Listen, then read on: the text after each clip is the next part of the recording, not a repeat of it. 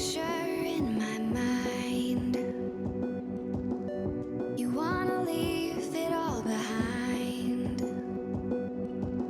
In a world that's turning all the time, nothing could stop me longing for your eyes. I won't let it die. I can feel you when you're not around. When the night gets cold, I won't be alone. We won't be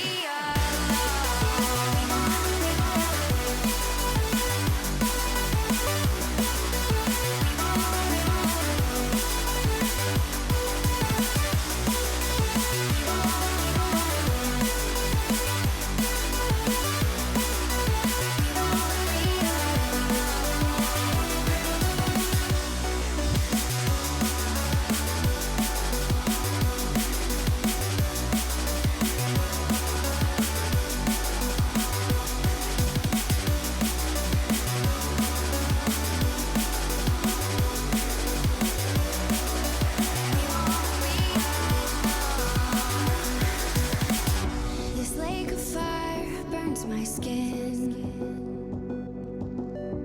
How could love wear so thin? I'm sinking in the hollow ground.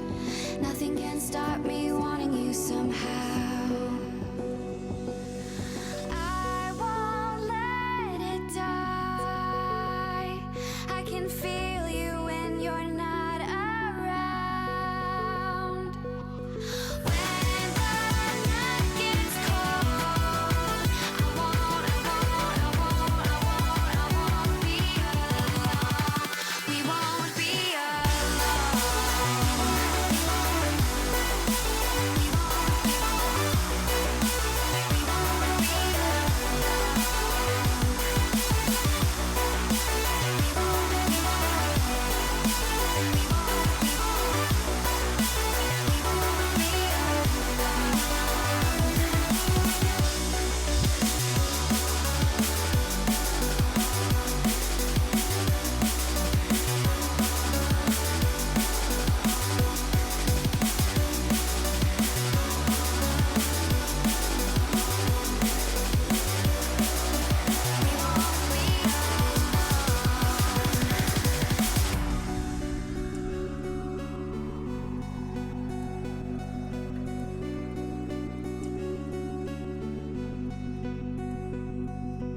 I won't let it die. I can feel you when you're not around. When the night gets cold, we won't be alone.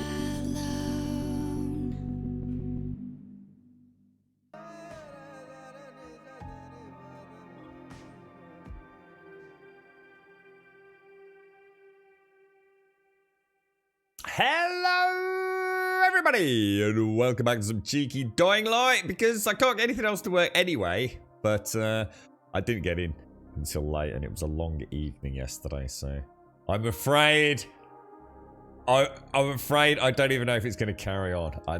The jury rig fix to this, I just have no idea. But I have this horrendous crick in my neck on the right hand side, and I'm gonna have to turn it and read. I've had to put like the chat on a different monitor just so I'll be able to read it today. It's like really weird. I haven't had one of these for ages. You know, like when you feel like one side of your neck is like, I don't know, it feels like this big bunch of coiled rope muscles, and there's no flexibility in it whatsoever. It's like horrible. I hate them. Sometimes they only last about a day, don't they? But other times, like, oh, they just get worse and worse. It's like, oh no. So I was sitting there. I couldn't get the sound or anything to work. I was sitting there thinking, I don't have time to do that because I need to sort the chat window out before I even think about starting to stream today. Let us know if the sound's alright or not, though. I don't want to find out. I will watch the beginning of the VOD if you lie to me, chat. If you lie to me. Oh, Jesus. Yeah, I was hoping to get a couple of things installed yesterday, just so we could start tinkering about with some games. I was going to have a bit of a chinwag stream, like tomorrow or something. And we'd like flick a few games up and just have a tentative look at them, get some opinions on them. But like most things with a stream, to be honest, the best laid plans never work out because of time outside of the game. Now I did jump. Right, now I jumped back to the old city yesterday off stream. I was just testing a couple of things out with the old aiming. I can't figure it out. I don't know what it is. But I decided yesterday I was not going to not do those nests. It is now an absolute freaking... It's like the quest for the Holy Grail. Which is apt because I watched a little bit of the Da Vinci Code yesterday while I was waiting for a couple of things that happened with my dad. Now, on that note, I have to leave early today because I need to get back down to Birmingham. We've got things happening down at Grandad's. So I need to leave like exactly 2 o'clock. I need to buy myself an extra hour to get down there today. So 2 o'clock finish today. Not a half 3. 2 o'clock on the dot. No questions asked. Gotta be gone. Otherwise, God knows what will happen. Seriously, God knows if he deals with it all himself. Good morning, Advina. How are you doing? Good morning, Trump. Good morning, Rosie. Good morning, Alison. Good morning, Pliskin. Good morning, Solmea. How are you doing, Solmea? Good morning, Special Big K. Good morning, Daikoi. And good morning, Missy. And good morning, Des. How are you, dude? Are you off work now, Des, or... Let me get some coffee down me, because I've not even started my day, really, yet. There we go. Oh, Jesus. Yes, it was an interesting night yesterday. Very interesting. I think you can allow it. Cheers, Rosie. Thank you, mate. Just this one-time special Brucey bonus offer, mate. I can't risk not being there, dude. So sometimes I cut it quite close. It doesn't matter because I'm only going there to sort of wash and tidy up and clean and cook and things like that. So, oh, it doesn't really matter what time I get there, but it does today. Right. Oh gosh, got the sniffles. I'm coming in from the cold look. Right. Okay. That coffee's quite strong. Oh yes. And I bought these as well. Look. What did I get? Oh, I seem to be on no heads up display. I play with this post-processing stuff. This has like loads of weird filters. Look, you can play the game with all these like crazy. Because I thought post-process normal. I normally have post-processing like maxed out. I thought it meant things like you know, explosions and complexity and things. But I thought I might have missed a graphical setting. But yeah, I've got. Let me have a quick look for you. I bought these, look. They're nothing fancy, but an advanced police rifle, which is 368 damage, which is obviously a lot better than those crappy orange ones we had. I also noticed I could upgrade the crossbow, look. Oh, here, so I can make an upgraded crossbow. The problem is, I'm completely out of steel tubing. I have no steel tubing. Well, one. And I need lots of it. I need it for the car, I need it for some upgrades. And I also picked this up, look, a semi-automatic rifle. Oh, sorry, automatic shotgun. And then I've obviously got some loot, so I was just playing about a little bit. But yeah, today I really want to go and murder those volatile nests if we can. Let me have a sniff, because oh gosh, it's really bad.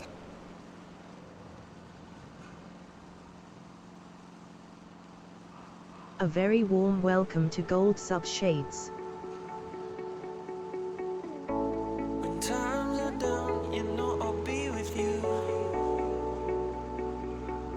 Hey, Shades!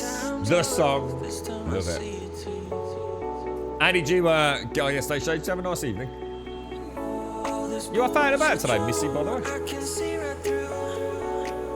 Off work until some training on Monday. Is this the training for the new system, Des?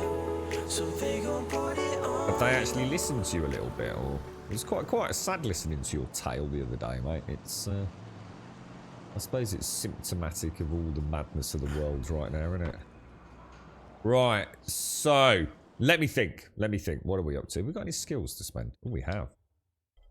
Oh, last skill lock. Ultimate running. You become the best free runner in the quarantine. You can run, jump, climb without getting tired. Oh my god. And driver level. So, what have we not gone? Car alarm. Draw the infected to your vehicle. Will they damage it though? You'll be able to activate upgrades from inside your buggy. Allows you to install the UV safe zone upgrade. You'll be able to use UV lights to create a safe zone around your buggy. I'm gonna do that. The thing is, can you only have 1 or 2 of those active at a time?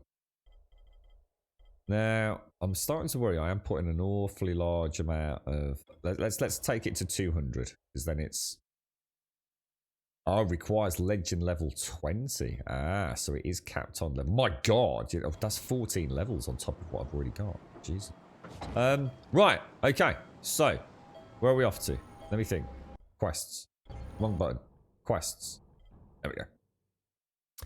Volatile hides, and it's 9 o'clock in the morning, so we can't do that. So we've got these 3 quests. Which one's the closest? My God, where's that? Down there. Yeah, all right, we could do that, couldn't we? So let's head out. Let's do it. One thought of the day, Mother Nature can go F herself. Oh dear, what's happened, Advina? Oh, you're back at work today, aren't you, mate? Oh, I was going to drop you a message actually yesterday, Advina. Are you in like normal shift, are you? So I know I mentioned it yesterday. Good morning, Shainesy! Good morning, Lady Elvira. How are you doing? Oh no, bloater. All right, let's pause and say hello to everyone. Invictus, good morning. You know I've got high energy levels this morning. Just get loads of coffee down you. Jack it straight in, Missy. And you've been up since 10 o'clock last night because I ate too many carbs and passed out. What did you have, mate? Was it worthy carbs? Did you pay a hefty price for deliciousness? Help me, brothers! I can't protect this altar by myself, please! Can't protect the altar. I don't know where you are, mate. I can hear you, but I don't know where you are, bro. Sorry, me old mucker. Sorry, me old geezer. Me old dandaroony. I tried to watch a little bit of Scum yesterday, but then unfortunately got called away. I was very close to treating myself to a cigar and a drink yesterday, just to chill out on Discord. But alas, it wasn't going to happen after our long chat yesterday. But yeah, unfortunately, the evening kind of swept over me. It was an all right evening, though. It wasn't terrible. Can't complain and all that. Managed to watch a little bit of the Da Vinci Code, which was a book I very much enjoyed by Monsieur Dan Brown, I think it was, wasn't it? I forgot it had got, is it Jean Reno? Leon fame in it. I completely forgot he played the policeman. It's quite a good cast, actually, the Da Vinci Code.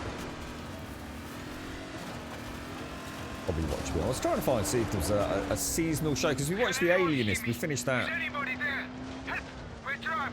We're in a house near the river. I don't really want to watch the second one straight after the first one, you know. Did you hear that? Someone's coming! Hey, is somebody out there, please? We need help. Where are you? Please, don't leave us here on our own. Where are they? Did anyone catch where they were? I keep hearing people say, come and help us, but I'm not seeing anything on the mini-map telling me that they're... I heard something about the river a minute ago, but...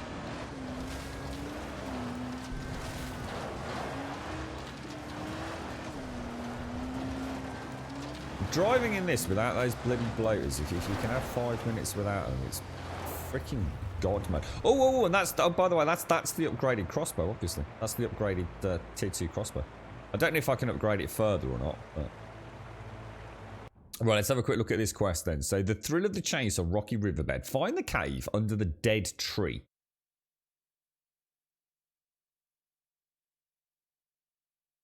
Inside the cave, the dead girl awoke. They heard her beating heart. There is something all the way up there. So presumably we've got to find a dead tree, have we? Good morning, Imhotep. How you doing, sir? You regret nothing about the food choices. I take it was nice, nice nosh then, was it, mate? You went to bed early because Friday, Sunday, you know...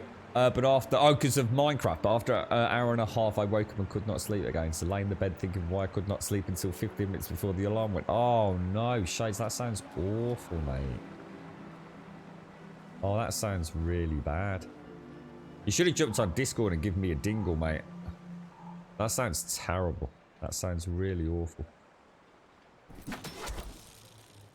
Oh.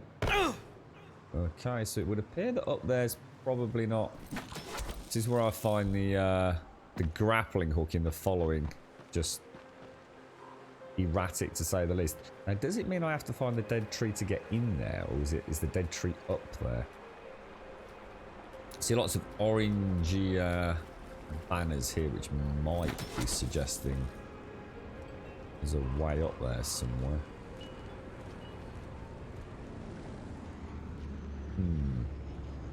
See, in the normal game, I would trust in the grapple. You see, I'd say I understand the path up, but in the following, I just don't trust it as far as I could throw it.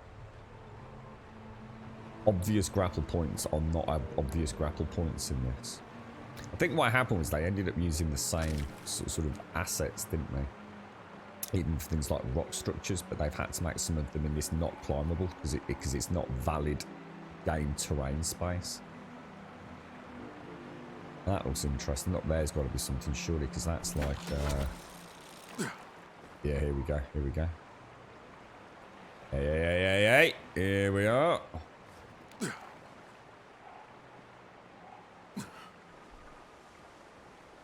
Where does it lead us, though? You hear about... the Fun Pimps are doing Alpha 20 streams. I think starting next week. So they'll be doing the dev interviews and things, you know, with Fubar and everybody. I'm starting to think, I'm not even convinced they're not trying to make Twitch careers out of it now, you know. I think they've just somehow suddenly decided to make as much money as they possibly can out of 7 days. And I'm not entirely convinced that setting up Twitch streams is not yet another source of income for some of them. I can't help but be a little bit skeptical about some of that, to be quite honest. Right, okay. Let's see. Oh, no, lockpicks. Oh, Jesus. I thought I'd say I don't even know where to buy them. Not often we make those, is it? Where the hell are they? Lockpicks over here. How many do we make? 5 per. Can you get your VR up and running? Des, what are you going to play, mate? Is there anything you've been waiting on? Have you played Alex yet, Des? Sorry to hear that, Shades. It sounds awful, that does. Your liver panel and potassium levels are messed up, so I had some tests the other day and waiting to hear the results. What does that mean? What does that actually mean? Does that mean your liver's struggling a little bit? Does it, Lady Elvira, or...?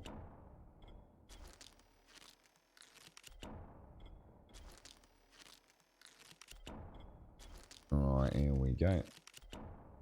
Bit tired, are you, Imhotep? Feeling like a zombie thanks to a way too busy week at work. Mate, it's the weekend. Do you work the weekend at all, Imhotep, or is it all free time now? Saturday and Sunday? Or as free as any of us get, should I say? What are you playing at the minute, Daikoi? You got anything coming up next week? I think it's Watch Dogs, isn't it? Next week, if that's about it. Are you going to play Star Wars Squadrons with your flight stick? Oh, dude, it's amazing. Honestly, dude. It's absolutely brilliant. It is one of the greatest achievements of EA. It's put EA back in the game for me, mate. It is, it's a spectacularly well done game. With a lot more complexity than I think anyone's given it credit for. It's, a lot of it reminds me, Des, genuinely of X-Wing versus TIE Fighter. It can get really difficult, mate.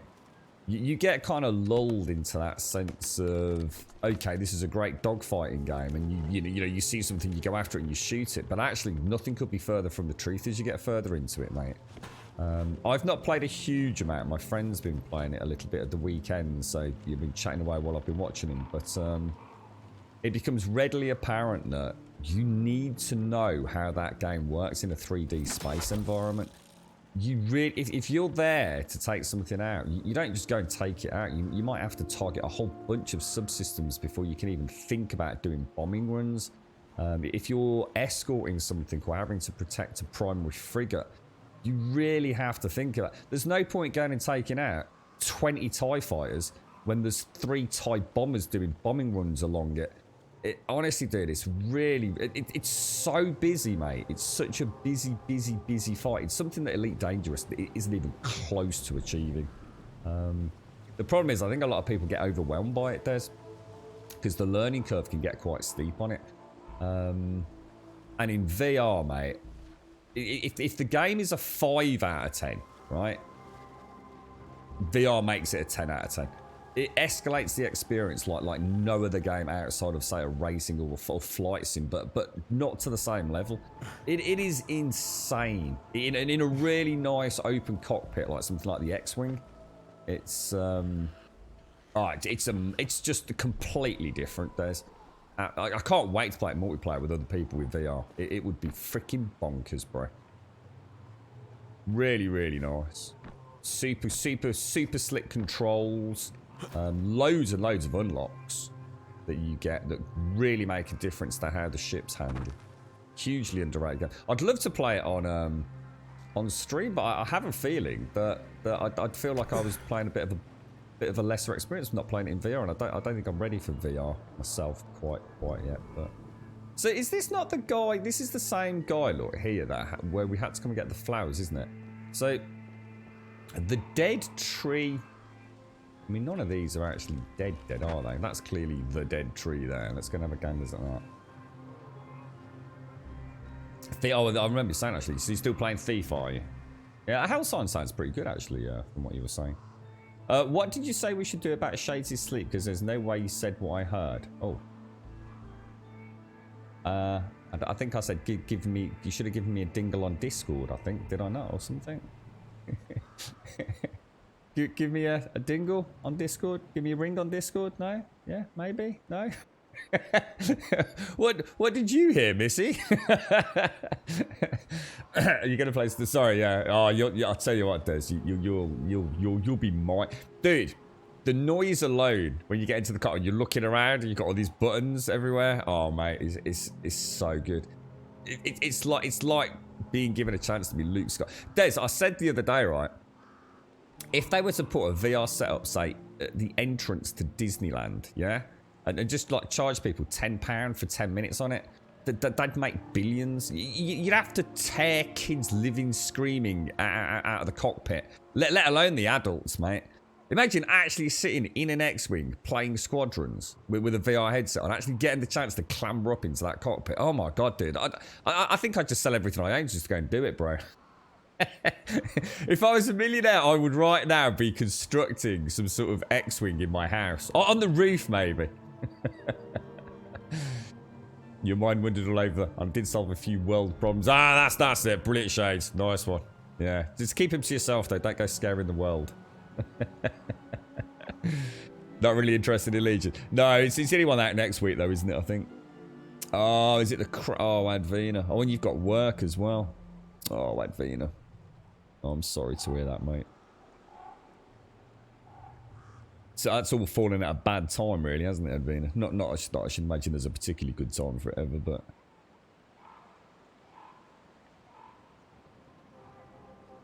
Pleased to hear it, Imhotep. Pleased to hear it. Read electrical theory manuals. Squadron's best played in VR. Oh, totally. Oh, it just escalates the experience like so few others. There's a lot of games where VR just adds an extra element of awesomeness to it. But Squadrons, oh my freaking God.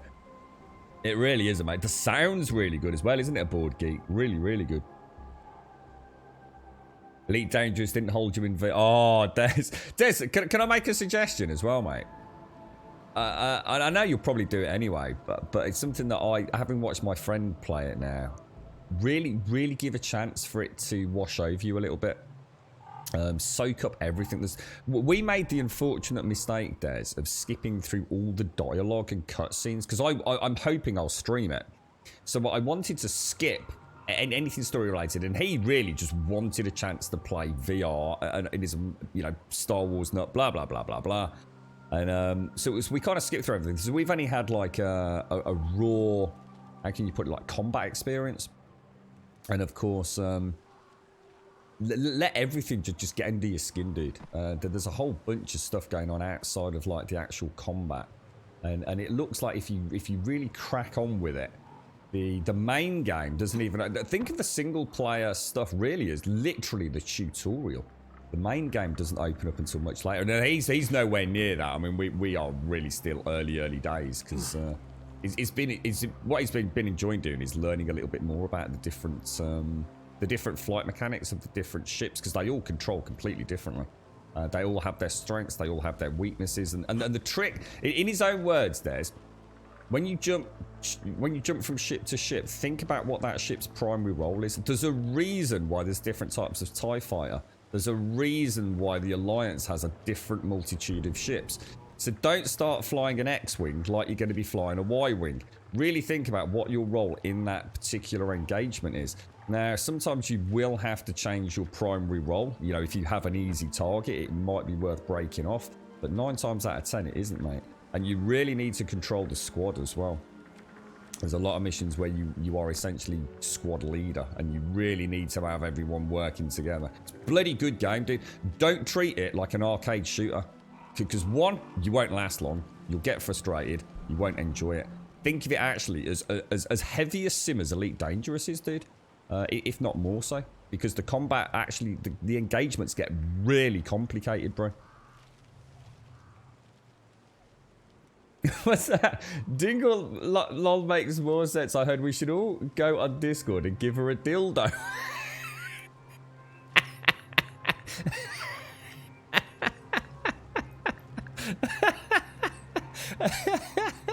What sort of person do you think I am? Oh, fucking hell. That's it. I need a banner up, don't I? I need a banner. Get Shades a dildo. Oh, Jesus, Missy. I think someone else hasn't had a lot of sleep. And far too little caffeine this morning. Oh, Jesus.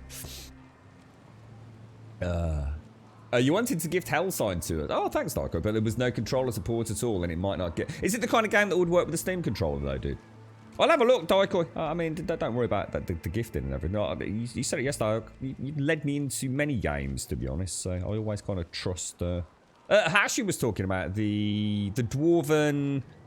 thingy game. Because I know I've got a copy of that. Because I mentioned it yesterday, Daikoi. What's it called? The Dwarven mining shooty... I can never remember the title. It's got such a weird title. It never sticks in my head. Where the hell am I supposed to be going? Let's have a look. Let's have a look at the quest. Find the cave under the tree, follow the clue. Next day, when they woke up, they started heading west, but from a rocky riverbed rose a sight they'd never guessed. They saw a hill arise and they saw the waters part. Inside the cave, the dead girl awoke. They heard her beating heart. I don't know whether it's asking me to sort of like maybe go down a little bit. I think I'll try it. But I can't help but feel... Ah. There we go. Look.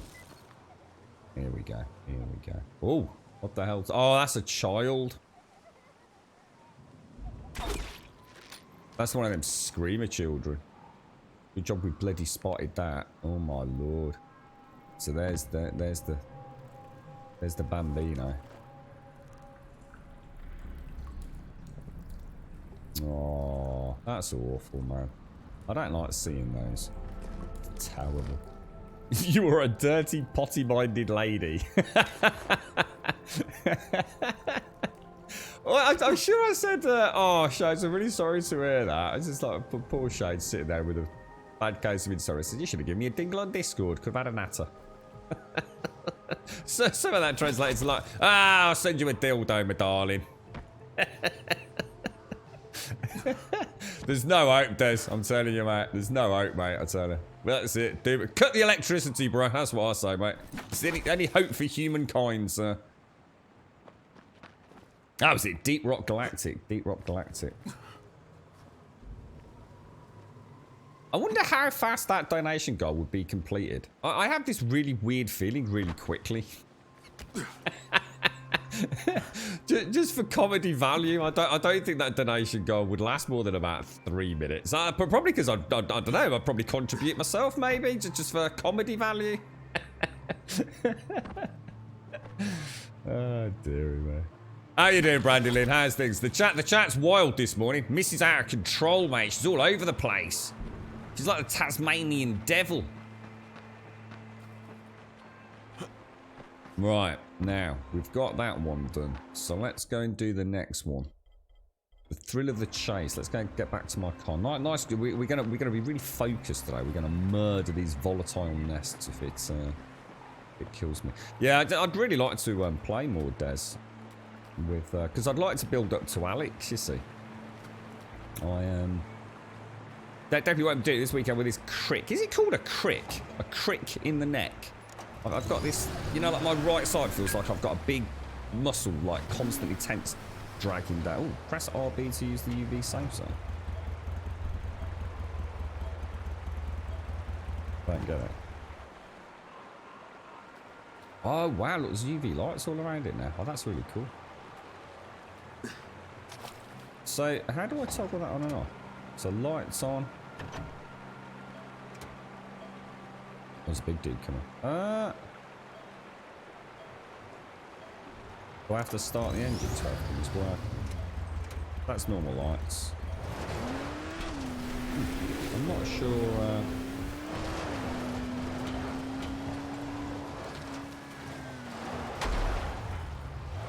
I just want to.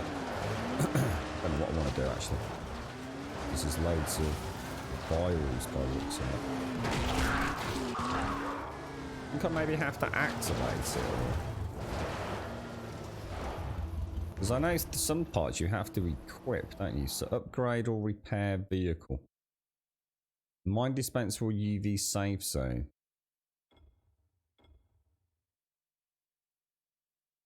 Oh right, okay. So you can so you can have 2 slots. Well, I've got loads of screws. I think the problem is I don't have the... Oh, I've got the steel tubing. So we'll repair that. Okay.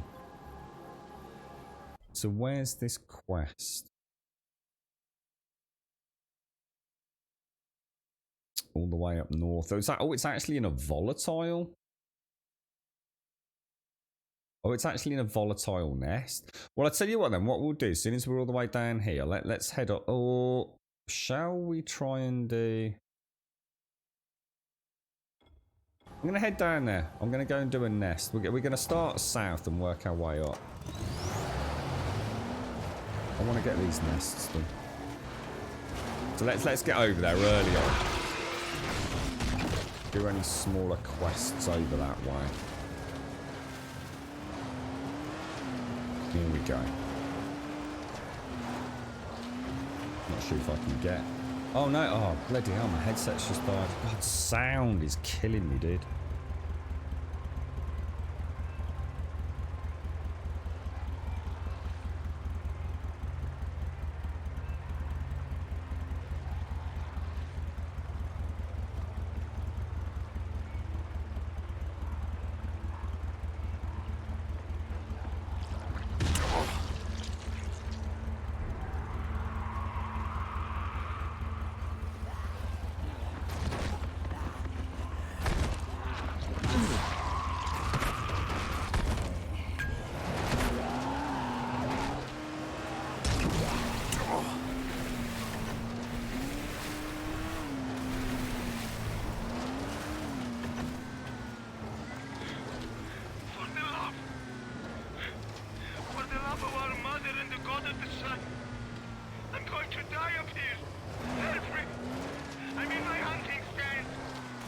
There we go, I'm back. Sorry about that. It's all right, sound. But it's all melody going. Right, okay. Let's get out of here. I think we did alright there, didn't we? I dropped a load of landmines down. Seemed to slow them down a little bit, didn't it? If we can stay away from the bloaters, we should be okay.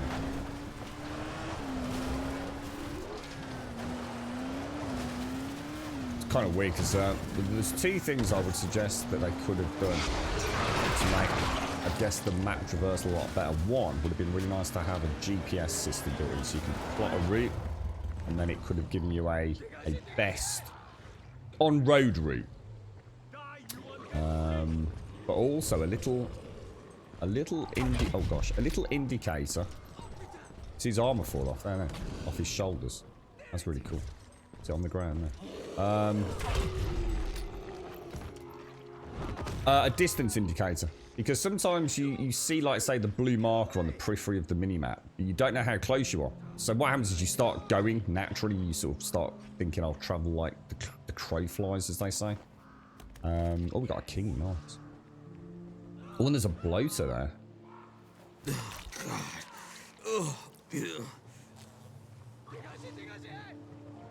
But, yeah, by having a little... Oh, that's not good. By having a little distance indicator, like we can see here, you know, distance meter, you'd know, you know, if you're 3 kilometers away, you know it's not time to start traveling as the crow flies, don't you?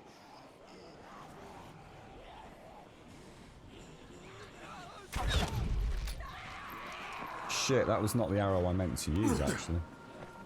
But, I'll take it. We got the A bolt of very tissue. warm That's welcome what we to wanted. Gold Sub Kretok.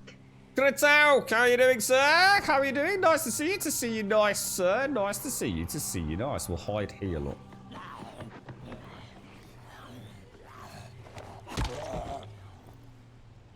Idiot. Oh, hang on. I've got all... Oh, hang on. Actually, no, I haven't. I've just seen my flashbangs, actually.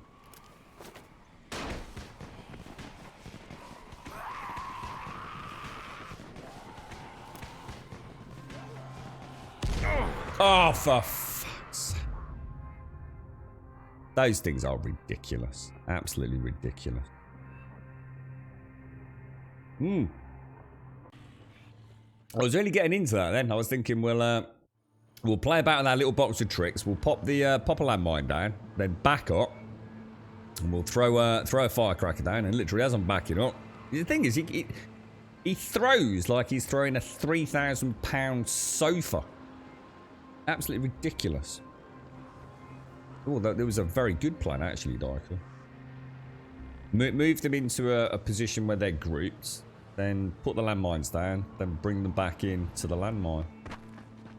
But the landmines literally have a radius of about 3,500 miles. And unfortunately, go active completely and utterly randomly. I mean, I've been able to place down like 4 before the 5th one detonated. Other times I place 1 and it just insta-kills me. Pathetic. The following is an absolute shambles of a bunch of mechanics, but to be fair, it's you know, it's not that it's free DLC, but you know, it is DLC. We can't expect the same degree of polish that we got out of trying to figure out what that icon is there. What's that icon on the map? There's like a big bloater. Oh, is it just telling me where to hand in the bloater tissue? Back at main camp, I think. Yeah, it's just an example of where this version of the game is just a bit it's a bit loose, to say the least, I think, Missy. That was actually a pretty bad shot, to be fair. I do like the upgraded crossbow. I don't know whether we can get an upgraded for beyond level 2. I'm not sure. What I do need to do, though, I do need to change my inventory. Firecrackers I really like on slot 2. So if I just make some more of those.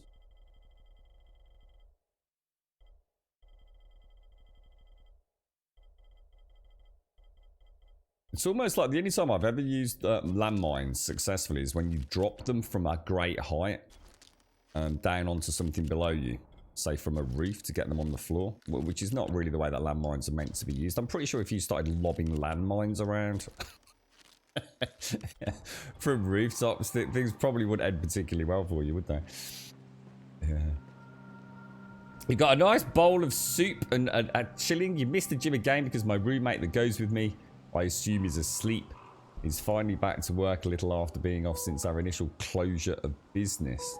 Let's go kick him out of bed, mate. Tell him it's time to go to the bloody gym, Kretok. Is he your spotter, is he, mate? It's always a lot easier when you got 2 of you going, isn't it? I must admit, when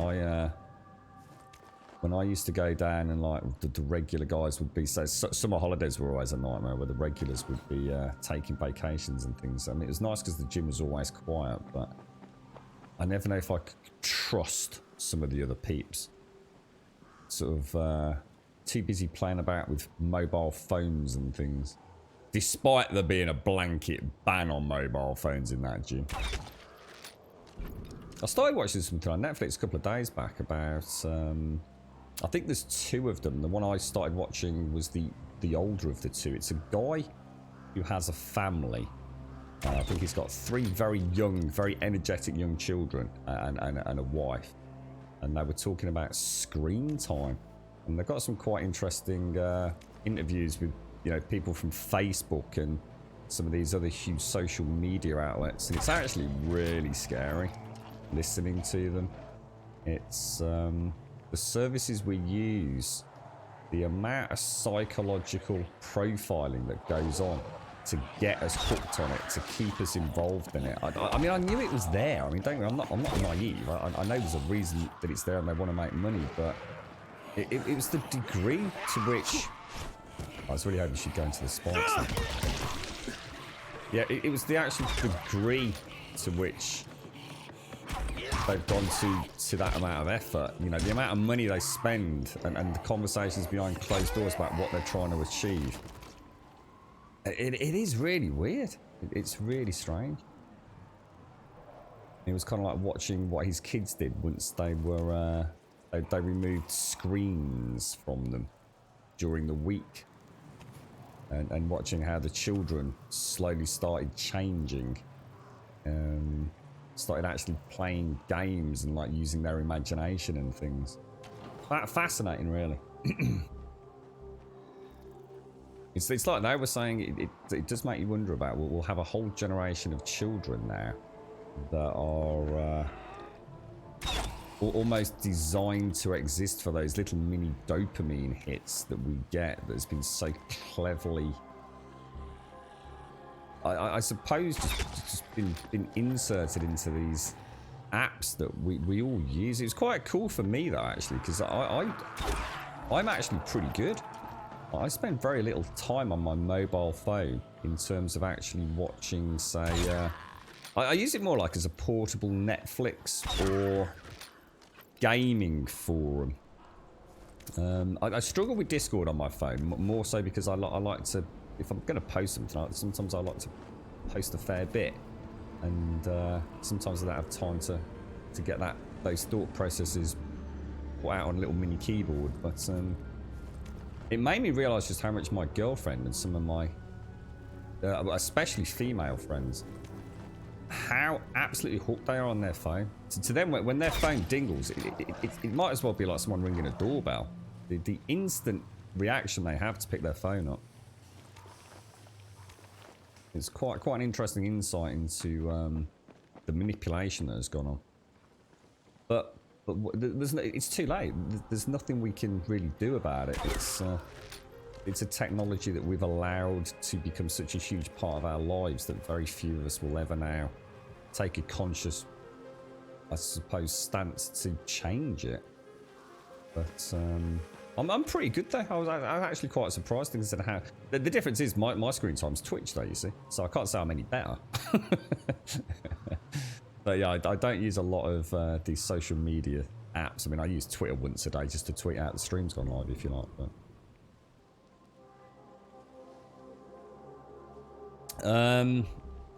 I don't, but I've got my phone on me, Missy. Let me have a look.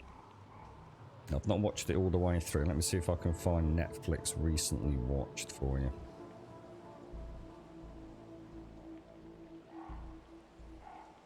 So it's called Screened. It's only an hour and 10 minutes, and I've only watched about half of it. Just called Screened. It's not a super duper one. It's not one where they've gone heavily into statistics and things.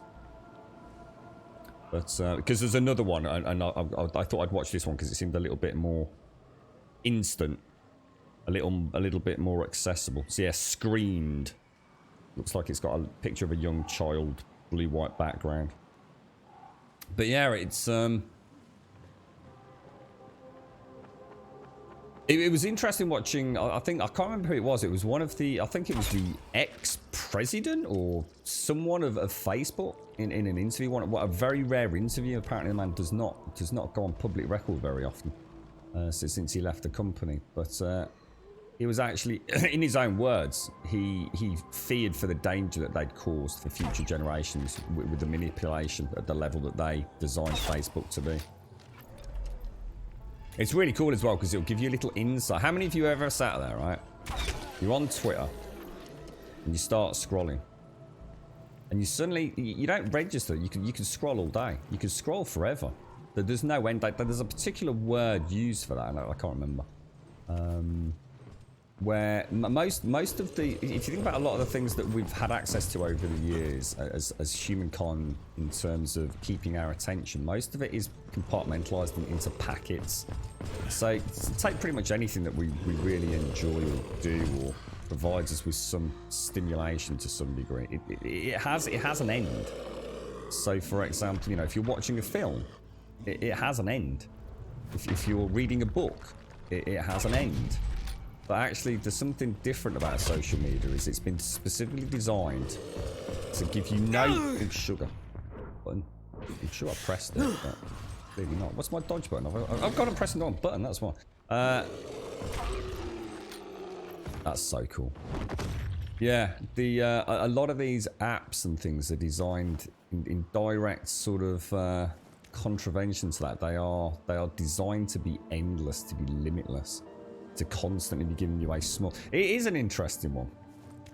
But they did a test. There was some I'm sure very well established scientist, right, who did a test with pigeons. This really made me raise an eyebrow, and this is when I started watching it a bit more properly. So this guy took a pigeon, right, put it in a stable static environment, and gave it a red button or a button to press with its beak, and every time it pressed the button, a nut, a pea, whatever, would come, a piece of food would come out, and so the pigeon would press the button and a bit of food would come out. But what he didn't think was going to happen was actually the pigeon got bored. The pigeon literally got bored. Even though the pigeon wants food, there's a point where it doesn't really care anymore. It's had enough food and there's no point in pressing the button, because every time it presses the button it knows it's going to get food, right? Makes sense, yeah? So he decided to try it like the pigeon will only get it every 3 presses. And in the end, the pigeon figures it out. The pigeon starts pressing it 3 times. Gets some feed out. But again, exactly the same thing happened. The pigeon got bored of pressing the button. It no longer needed any food. It knew if it clicked it 3 times, it would get food. Didn't need to do it anymore. Next step was to make it completely random. Sometimes the feed would come out after 1 press. Sometimes the feed would come out after 10 presses. The pigeon went batshit crazy and never stopped pressing the fucking button. just never stopped pressing the button. That element of randomness completely changed how that creature perceived that, if you like, dopamine hit, which came about knowing there was food coming. And the same, literally exactly the same thing is used in designing these social media apps. It's not about guaranteeing anything. It's about the complete randomness of it and the self-looping feedback that we're sort of dragged into by actually creating content. So they lure you in, you click something, and before you know it, you're now adding content to it. You're now the person taking a picture of that lovely curry that you went out for the night before and getting a like and hearing a ding and then being, ooh, people like this, I'll do it again. Fascinating insight into the psychology behind it. It's nowhere near as innocent as people would like to think it is, and it's far more damaging than I think most of us would ever want to believe it is, especially to young children. Ever so interesting, though, you know, whether or not you buy into it. It's not on your Danish Netflix. Oh no. Oh yeah, that's it. The Social Dilemma. That's the one that I started watching, and it looked like it was a bit more in depth. Is that the series? Yeah. So I thought I'd follow it up with that one. Yeah, that's a more recent one, isn't it, Missy? That was like quite heavily profiled in the UK over here, sort of on all the you know, latest being watched lists and all that kind of jazz. Does anyone watch La Révolution on Netflix? It's a French show. I haven't, no. Is that any good, mate? So a series, is it? Pigeon loot crates, that's the one. That's exactly it.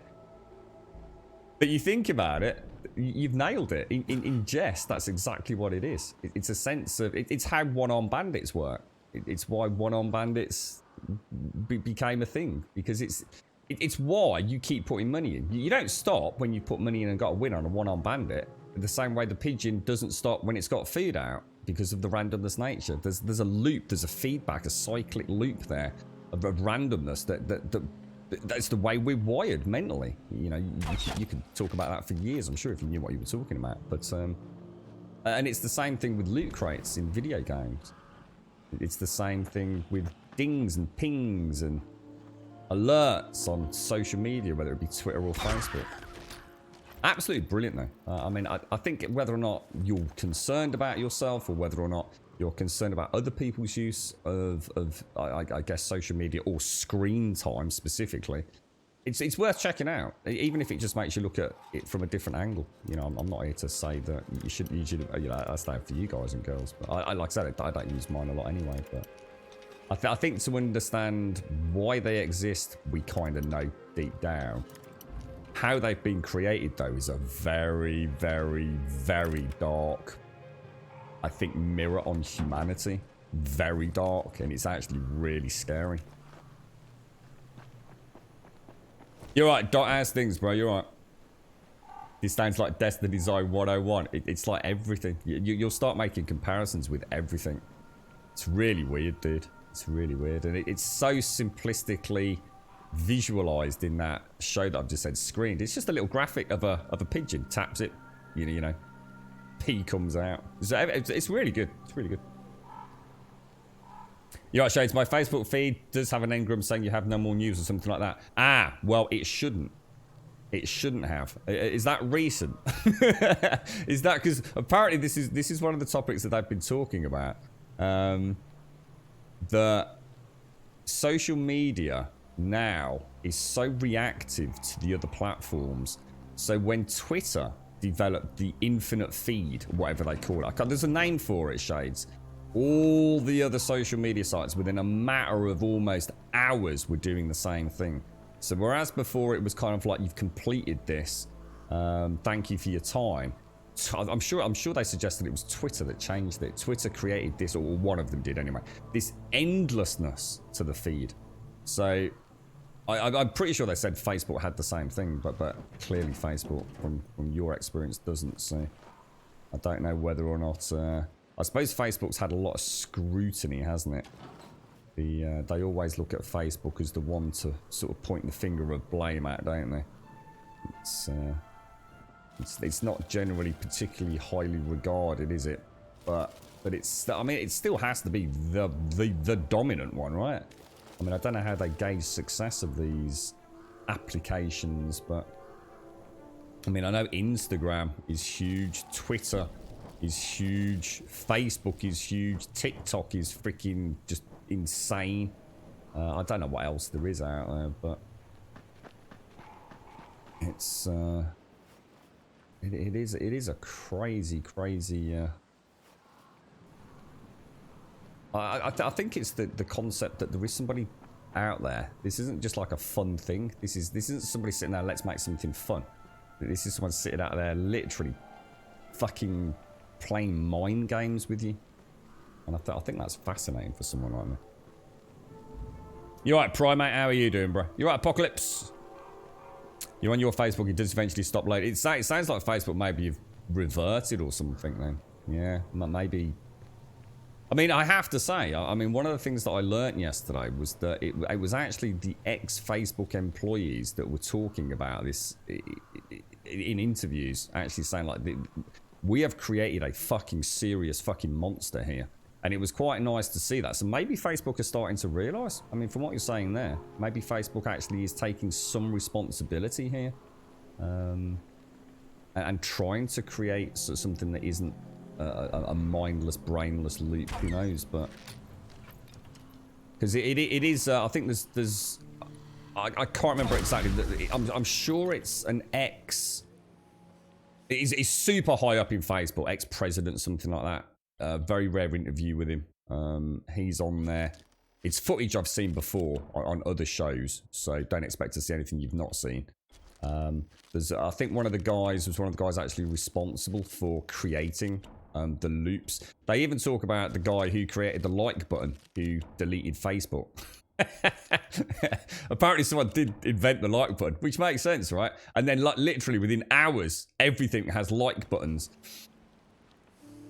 It's I think that's the other thing they were talking about, was how fast these things evolve. So to begin with, it was quite a slow and very expensive process to create one of these social media platforms. And a lot of testing, let's see if this works, let's see, you know, how this increases profits. And now it's so immediate. You know, one does one thing, they're all doing it literally within a day. Immense power. Fun stuff though. Fun stuff to learn about, I think.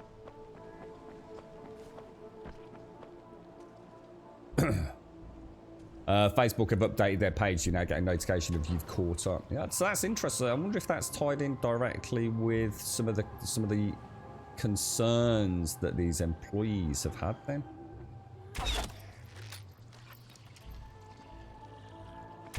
To be honest, I never scroll very far on Twitter, so I wouldn't know if that comes to an end myself or not. So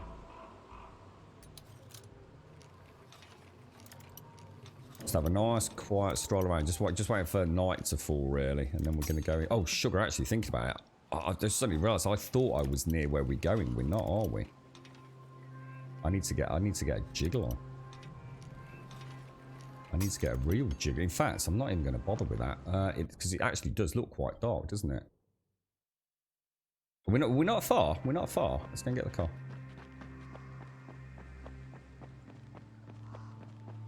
Stuff that doesn't get fact checked. What would you mean, dude?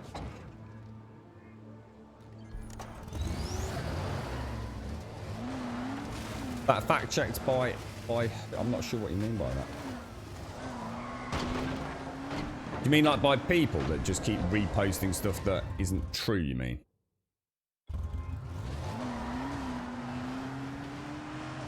It'd be interesting to see how social media players are rolling the election, because that's pretty soon, isn't it? What is it today? 24th time? When is it? 3rd, 4th? Something like that of November, is it? For the big American election, right?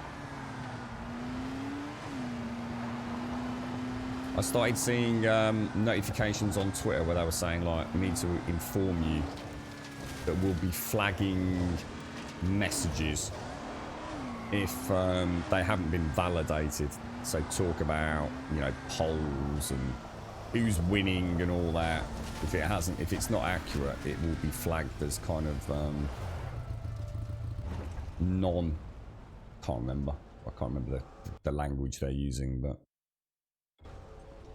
shall we go through here? Oh, should have done. Oh my god, I'm nearly dead. Oh, for goodness sake, Grum. You're not even paying attention.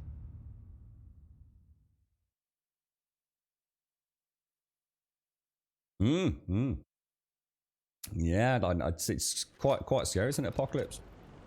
We spoke about it the other day, actually. It's one of the things that I was not so aware of. I mean, again, I'm not naive. I did know, but I suppose I'd never put any conscious thought into it, and I think that's the difference. One of the things that I was quite surprised by was just how much... It makes me laugh when people talk about that they're not going to do things, they're not going to use services because they don't want people gathering data on them, yet they have an Android phone and go on Twitter daily. And one of the things that quite surprised me was just... Let's say you and I have an Android phone. I'm just going to say Android because I know nothing about Apple. And we go on Twitter daily for just as little as 2 months. So say we've never had a social presence on the internet before. Just in an incredibly short amount of time. Every click we make, every single thing, how long we spend looking at something, whether or not we zoom in on something, whether or not we click a particular hashtag, all of that is being chucked into this huge algorithm in the background. And what happens is my feed begins to become radically different to your feed. So what I'm reading on my Twitter is completely different to what you're reading on your Twitter. And that's kind of weird when you're looking at it from like a casual user like myself, because, you know, I just look at gaming related stuff and ignore everything else really. But if you click a single element that's got a political focus to it, that starts changing what you'll start seeing. And as you say, the manipulation there is it's immediate and readily apparent once you're aware of it. And I think that's something I knew was a thing, but I guess I hadn't realised just how complicated the artificial intelligence behind what I'm shown actually is, because it is unimaginably complicated.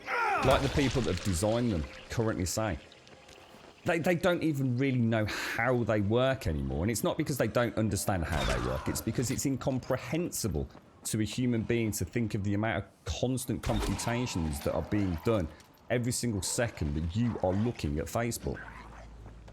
Every single thing you're doing.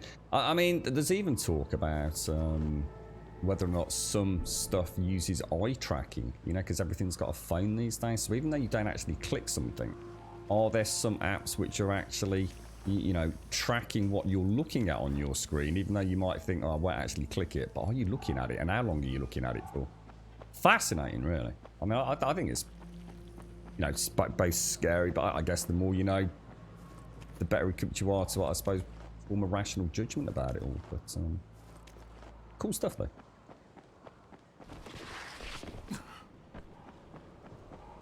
Right.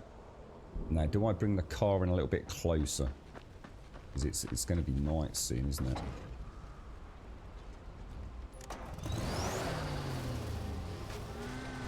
Yeah, but that's not... yeah, but I don't understand that. I mean, I know what you're saying, Doc, but that's no one's fault but humankind, right? It's not down to Google. It's only the same. You could go to a library, couldn't you? And read a load of bollocks from some mad hatter talking about a flat earth, couldn't you? It's not, I mean, to be fair to Google and places like that, they're not there to police what our opinions, are they? Unless that's just what you mean, that's why you don't use it, because it's just full of shit. In which case, I think we all totally agree with you. But, you know, I don't see that as the platform holder's responsibility. If I believe the Earth is flat and I want to talk about it on Twitter, you know, why not? Why shouldn't I be allowed to talk about it on Twitter? Now, obviously, there has to be a point where I can't believe that. I can't believe I've just had a... I think what I'll try and do is get in camo up. Don't know if that will help or not, but... I mean, obviously there's going to be certain things you're absolutely, totally not going to be permitted to talk about, but... It's the whole internet though, isn't it, Doc? That's not Facebook, that's not Google, that's everything on the internet. That's actually listening to me right here now, talking bollocks. Let's be honest. Right. I've already been doing Find Tom's Tomb, but this is also a viral cave. Anybody got any suggestions for this? I feel extremely uneasy being in here. It's not actually night time, is it? Or did it just say it was? Oh, it is. It is. It is night time.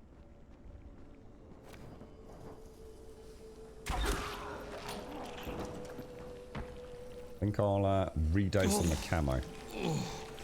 Oh, God.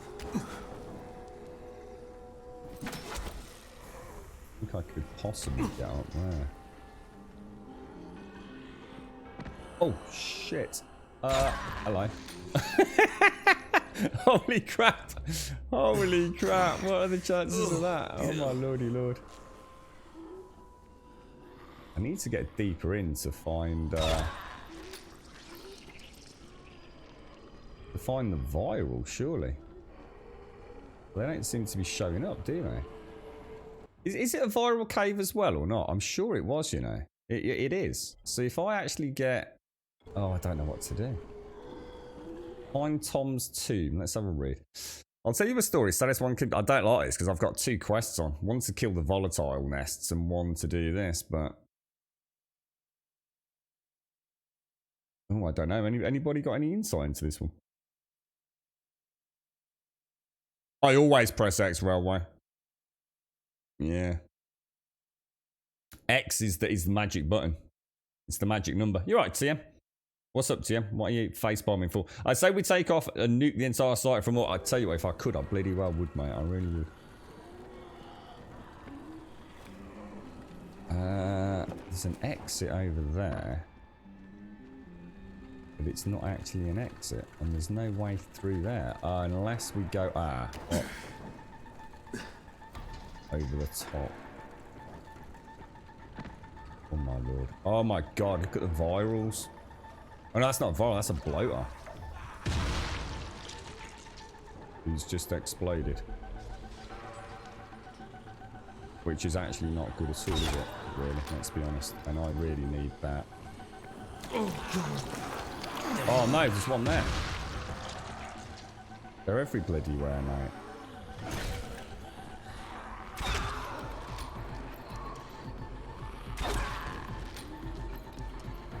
Oh, God.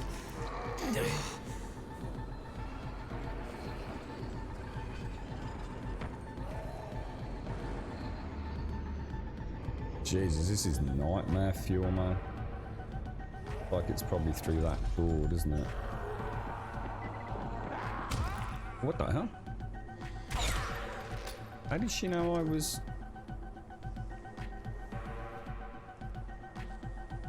I'm shitting a brick here, guys.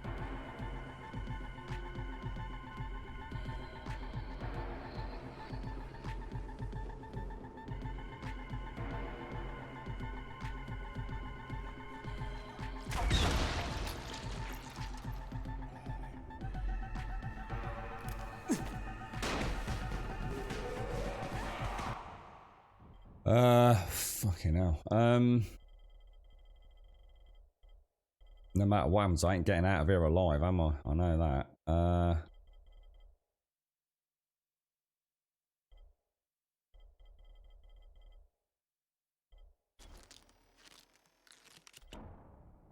Okay, let's just switch the... What shall I switch out? Let's switch the landmines out to the Molotovs. Oh no!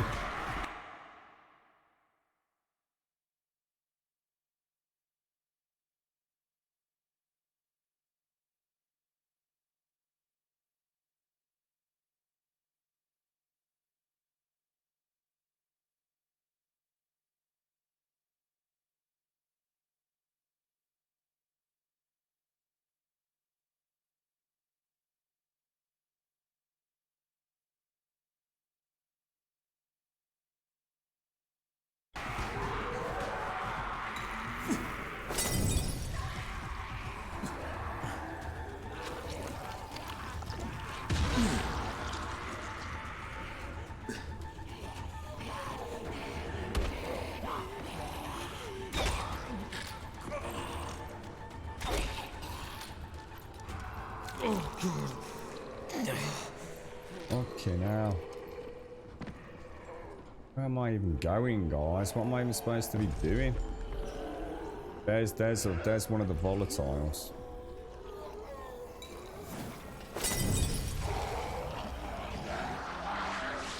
Oh shit. I think we're gonna get a bit toasty.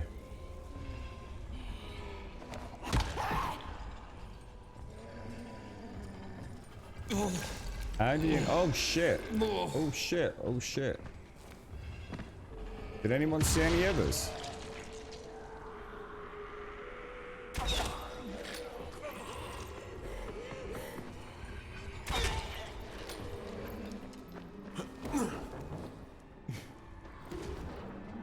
I don't know how to know where the volatiles are.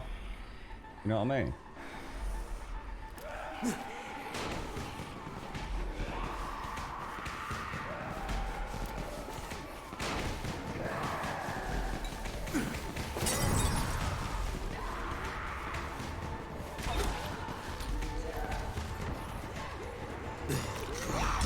Can't be in. Oh shit! How does she know? How does she know?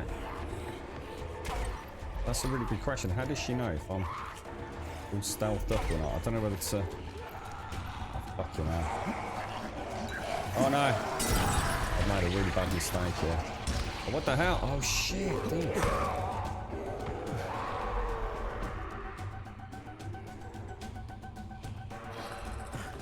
Oh, that's it. I'm fucked. That's it. Game over, guys. Absolutely game over. Even if I could find a door.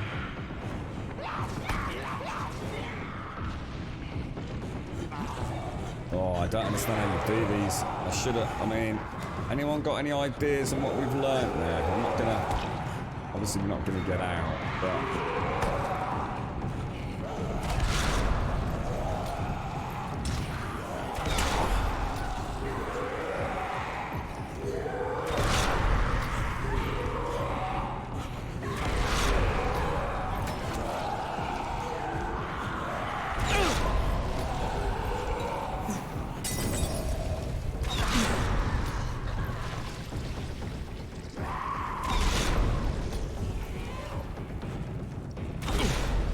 Just get one camoed up.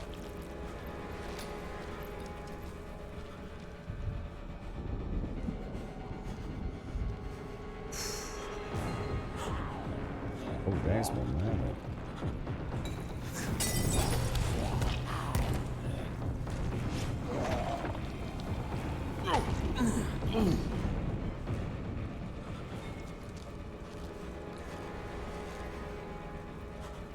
Not saying what the hype did. Oh shit, do I have to kill? Oh, I think I have to shoot them as well, so I bet I've missed that original one further down, haven't I? You think? I bet that first one right back at the start.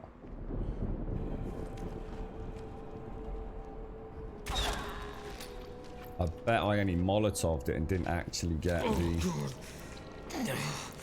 Oh god.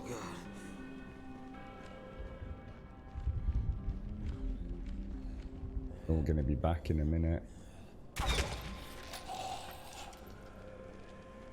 Nothing in there. Right, we need to remember where we've been because we have to come back in tomorrow night, aren't we? So we've been.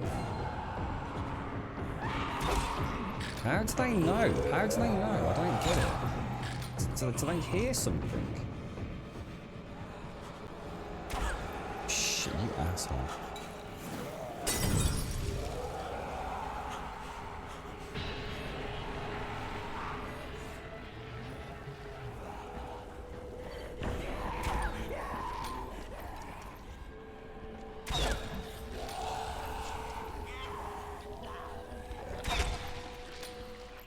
Oh my god, dude, and fuck. Oh, they're coming back in. They're all coming back home. Holy shit, that is fucking terrifying, mate. The volatiles are actually coming home, look. Why? How does he know? How does he know?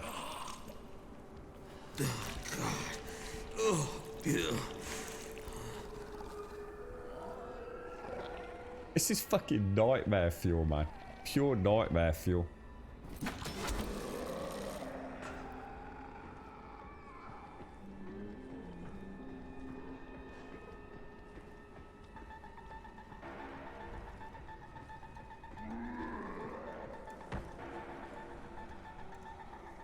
So where... Didn't I miss one here somewhere?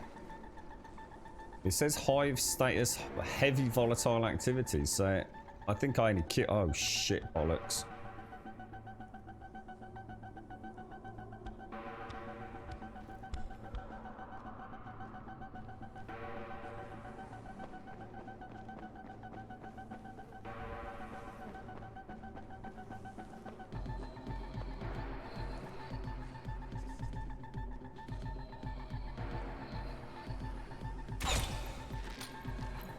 Well, I think, to be fair, I think we've done really well to even get in. I mean, we haven't... I think what we need to do is come back in tomorrow night and clear the the volatiles, don't we? So I'll get rid of the quest. So we're not having to look at that. I don't know if I can get back up there, you know. There we can. Yeah, we'll come back in and we'll focus on taking the volatile parts out. Oh shit, I did not mean to do that.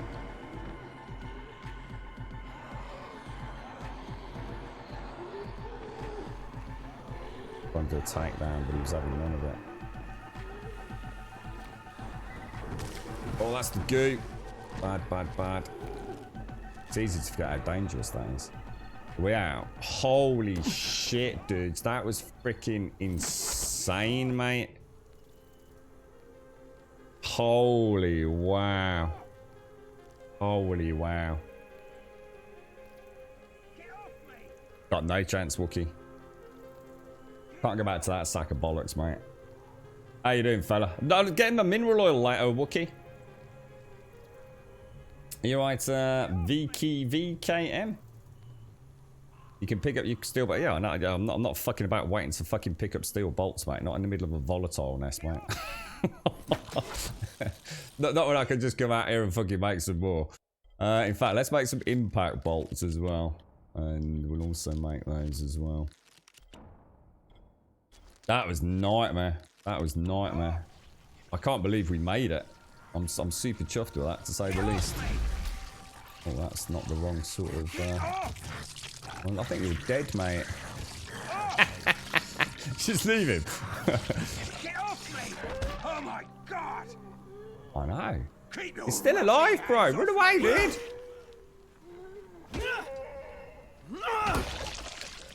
Alright, okay. So, lots learnt there. A hell of a lot learnt. Thank you so much for helping me. That's alright, mate. You sound like a dapper chap, fella. You sound like a dapper chap, mate. Yeah, that went well. I mean, all things considered, it actually did go remarkably well. It looks like the virals that chase you when you're camoed, they don't actually necessarily attack you. I think what's happening is the game's got a bit of a crafty trick up its sleeve, hasn't it? So what happens is, the virals run at you. You think they're aggroing on you, but actually sometimes they're not at all. It's just like they think there's something there. They're hyperactive. They swing a few times. But if you can keep your calm, you might be alright. But there's definitely a couple that don't seem to care. I guess if you get, like you say, too close to them, then the illusion of that visceral smell is not enough, is it? Ah, but I did via cam. We took one out. We took one of the nests out. You right, Pixie? How you doing, mate? The Dilemma of Thief. You see a room that you really want to get into but can't see how. That's the whole game, mate. It's really good though, dude. It is really good. I had a section on that Daikoi on the stream at quite late at night, and I really did want to get to bed, but I couldn't figure out this one section. So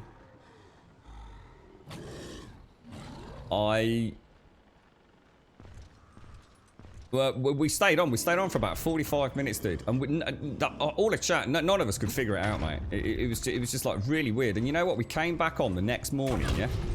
Instantly figured it out, mate. It was honestly, it was so freaking obvious. But I think we were all just knackered, dude. Yeah, we'd been a daytime stream and an evening stream. Lots of the regulars in there. It's a really good game, mate. I think Thief is an exceptionally good game. I know it got a lot of shit from the old school diehards, but.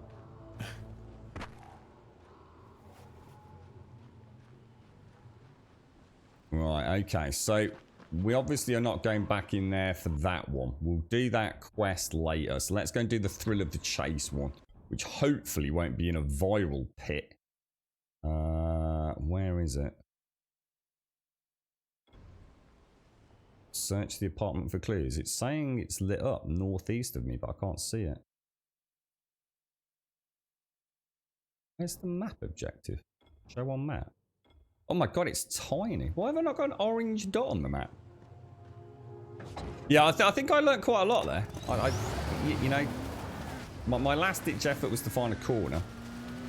I wasn't sure whether to keep stunning them or just to lob in that Molotov. I think make more Molotovs as well. It looks like if I burn the volatile nest and put a crossbow bolt in its head, it's game over, isn't it? We just need to learn what they look like on the minimap. You know, the volatile nests, the ones that are kind of half submerged in the ground. We need to get a visual tell on what they are. How's Anno going, Pixie? Let me just see if I can get some coffee down my neck.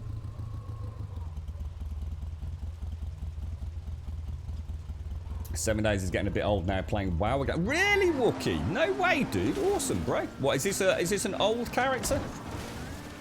Oh, I've got a question for you all, actually. Hang on, one sec. Let me see if I can find the email. What's this game that's coming? This is an MMO that's coming to PlayStation 4 and Xbox. So presumably it's one that's already on PC. It's called Bless Unleashed. Does anyone play Bless Unleashed or know anything about it? I don't think I've ever heard of it. Or should I say, I think I've heard of it, but I actually thought it was a mobile game. Bless Unleashed. Apparently it's soon to be released, or maybe it's a big update coming to console. Yeah, they're talking about Alpha 20 now, Wookie. I don't know if you've seen it, mate. It's just, you know, the more time I've spent away from the game, the thing is, there's always going to be lots of fresh people playing it. You know, there's always going to be a nice, rabid new player base for 7 Days. But when I've played something like this, which is 5 years old, I'm not trying to compare the two directly. You know, completely different budgets and all that, completely different scope and scale. But this looks like a racetrack. This is a racetrack.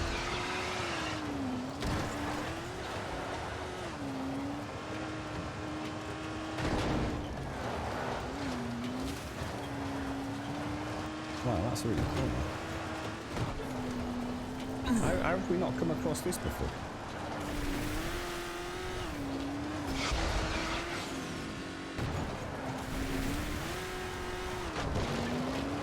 Wow, that is freaking awesome, bro.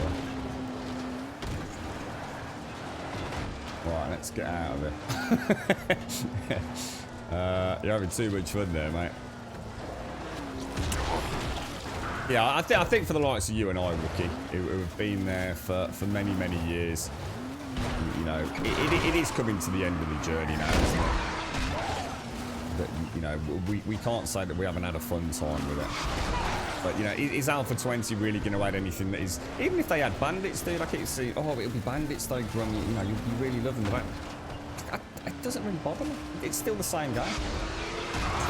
You know, the same... What I really liked was the POIs. And until the game settled down into a point where all they're doing is creating new POIs, I guess I don't really see... I think I'd rather play Minecraft, to be honest, mate, if I was playing a creative building game. And that's all that's really left for 7 Days for me now. It was kind of... Why would I want to... I mean, you're scraping the bottom of the barrel where you start doing knife-only playthroughs, in my opinion. You know, are you really that desperate to play a video game that you're making artificially weird playthroughs? That's the end of the line for me. Like I said to Jan, it's like me playing Dying Light, but going through it with nothing but a knife. Why would I want to do that? Why would this game be fun or challenging in any way in its challenge if I play through it with a knife? It's not why I play Dying Light. I don't play fucking 7 Days to play the whole game with a club. Mate, it makes no sense to me. Oh, cool if people want to do it, but I don't know how to get over that. I'm not sure.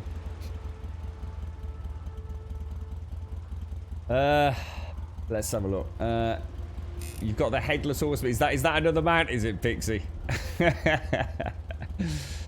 Keep your fingers crossed this week. If all goes well, Pixie will be upgrading to a computer. I can start Addo because... Oh, nice one, Pixie. What, are you actually going to buy one? As in, like, hardware? Or you going to go back to the Shadow or something? Oh, mate, congratulations. Oh, you've been waiting so long, mate. Hey, just in time for Shadowlands or Legion or whatever the hell it's called, mate. I can never remember the name of the bloody expansion.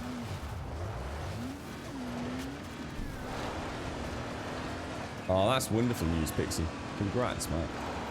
Fingers crossed. Everything's crossed. In a couple of minutes, I'll be packing my toys and heading out, and you won't find me after that.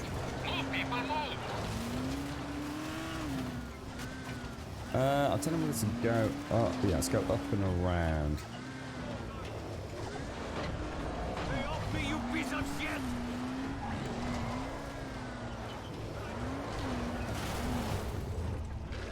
Oh, that's not good. We've got a tied in the hole as well, look. Oh, that was a good shot as well.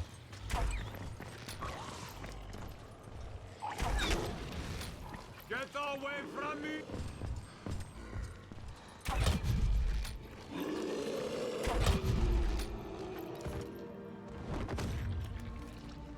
Now, are you friend or foe? Friend, by the looks of it. I'm just gonna nickel your mate's gear. Fucking needers. I hate them. Here, take this. Did they remove the You kick? deserve Oh it. no. You got all the kicks, mate. You got the little kick. You got the you got the run and jump kick. You got the head smash down, squish his brains kick. What else you got? You got the... Let's have a ganders. Oh no, he's just a big one. You got the run and slide and smash the legs kick. The running stomp. There's all the kicks, mate. Shadowlands, that's the one. That's the one. You're right there, fella. Right, how far's the dude selling stuff? He's not far, is he? Should we go and see if he's got anything cool? Oh, Thief's really good fun, Missy. Really good game. I had a lot of fun with it on stream. I was a big fan of the originals. Not sure I ever actually played them all in their entirety, because we were picking them up as second-hand games. I was more a collector of the boxes and things than the actual game. Let's sell all our valuables, and let's also sell that. I'll keep the quick shooter. That, all of those. And what do you have to buy? Jump over insta-kill. There's no jump over insta-kill. I've never had a jump over insta-kill. I've played it a few times. There's the jump over stun, which you can then turn back and do a takedown on them. But to be honest, it's quite situational, because although it is an insta-kill, it's not actually instant. You are tied into quite a long animation, which means it doesn't work in a pack of zombies, because they will grab you. Very handy against, very useful against a spread out group of zombs. Need some new gear? But it was never an insta-kill.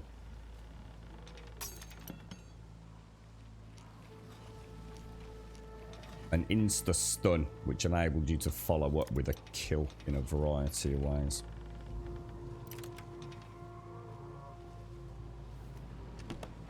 You're right, Senpa. You sent some people out. Oh, did you? Oh, sorry, Senpa. Did you, what is this one of these raids that doesn't show up now with all the changes, is it? Oh, I'm sorry, Senpa. Thank you. You played this darn game for almost 8 hours tonight. It's a blast. Are you playing it on a PC or... Are you Xbox, PlayStation 4 and get Semper? Sorry, mate, I missed you there, fella. Thank you very much, and welcome to everyone from your chat as well. Yeah, it's are you playing The Following? The Following is something that I think... rather than talking negatively about it, because there's a lot wrong with it, I think the best way to look at The Following is its reinforcement of the fact that the primary game must have had so much damned brilliant fine-tuning. It really must. So what is this in the middle here? Is this a big field? I reckon we can just like skirt around and hit the... like a big bloody mountain.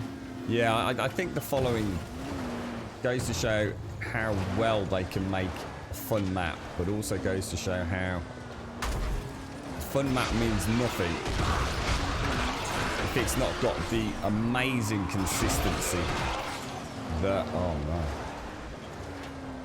that the main campaign has. That there were so few times in the main campaign where I honestly felt like, you know, damn, I can't grapple up there, or whoa, that's weird that I can't jump onto that thing. And that just doesn't happen in the main campaign very often at all. But in the following, there's been a ton of places that I've not been able to grapple to, that, even on the same assets that I could have done in the main game. And that's just grappling, you know, it's not, it's a whole multitude of little things. But it is DLC, you know, you can't expect DLC that is, you know, in many ways, a comparable size to the main game, to have that layer of, I suppose, polish on it. But what you do get is you get a car. And a really cool map to explore, so you can't really argue, can you? I think it was, yeah, I mean, I don't know how it all works. I know a lot of sort of smaller streamers were on Twitter talking about how these raid things work now. They changed something, didn't they, mate? So you don't get a notification or something there. Kind of weird. I think I'd go into the following expecting a very, very different experience. The other thing that the following introduces, and this is a negative, there's a heavy gamification of the mechanics. And I won't go into it in detail. But whereas in the first game, I genuinely could easily... You know it's a game. You know there's, you know, subroutines running and algorithms flashing and whirring and things being made to make you think things are happening that might not actually be happening. He better not run into my car. But my god, did I feel like Haran was a living, breathing city, albeit full of undead. And at no point did I really feel like the game was actually actively cheating by just making stuff happen for the sake of making it a game with stuff to do. Oh, he's not dead. So I'm dangerously close to that. I swear I just changed my arrows to normal arrows.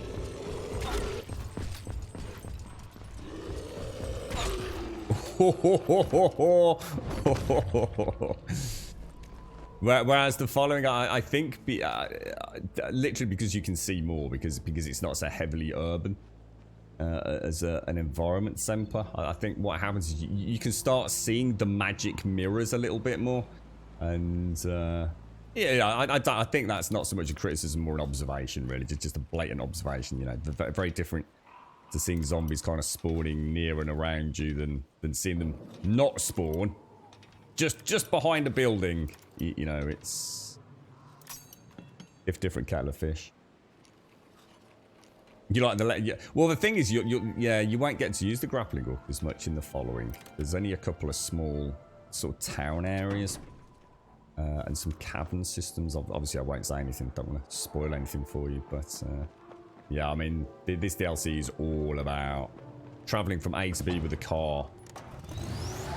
I just wish there were a few little quality of life touches, like a little GPS tracker system that would give us a route via road.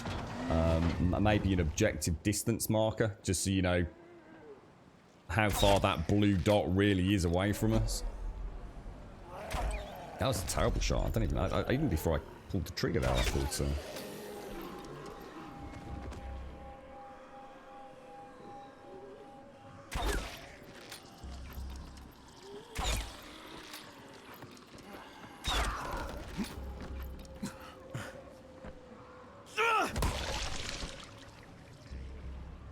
Don't really want to shoot the can if I can help it.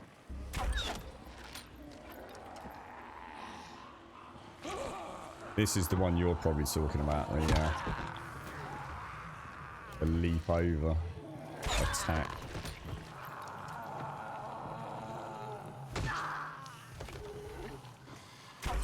was a really bad shot. I didn't know why I took that.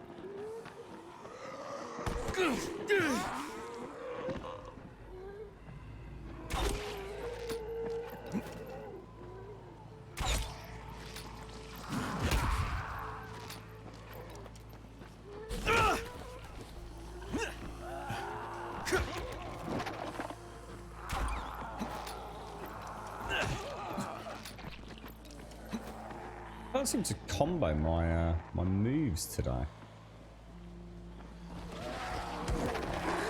That's weird. It's almost like I need to practice with my crouch button a bit. I don't normally do the slides, do I? But just gotta stay so quiet. If I give you one tip as well, Semper, seriously, in the following. Stay quiet, dude. For the love of God, stay quiet. Whereas in Haran, you can use anything and everything at any time. And all you need to know is that you've got somewhere to grapple to get the hell out of dodge, right? You do not have that luxury in the following. The game is merciless. You've only got a fart, and this game will just spew waves of virals at you. It is, it's nightmare fuel. Yeah, I like all the big guys. The following's got like a couple of like super bosses in it. I think we've killed 4 so far. They're like that guy, the goon, the armored goon we just killed there. But they're like super variants of them. So you've got like the super goon, the super toad, etc.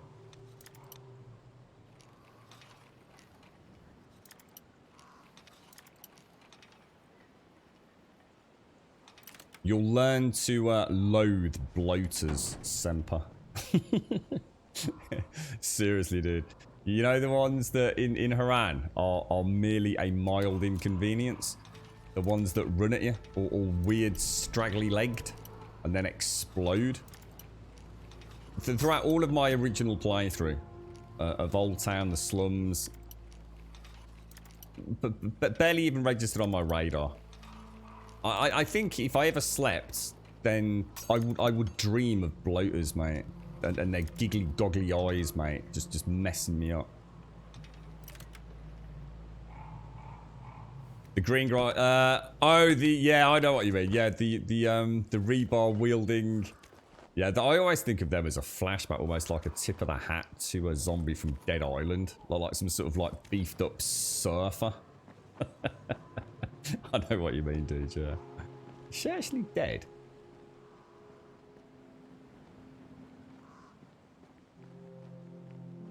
That's nice to clear that little area, actually.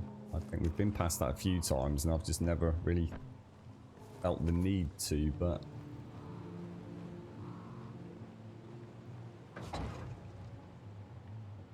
you need 2 more levels for the grappling hook. I think I've played 6... Oh, Jesus, Woozy. Wow. You're getting into it then, bro.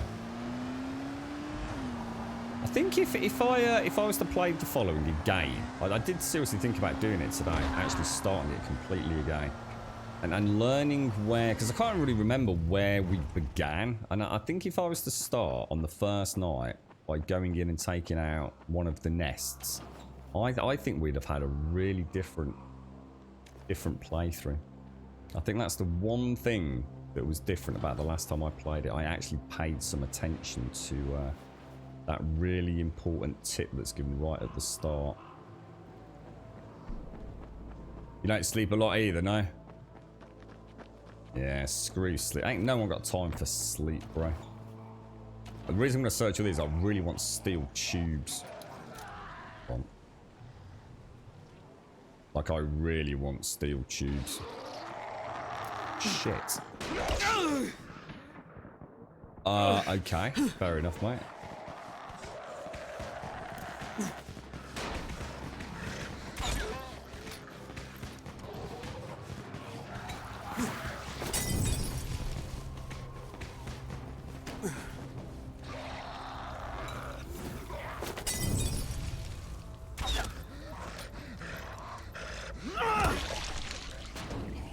Military guys are sort of like a cross, aren't they, between the virals and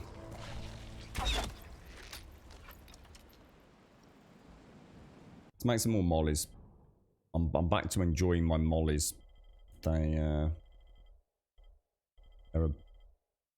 well, they're under thrown weapons, aren't they? Let's make some.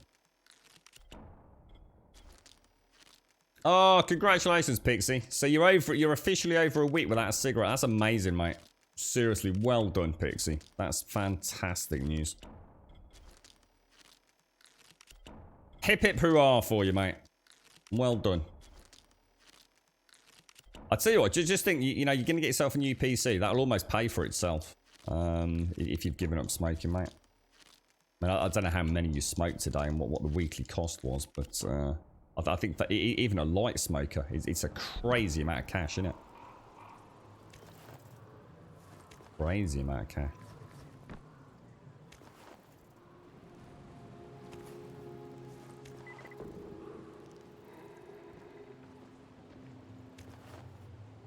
You had a drink as well. Yeah, so that was always the hardest part for me.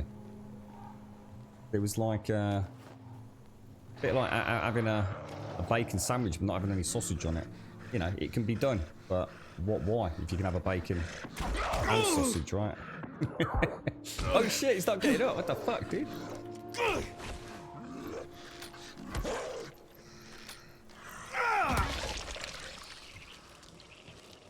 Yeah, I really want to get a stash of steel tubes in, because it looks like they're used mainly for upgrades. I think there wasn't there a lockpick chest on it? Did you, what's that, Trump? Did you like the current Birkin? Not sure I know what you mean, mate. The current Birkin. Don't know about that, bro.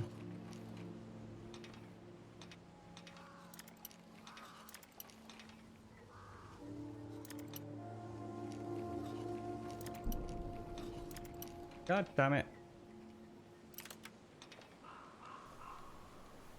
Yeah, that's right, Pixie, yeah. I mean, it adds up ever so quickly, doesn't it? So, have you made... I mean, do you know what you're getting PC-wise, then? Have you kind of like... Or is it just a case of just putting the pennies together and having a look at what options you've got available? I mean, you get thinking of going like the AMD route, or...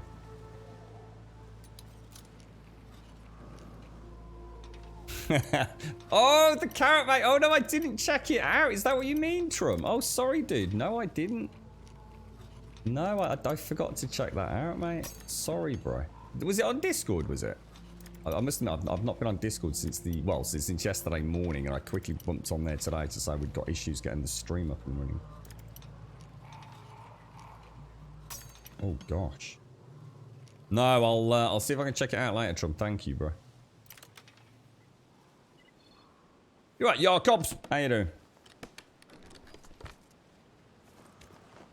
Yeah, I've done that before, Jacobs. I seriously thought about getting a calculator out and trying to figure out just how much money I would have spent on cigarettes when I was smoking, and I quickly came to the conclusion that I didn't want to know.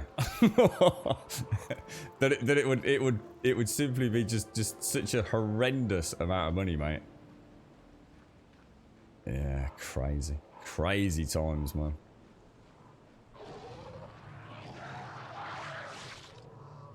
That one's just turning into a viral look.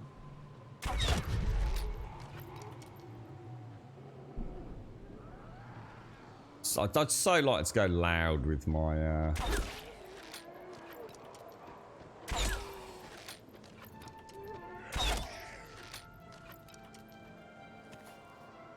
with my police M4 again, but I'm not even sure it's possible to use it in the following without just making life an absolute nightmare for yourself, to be honest.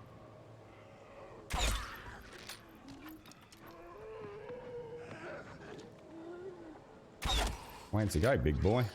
Oh my god, that was actually I thought that was a bad shot to start with.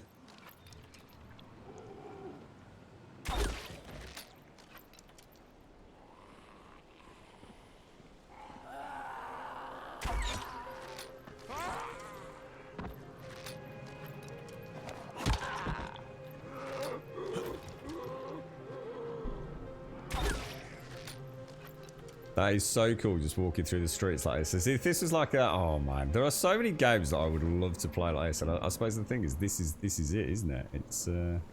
It's got to change the way I play. I think the difference with this one... I suppose in some ways I can criticise the way that suspension of disbelief gets shattered with the way the virals work. What is actually a little bit different about this, and one of the things that is nice, is because it's so much more open.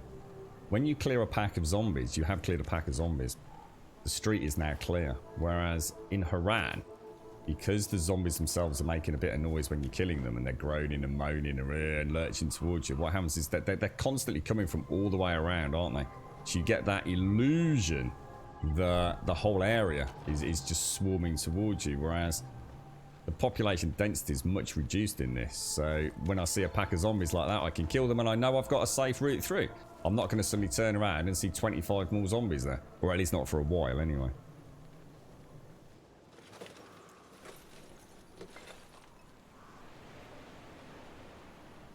Yeah, that's it, Pixie, absolutely.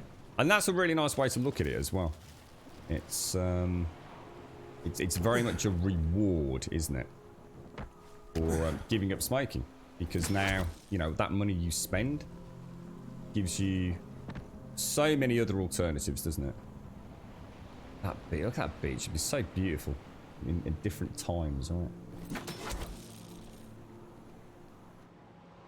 Yeah, would you rather be sitting there puffing smoke into your lungs, or sitting there playing Anno on a shiny new computer? I think for a non-addict, the answer's very easy, but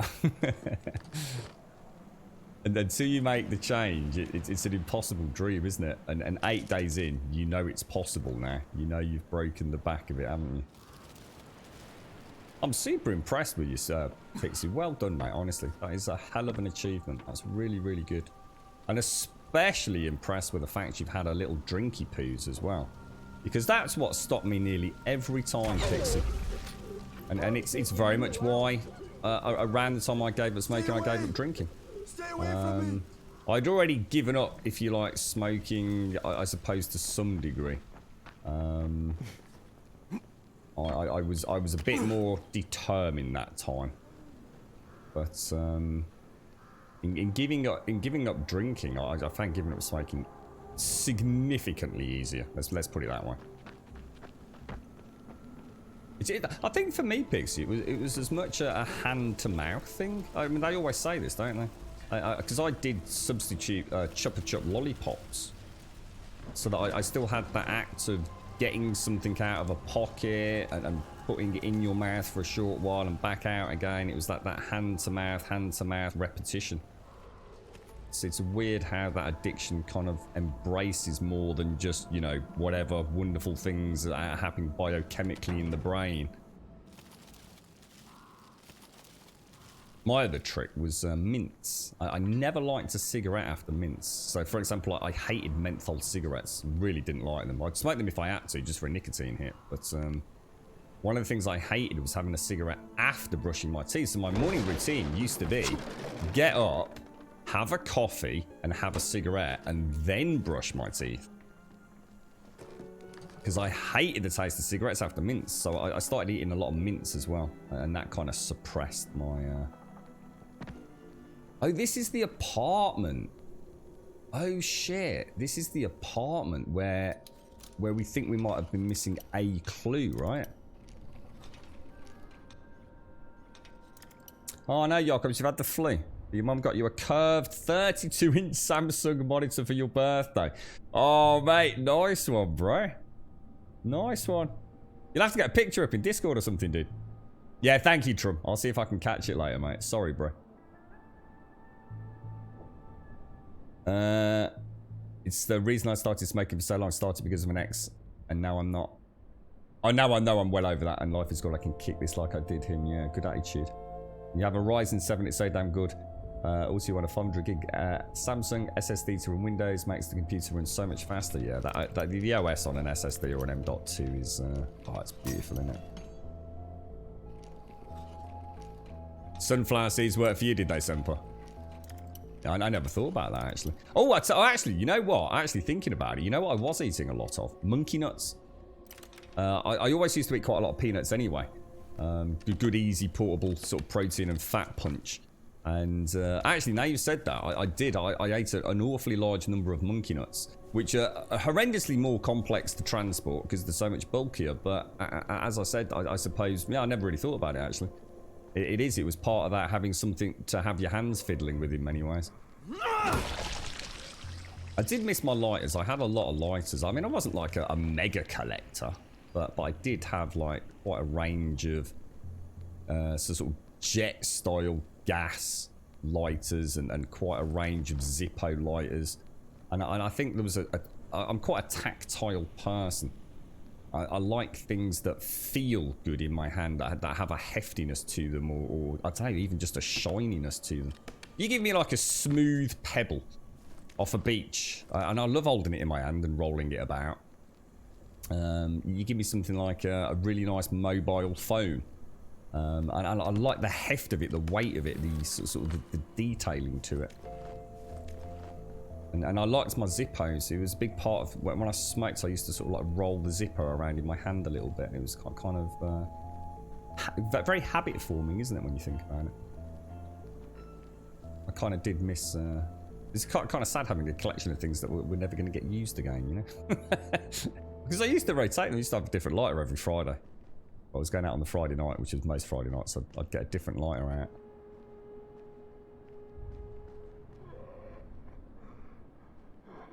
Used to have the old, was it the Clippers? Clipper lighters for poking your naughty smokes. Oh, I'll have a look later, yo. Nice one, dude. So is it all singing all that? Is it completely revolutionised gaming for you, sir? I've got a really sore throat coming on. Can you hear it? Yeah, I love monkey's nuts, Trum. Oh, beautiful, mate. I like to crack open the monkey nuts. So when it comes to the computer, there's a place in town that makes them up, and they are local and we think cheap. So we're going to head in there during the week and see what they can do for me. I'm going all out. 2 monitors not allowed. Getting a better graphics card than Rev though. What's he got? Well, I don't know what Rev plays with. What, you know what he has?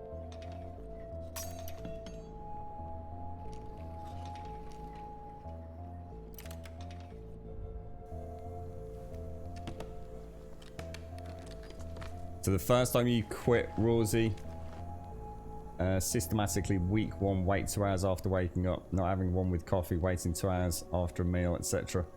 Oh, got you. That's quite clever, actually. That's quite strategic, isn't it? Yeah, nice one, dude. Nice one. I just sort of went. I think the way my brain works is I either go cold turkey or it ain't gonna happen, mate.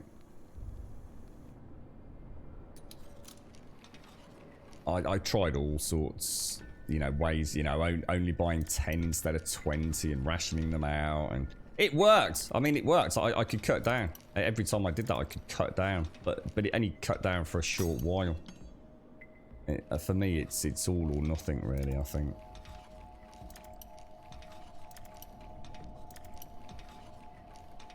I'm not quite the same with alcohol. Alcohol's a little bit easier. I've never been one to like that wobbly feeling.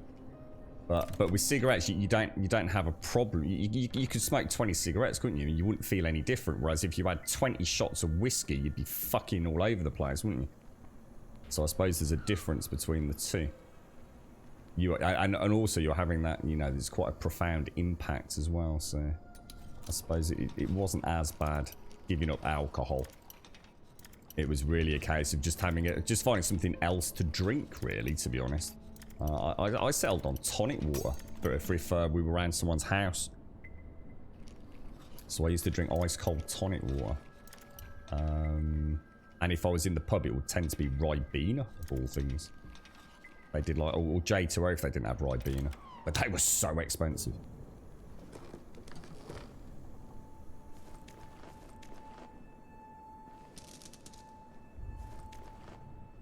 Right, now we're after something in here. A clue. So we need to make sure, because we've been in here before, so I must have missed something. Now, obviously, this place was full of them, wasn't it? Absolutely chock-a-block.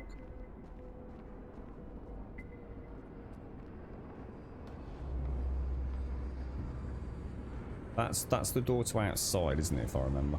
Oh, maybe not.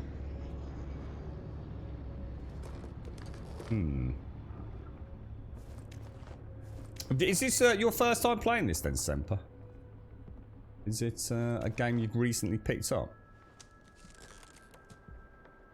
You quit tobacco by having your appendix removed. How do the two tie in together, right? Is that because you were hospitalised and had no choice but to not smoke for a while? Used to make me chuckle if I was in the hospital or go in there to I don't know, meet a friend or anything, and you'd go to, it didn't matter which city I was in, you'd go to the front of the hospital and you'd see all the nicotine addicts out on the front, normally near the ambulance bays, with their what do they call them? You know, like if you're on an IV drip, you have like the little wheeled pole that has your fluids in, and it was always funny watching that they were that much of a nicotine addict. They you know, even though they were like half dead, they'd still managed to get outside the hospital with their IV drip stand wheeled along behind them. Hours to get there just to get that cigarette down them. I think we found it. We found the last clue, look. At last. Finally. Brilliant. Right, quests. So we've got 3. Right, bring the required parts, which I have no idea what the required parts were. That's for the brothers, presumably. Right, let's get out then. Let's head back out, and we're doing quite a good job of quest cleaning here. Daikoi. Actually, that's something you work quite well, I think, Daikoi. You weren't a real addict, mate. Jesus Christ. Real addicts would go out in fucking thunderstorms. That they would trench through like fields of snow just to get a fucking cigarette. I've walked like 30 freaking miles fucking to get a packet of cigarettes, mate. Long story, we were camping. Jesus Christ, mate. Anything for a cigarette, man. You bloody part-timer. You're a vapor now, are you, Trum? Oh yeah, did you not smoke anyway then? A friend of mine cut a plastic straw to the length of a cigarette and held it when she wanted a cigarette. It helped her to stop. She didn't smoke much though. Ugh, I can imagine the dribble though. If it works, who cares? You've got the same thing, Lizard. Tactile stimulation, especially with objects that have some kind of clicking mechanism. Yes, yes. All magnet interaction. Yes, absolutely, Lizard. Yeah, 100%. Yeah, I can relate to that. Yeah. So you played Dead Islands about a year ago, then played this, but got your ass kicked. So I recently picked it up again 4 days ago. Yeah, yeah. I was saying at the start, Semper, when I first came back to this game, and to be honest, I've had the same feeling return as I've played the following.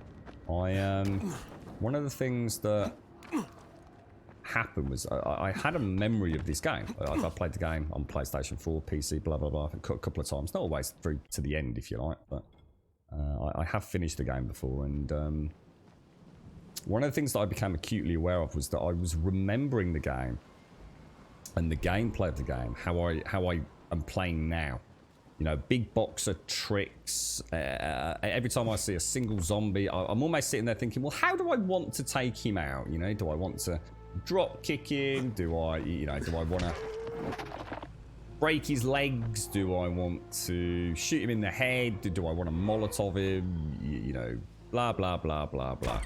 And it's almost like you've got 1,000 different ways to take them out. But the point is, you can take them out. You can take them out quite easily, you know, as long as you don't miss. And that's not how the game starts. And I'd forgotten that. The beginning of the main campaign, you only have one ability, really, that makes you superior to the zombies. And that is the ability to parkour and clamber. That is your superhuman power. And you have to play really defensively early on. The time to kill, even with like the best early melee weapon, is insane. You know, you can wait on a zombie for fucking like 4, 5, 6 shots with a melee weapon, and that thing's still coming at you. And now you've got 12 of his mates coming at you. It's all about getting from A to B, getting the quests done. And the game even tells you that you're a runner. The whole thing is you are a runner.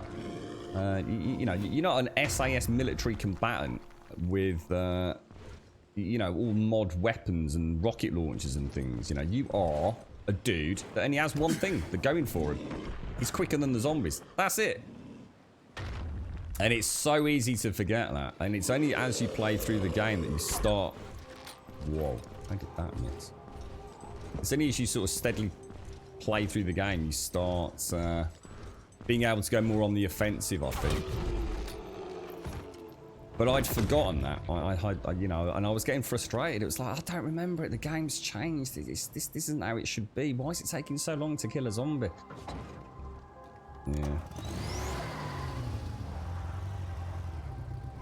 How you doing? Knife, how's things, bro? What you got planned for this weekend, sir? Anything nice happening?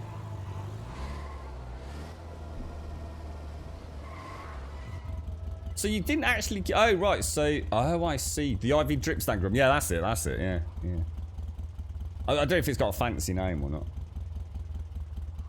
So you were in for a few days, had a lot of amazing painkillers and just didn't need my skull fix. Skull? What's that? Oh, so you still have a little bit of nicotine, Dykel, but you're just dwindling yourself off it, are you? Weaning yourself that down to 0.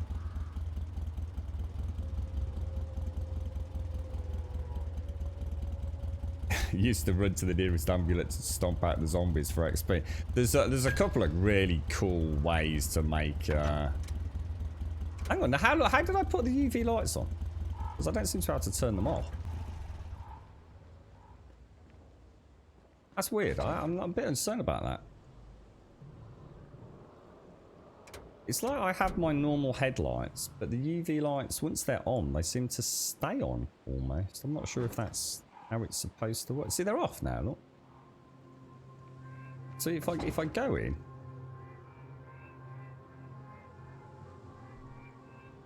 and come out, they're not on. So if we go in, turn the engine on... Oh, you can't turn them off once you're in.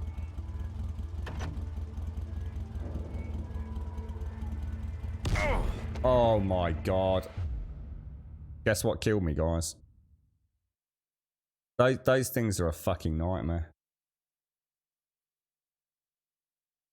You're going into the office to play Flight Sim 2020 today. If the weather is better tomorrow, I may go for a shoot. What is this? Why into the office to play it, mate? Is this like for a super duper VR setup or something? Knife, or is it just you all getting together to play it? A bit of an office party kind of thing. No, not numpty nuts.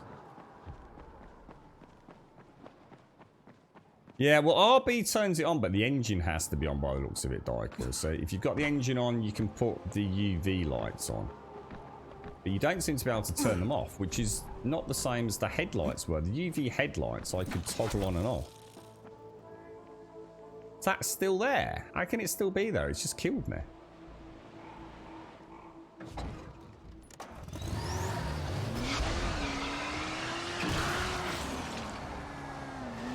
So, I don't know. Seems strange. I need to repair the vehicle a little bit. Right, okay. What have we got? Repair. Rubber. Repair all. Yes. Why didn't it repair that then? Oh, it cannot be repaired anymore. Oh, shit. Oh, bloody hell. A bit of a downgrade. That was a nice bit. That was a bit of military tech we had in our... is that the brakes or the suspension? Now, hang on. Find the hidden cave under the lighthouse. Rightio. And there's the lighthouse. I was about to say, where's the lighthouse? There it is.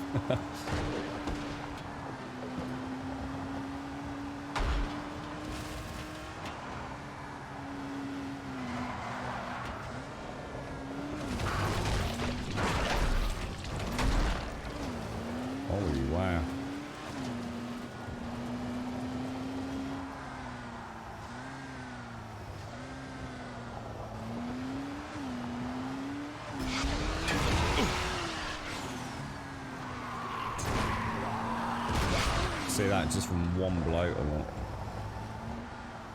I think we need to go back down, but I'd like to just go up to the lighthouse and have a look before we start exploring. Because we've never been here, have we? This is awesome. This is really cool. But like we have to go back down a little ways to find the entrance underneath it. But let's explore. No, it was a landmine knife. I was pressing the buttons to try and figure out how I could toggle on and off the UV lights, and I tapped the LB button, which drops a landmine, and the landmine detonated.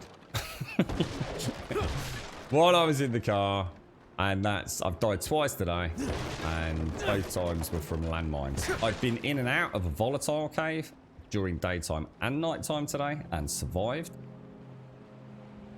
But I've died twice to my own landmines. Because landmines in this game are knobs. Absolute knobs.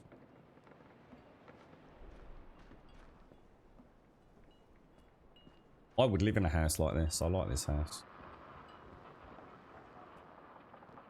Very nice. Right, let's go and have a look at the lighthouse itself. You're right, Spitus. How are you doing, sir? You're right, Dutch Cantal.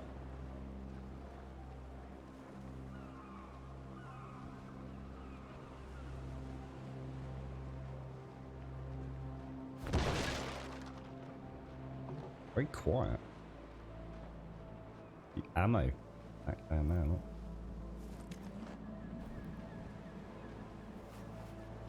Range. Did you have an exhilarating Uber ride, did you, Dutch?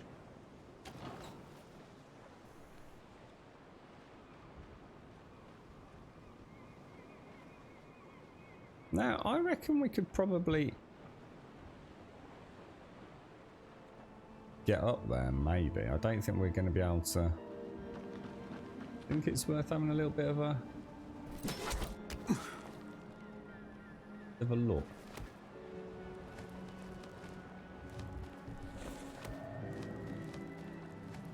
You got bad memories of the lighthouse now. Ooh, hang on.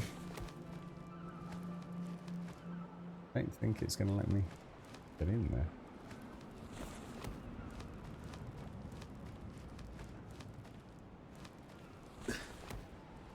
Have you started playing? I know, Pixie.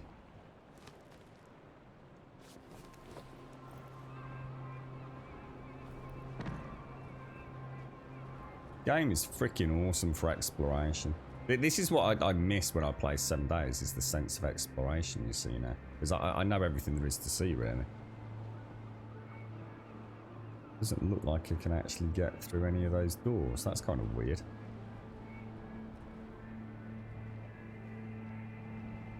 I don't like the thought of trying to clamber back out of that window and carry on the normal way.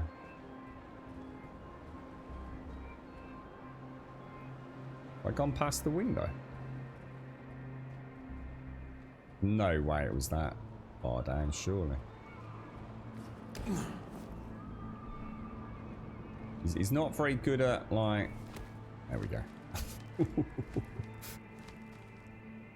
Yeah, we're not going any further from there, are we? Oh, shit! That was close.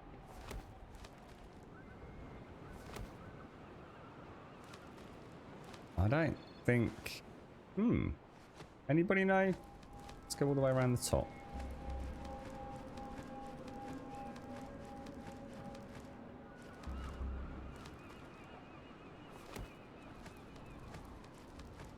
If there's a crack in that... I don't see any way in.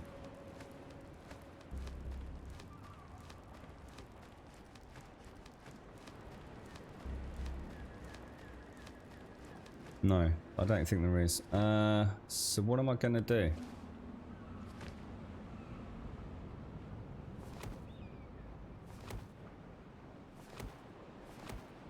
Like a bloody pro, mate, I'm telling you. Look at the parkour skills there. I find that quite strange, don't you?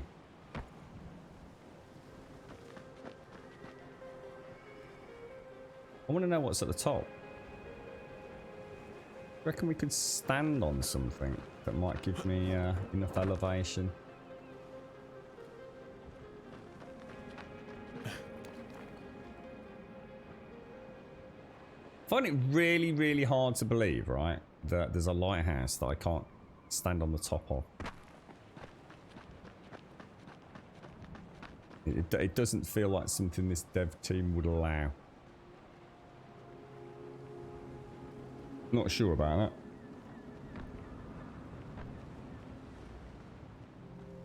Whoa, a litre bottle. What, of the vapes? Oh no, it's night time, guys. Oh no.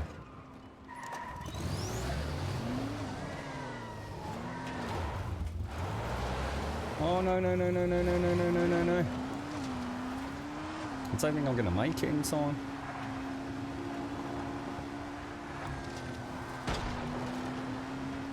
Where do you think it is? Just over that side.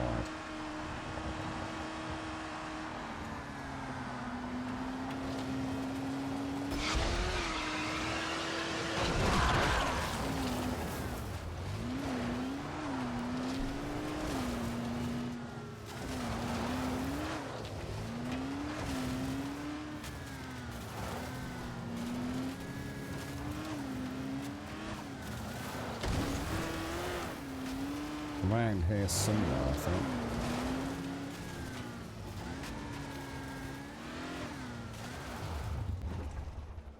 There it is. Right, we've made it.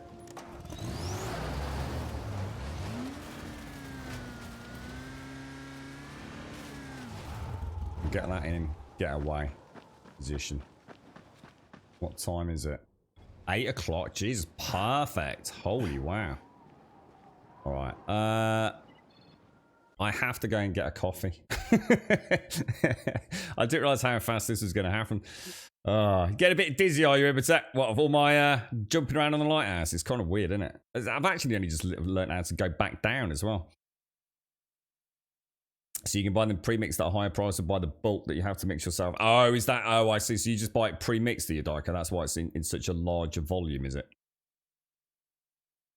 Do you reckon, though? It could be part of this quest then, couldn't it? Yeah, it just seems weird that I could actually find a way into the lighthouse. Again, it's about consistency between the main game and this one. I've never seen a game in a door in the main game that has the I don't know what they're called, those slide bolt locks that I haven't been able to open, you see. And yet there at the top of the lighthouse, there is a red door with 2 slide bolt options, and I couldn't open it.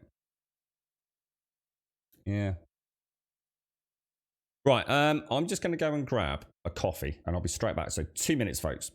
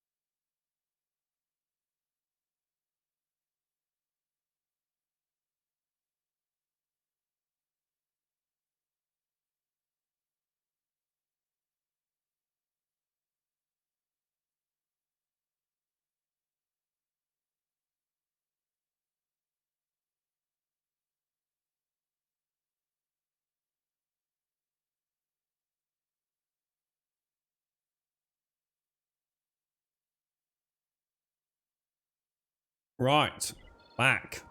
Now, I'm going to assume we don't want to go in here too early, right? What I'd like to do is get rid of this quest. Is there any way to just get rid of a quest? I think going in early is a bad call, isn't it? Am I supposed to be able to jump and get that? Oh fuck, that's a long way down. What have I got? Molly's fire. Alright, that's not a bad little. Okay. Not in a million years, mate. Not in a million years would I be doing this. Not without someone to hold my hand all the way.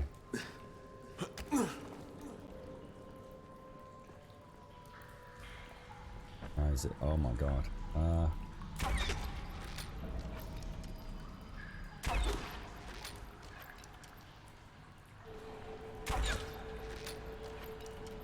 Skills, right?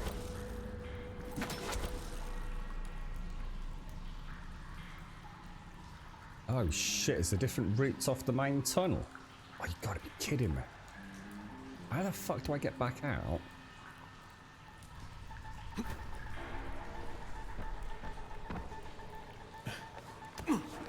Oh shit, how do I get back out?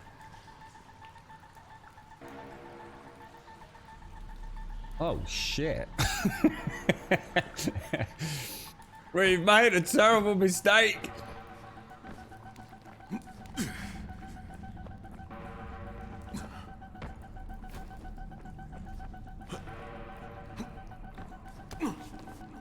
Is it even? It's not even 9 o'clock yet.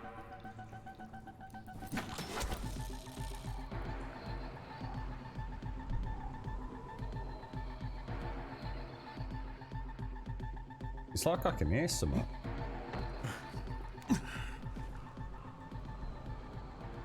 Dude, what the hell? Is this like an Indiana Jones thing? Is that like he's whipping his hat? It is, isn't it?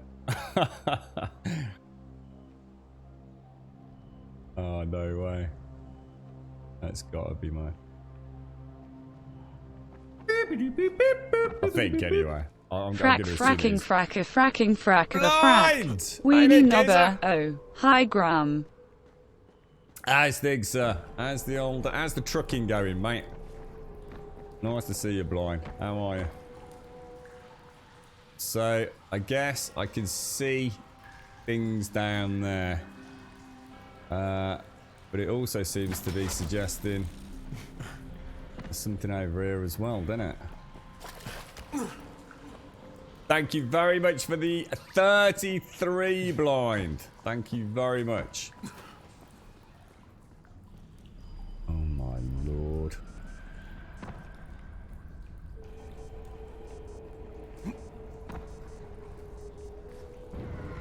This place is way too big, man.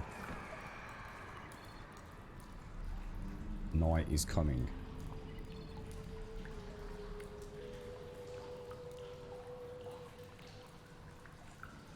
Okay, I think we have a problem.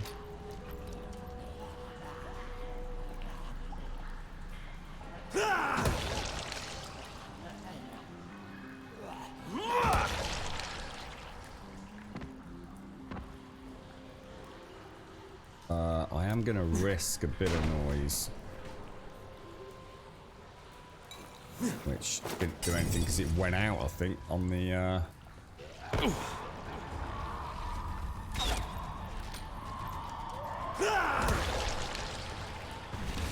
Oh, what the hell?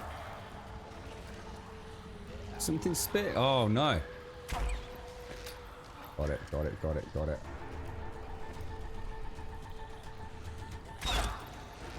I think there's another spitter somewhere.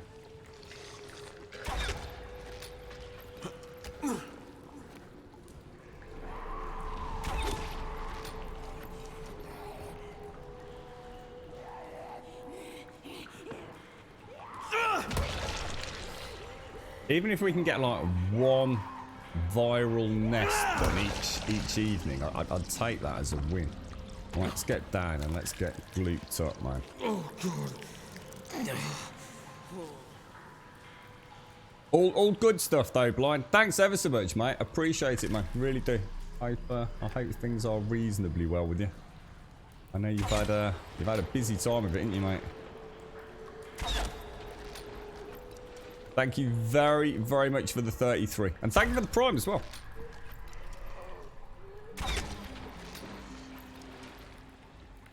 Oh, I should have done. I should have taken a screener. Yeah, good call, mate. Oh, God. Not sure if I covered up then, you know. Oh, there's one. There's one.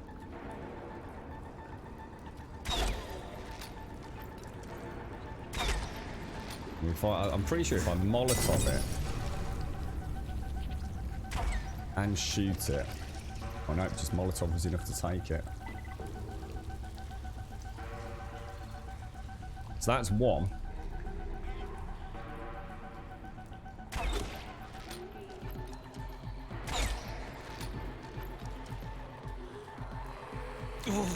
Oh. Oh shit, what am I doing? I'm panicking. I'm panicking. Stay calm, dude. Stay calm. Oh, too bad.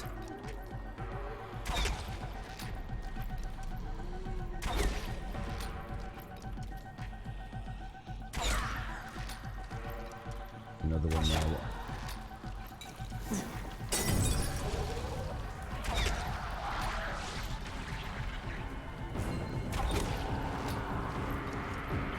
Does he really know I'm here?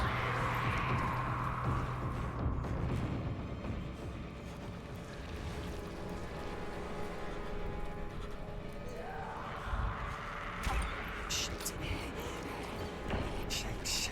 Shit. That's what's happened, isn't it? I've been lulled into thinking they know where I am, but they actually don't. They've got an idea, and that's what was going wrong yesterday, isn't it? That's why it all went Pete Bamalama Ding Dong. Can anyone see another? Where am I? Are we back into the main area? I don't know where I am, guys. Anybody got any tips here? Oh shit! I feel like I've just gone back in a circle, but I don't know if I actually have or not. I think I have. Yeah, because that's where the other dude was. So alright, so let's go round. Shit, I can't afford to... Oh, bollocks. I just can't afford to miss volatile as we come around. That was the second one. So it looks like there's a... It looks like there's a way up or something.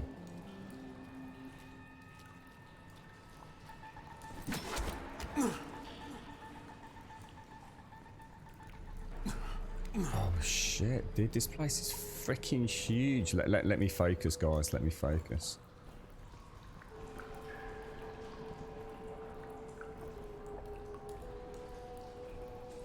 My heart is proper pounding here, man. Oh shit, is that a way out?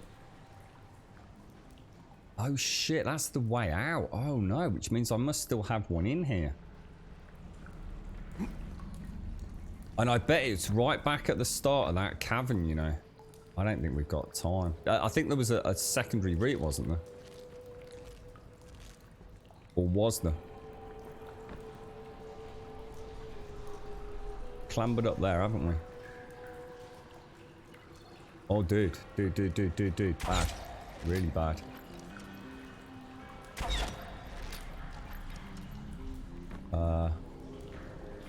Can I splooge the gloobs with these? Oh, quick. Shit.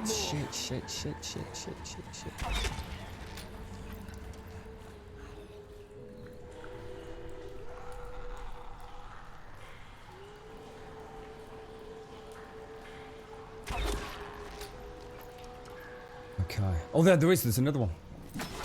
Oh shit, dude, what the fuck?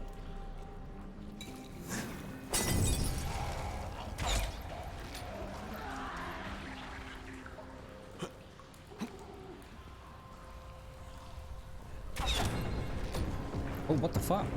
What the fuck?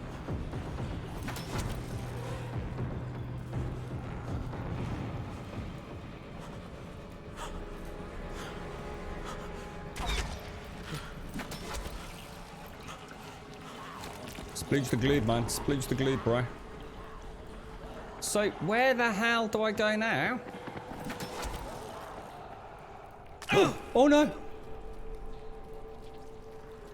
Oh, there's another one. Oh, shit.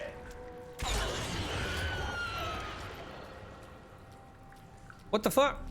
What the fuck? Guys, what the fuck is going on, boys? Oh, it's done. It's done. I think it's done. I think I've done one. I think I've done one. I think I've done one. It's not orange anymore, dudes. Regular bolts, mate.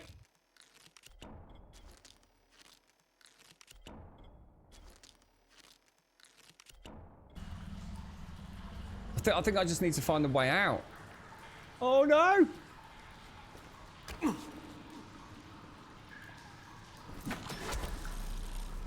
Ooh! I think this was it. I think this was it.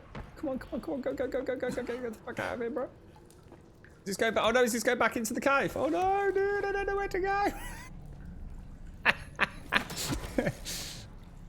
I think this is going back deeper into the cave. No, where's the fucking way out? Oh no, this is the entrance. This was the actual end. Oh no, I bet you can't get out this way.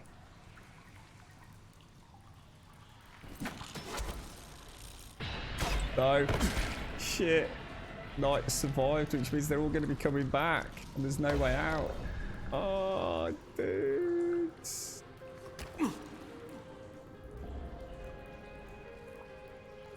There's no grapple hook anywhere. Oh, no.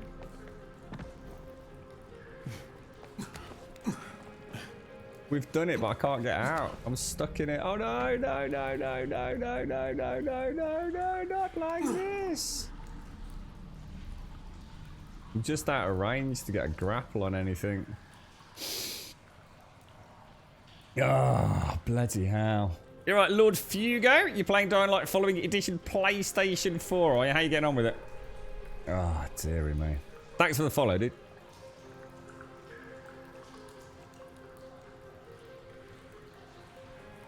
You just remember that the old Thief games had a whistling arrow to lure guards. Well, they did.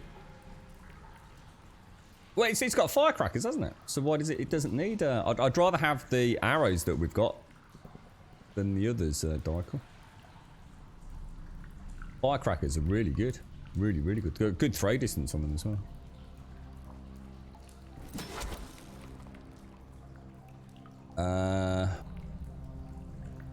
It's just, I don't know. I think that's targeting the rope, you see, rather than the ledge behind it.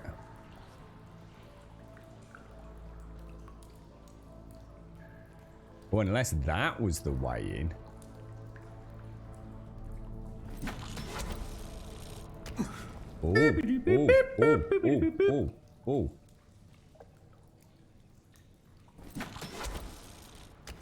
Oh.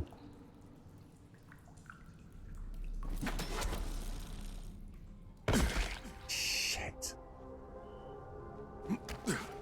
Holy shit, we did it! We freaking did it! Oh man, that feels so good. Oh mate, oh, I tell you what, I honestly feel like I could almost taste the salty sea air out here, mate. Oh wow, that was awesome. I thought I was screwed then. I didn't think we were gonna get out. Oh man, that was good fun actually. I think I was holding my breath half the way through there. Otter Wolf, thank you for the 24. Thank you for the 2 years, mate. 2 year sub today, Otter. 2 year sub badge. Thank you very, very much. And Blind, thank you for the 33 in the prime. Appreciate it, mate. A Whimsical Gamer, thank you for the follow. Appreciate it. Thanks. Wow. How are you doing, Jan? How's things? Our first, well, I think it's our second cave because I think we did do a cave earlier in the following playthrough, didn't we? But that one I think might have been part of a tutorial, to be honest. Now, does that show on the map in any way? No. So in theory, we could probably ascertain that we'll get less zombie activity over this side of the map from now Now, we do have, obviously, we've got the main 2 quests. We were going to try and find the cave under the lighthouse, weren't we? So I think we pursue that. And we know that's that away. So yeah, I really enjoyed that. That was tense as fudge, mate.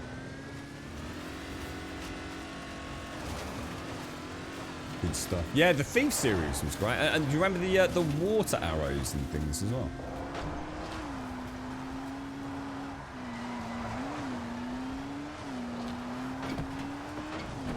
I suppose what they want, Dyke, is they want you to have... they've obviously gone down the route of only having 4 radials.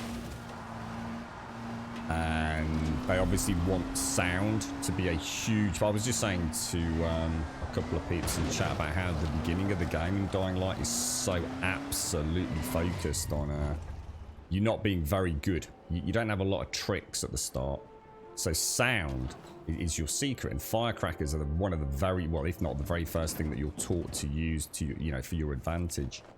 So the firecrackers clearly are designed to be, like you're saying, almost like a noisemaker arrow, but something you always have a bountiful supply of. And of course, they clearly didn't want to introduce the bow too early, did they? In fact, wasn't it even, I think we were saying the other day, wasn't it a DLC related one or something? You reckon it's all the way down on the beach? Ah! That was close, boy.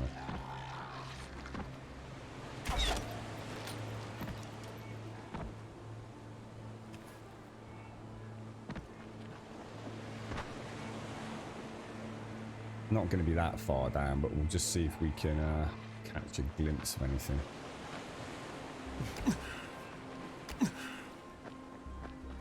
There we go. Right, let's have a read. So this isn't where I just came from, is it? Find the hidden cave under the lighthouse.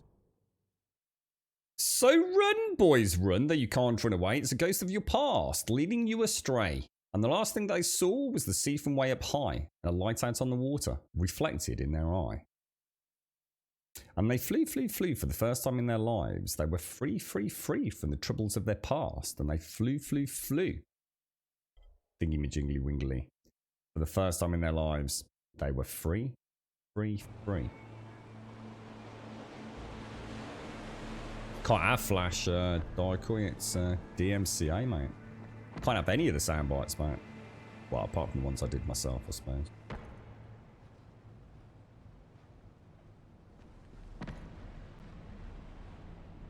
I think some of the big YouTubers are just starting to realise that a few that decided to obey the rules, they're going to have to start obeying the rules themselves, aren't they, from what I've heard? Now, is that some sort of trap?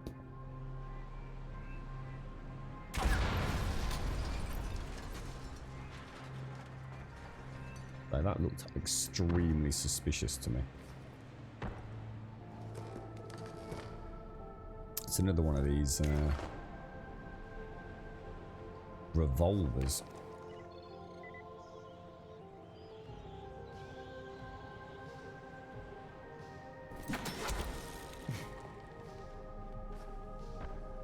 So anything fun happening? Blind if you're out there, mate. Sorry, I was a bit caught up in that bloody dastardly hole there. And congrats on the 2 years, Otter. Thank you very much, mate. That's a lot of support, bro. 2 years sub badge, man. Appreciate the support over such a huge amount of time, my friend. Very kind of you, mate. Yeah, definitely, Rosie. I couldn't agree more. In fact, to be honest, mate, the whole game is Far Cry-esque. And in many ways better than Far Cry. And you know I'm a big fan of Far Cry, mate. So, but yeah, absolutely, dude. 100%. And considering this was I mean, what Far Cry would have been out 5 years ago? To put that into perspective, what were we looking at? Was that Far Cry 4? Well, no, because Far Cry's have been banged out pretty regular. Has there been a Far Cry every 2 years, has there, recently? Or?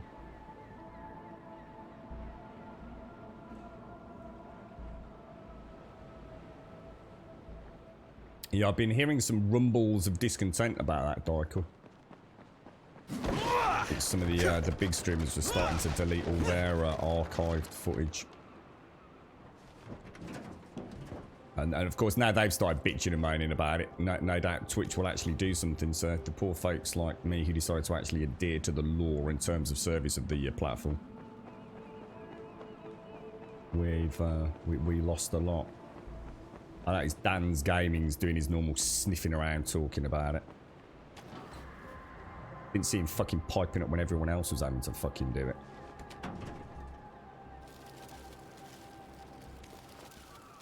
Oh, it breaks my heart. Yeah.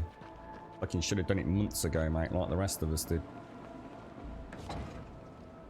Just work, mate. Lots and lots of work, but people are calling truckers heroes. I'm definitely no hero, but it's nice to be appreciated by the public for a while at least. So, are you working like privately now, Blind? You just take on like build your own contracts, or?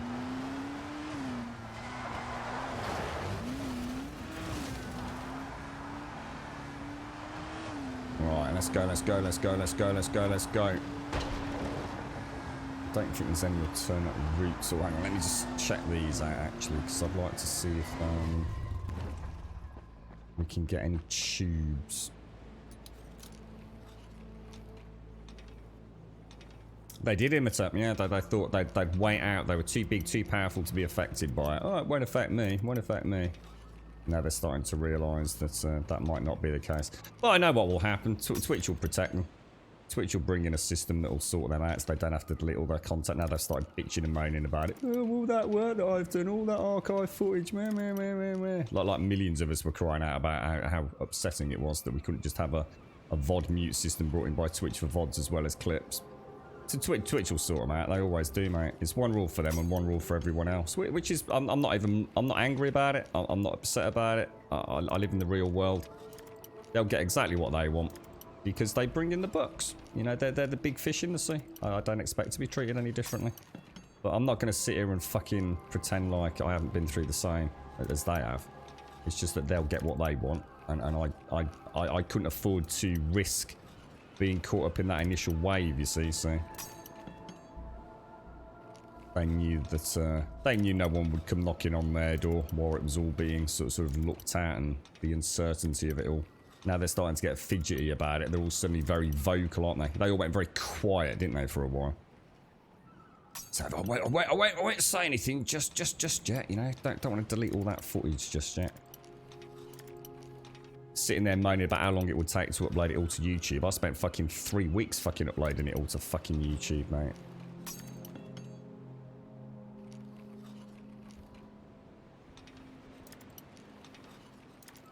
So what's that? So what's happening now? So they so if you play a VOD that has got copyright music on it, it gets auto deleted. What, the whole VOD? Oh, Des, you're back. I was actually gonna say later on, because I have to finish a bit early today, Des. I've got to finish at 2 o'clock today. I was gonna say if I caught you, because I know you're a busy man, so I'm never sure if you're there to answer. But I was gonna say to you, I'll have to see if I can catch up with you if you're not back later to see how you're finding it on Discord or something. I need to go get all my stuff done because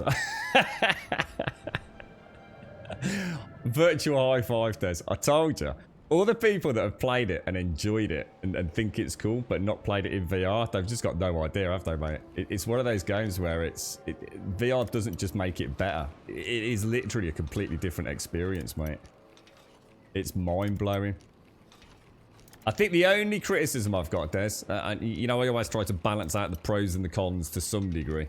It is a shame that the cutscenes are done in the way they're done. I won't say more than that. We'll have a natter about it when you played a bit more.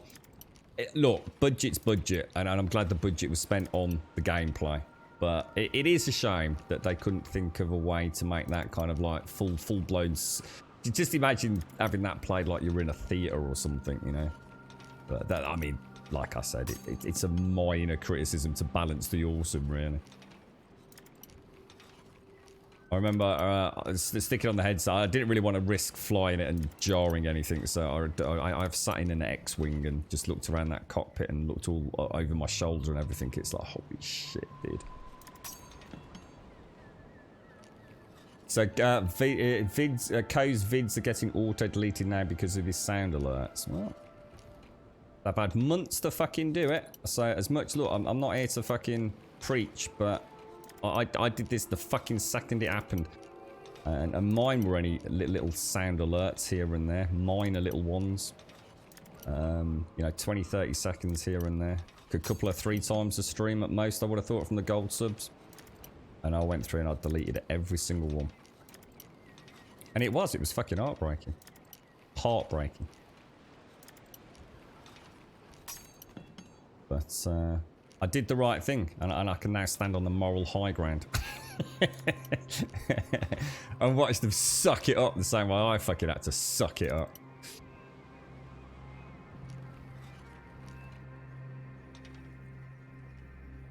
Oh, it's absolutely quiet.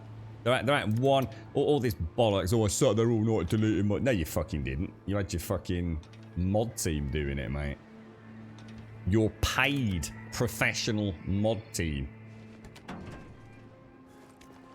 Yeah, your what do they call them? Their content creation managers and what have you that are responsible for cutting it all up and putting it on YouTube. Literally paid staff doing it. Yeah.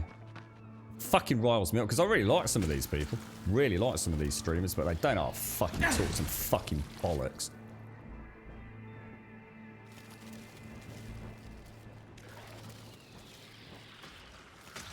I've got a froggy somewhere, haven't I? Oh, Jesus. Well, they do explode. I always wondered if they did after a certain amount of time. How's things with you, Quite? How's the, have you got your new fans yet for the PC? Are you still waiting on delivery? I don't know what delivery scales are like over there for PC stuff.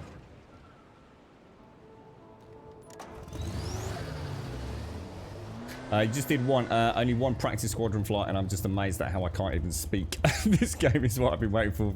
It's mad, isn't it? It is. Yeah. The TIE fighter is really weird. You start realizing just like how narrow a field of view those TIE fighter pilots actually have. And why those big fucking shield wings are there. It gives you a whole new outlook on what it must have been like to be in one of them TIE fighters, mate. I'll tell you. X-Wing pilots had it easy. TIE fighter pilots were literally just pure cannon fodder, mate. And never before have I realised just how serious a comment that was until I actually sat in a VR version of a TIE fighter's cockpit and thought, oh my god, I'm fucked. I've got a larger field of view looking through a bog roll, mate.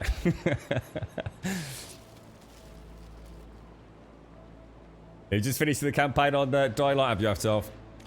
Yeah, the following. If I'd gone into it knowing, or if I'd kept my hat on and learned, this game is a really good game to talk about in terms of how it can be played horribly wrong. And what's been quite interesting is actually we've had quite a few people in the streams over, even today, people saying that they played the game when it came out and didn't get on with it. You know, found it brutally difficult, found it frustratingly challenging, or you know, seemingly unfair in its mechanics.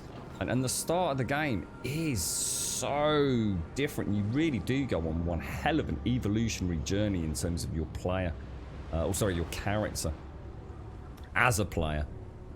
And it's really hard to understand just how differently it plays later on compared to earlier on. It's madness.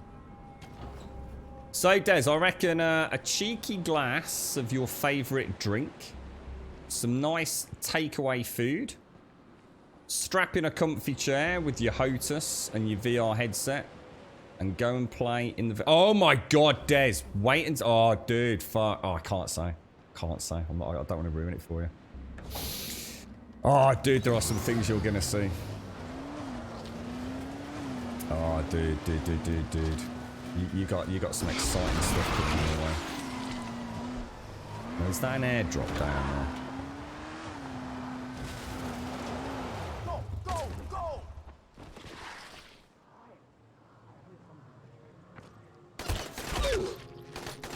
Not sure if that counts as a kill shot, does it?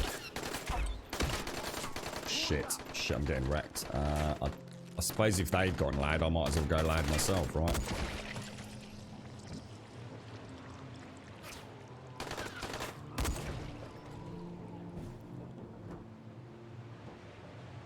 Yeah, I think we're okay. Good call, good call. I was going to say, I was overthinking it there. My rule of today was to stay quiet.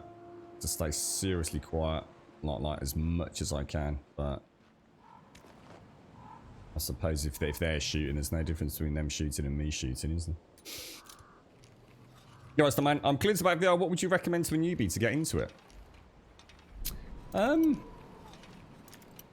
It depends on what you've got stock, man. I mean, your hardware and your plans on your hardware will determine where you go with it, really, dude. I'm going to be honest, mate. You can spend a huge amount of money on... I mean, if you're going to get something like the latest, like, Vive equipment and stuff, then, you know, in order to get the best out of that, you're going to have one hell of a PC, mate. But I've also played PlayStation 4 VR, mate. And I tell you what, dude. Some of the games are phenomenal on it. And it is one hell of a comfy headset. It really is. So, you know... I mean, I use the Oculus Rift S... And now the... What's they call it? They basically dropped the Rift. Now it's the Quest, isn't it? So the Quest 2's the latest one. Which I think if you pair it with a PC with the... I can't remember the fancy name. They give the... Like the umbilical cord. For want of a better explanation.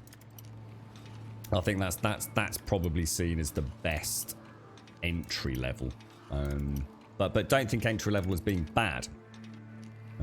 You can spend a hell of a lot more money than that Oculus Quest 2. And of course you also technically don't actually need a... In theory you don't need a good PC, but obviously if you've got a good PC and you actually tether it, then you're probably going to get a better experience. But so it's a tricky one to answer without knowing a multitude of what you're getting into. Also, a lot of the VR headsets have pros and cons. I mean, for example, my headset was only ever going to be designed for primarily cockpit VR. So racing games, flying sims, stuff like that. That's where I really like my VR. I think it adds a level of immersion to those games that is almost unsurpassed. But I have played a little bit of Alex. You know, I'm not into my Beat Saber. I'm never going to stand there playing Beat Saber. It's just never going to happen. I'm not saying it's a bad game. Apparently, it's a freaking awesome game. It's just not the sort of game that I like. So, see, there's a lot of questions you've got to ask yourself, really, before you even think about purchasing one.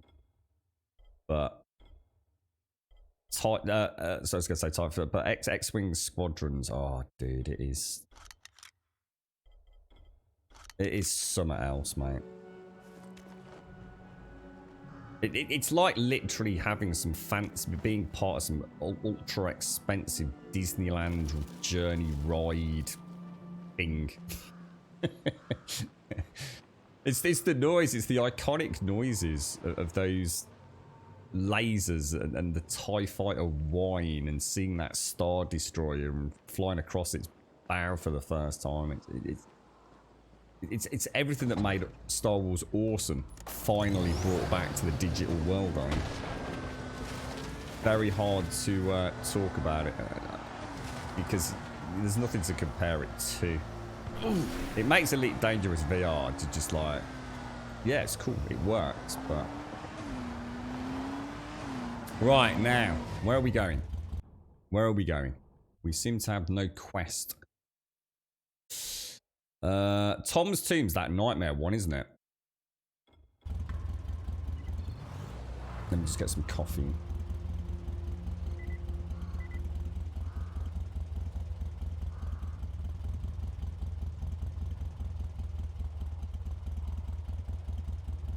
What, this one, Jacobs, or?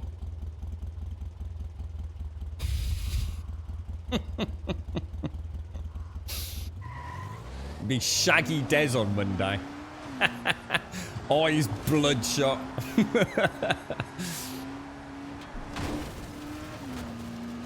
I've barely experienced it, Des. Like I said, more as flying around when some of the objectives have been done, because I really didn't want to risk any injury with my, obviously with my back, and But it's the perfect one for me because obviously there's no jump scares in it, so I'll definitely be hitting it up more in the coming weeks. I had a little go on it last weekend as well. In fact, we've had a go on it every weekend pretty much.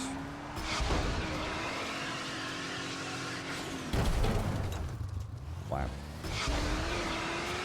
It was kind of nice that I couldn't turn my car in mid-air like so many games. Where they suddenly become oh look, steering wheel, and like no foils or anything, no flaps, no rudder, and yet I can steer my completely non-aerial vehicle. You can tell we've been here before. Look, there's a landmine on the floor.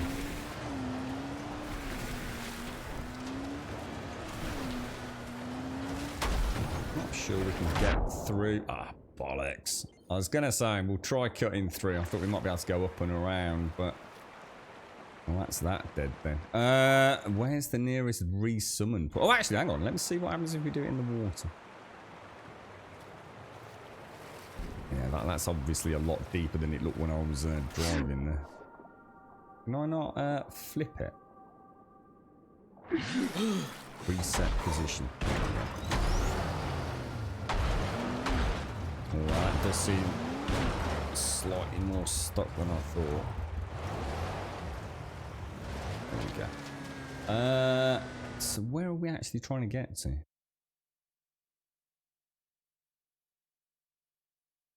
Oh, we're supposed to be going down there. I'm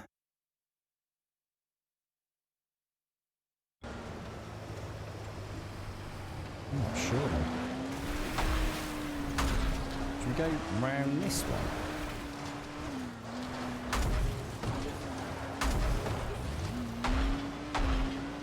God almighty. And right here, yeah? Right here is why VR is so fucking awesome.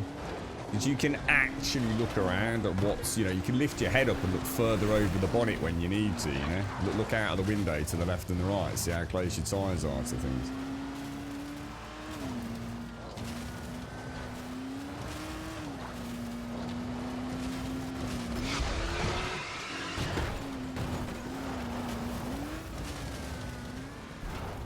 We've been here. Oh yeah, we have.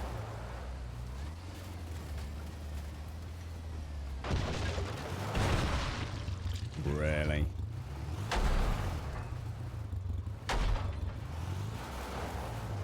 Good morning, Mr. Mario. So you don't get the fans until Monday or Tuesday. She's still got a bit of... right.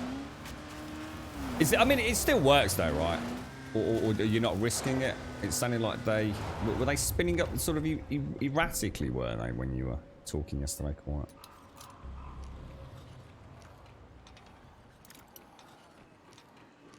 I don't know about Oculus and PlayStation 4 compatibility. I'm going to assume not at all, no. But not at all, mate. But you can. I mean, in theory, you can use the PlayStation headset on the PC with a bit of fanning about. But no, the Oculus won't work with the PlayStation.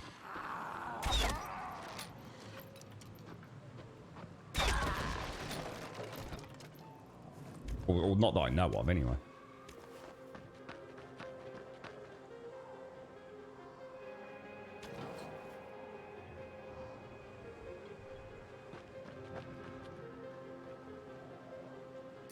I wonder where that one came from. What are you tried any of these new Setzer knife?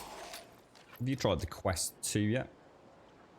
Looks like a really good bit of kit, actually. And like you said, excellent price as well.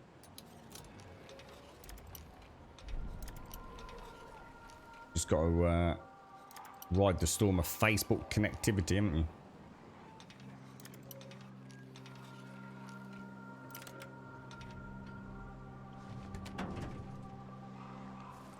Yeah, so think. I see Knife's already explained. So sorry, Knife. Yeah, so think of the Quest 2, because you can basically buy it, and you don't need anything else, really. Obviously, you need an internet connection. But you can tether it to a PC if you so wish to. which for some games, obviously, you're going to get a better performance benefit out of it. But it's wireless as well, isn't it? Which has always sort of been, I suppose, the holy grail of VR.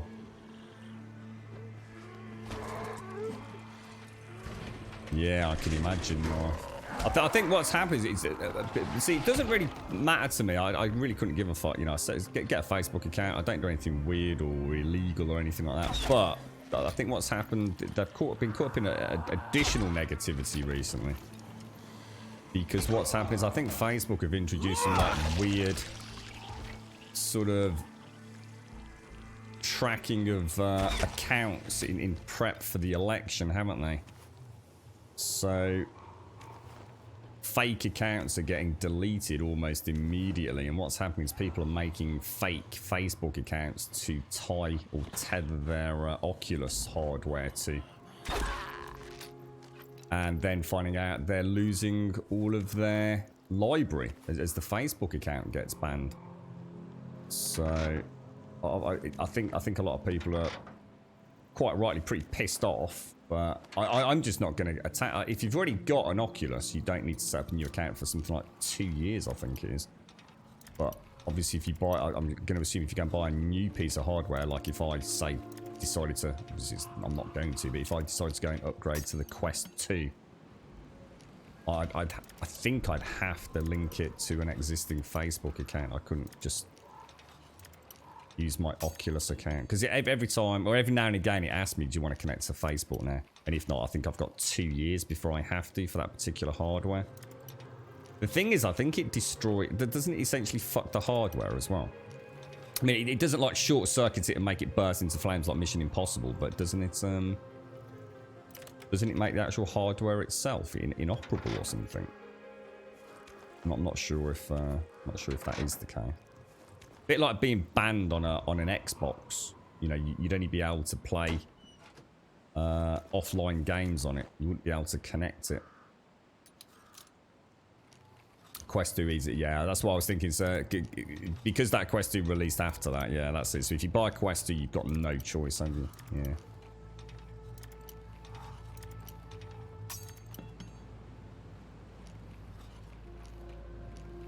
Alright, so it's just an inconvenience, really. Quite, it doesn't stop you playing. That's not too bad. And like I said, you're getting them after the weekend anyway, aren't you?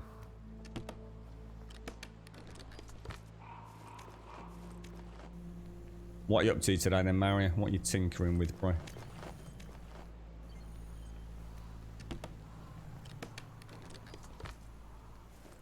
Yeah, I'm not sure now if I was reading the tentative beginnings of discussion about that, but I didn't have a chance to peruse the tech behind it or anything, so I'm not sure now.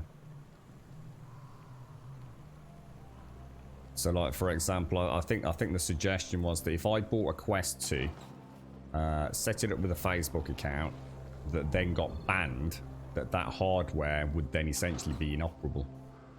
I couldn't go and set up another Facebook account and connect it, even if I avoided IP restrictions. It just makes it essentially just says that Facebook account is that hardware is now inoperable. I don't know though, dude. Don't quote me on it. I know there were discussions about it and whether or not that was actually happening. It was very early days though. Right, where are we going? Where are we going? The big question. We're not far from our... I'll take you out, mate, just because you're such a beautiful boy. You look so lonely. How the fuck did I miss that? Holy balls! Holy balls! This is what's called the gamer's prerogative, isn't it? The Dark 5, thank you very much for the sub, my friend. Thank you very much. And a big shout out to Otterwolf for the 2 years again. And thank you, Blind, as well. Thank you for the 33, dude.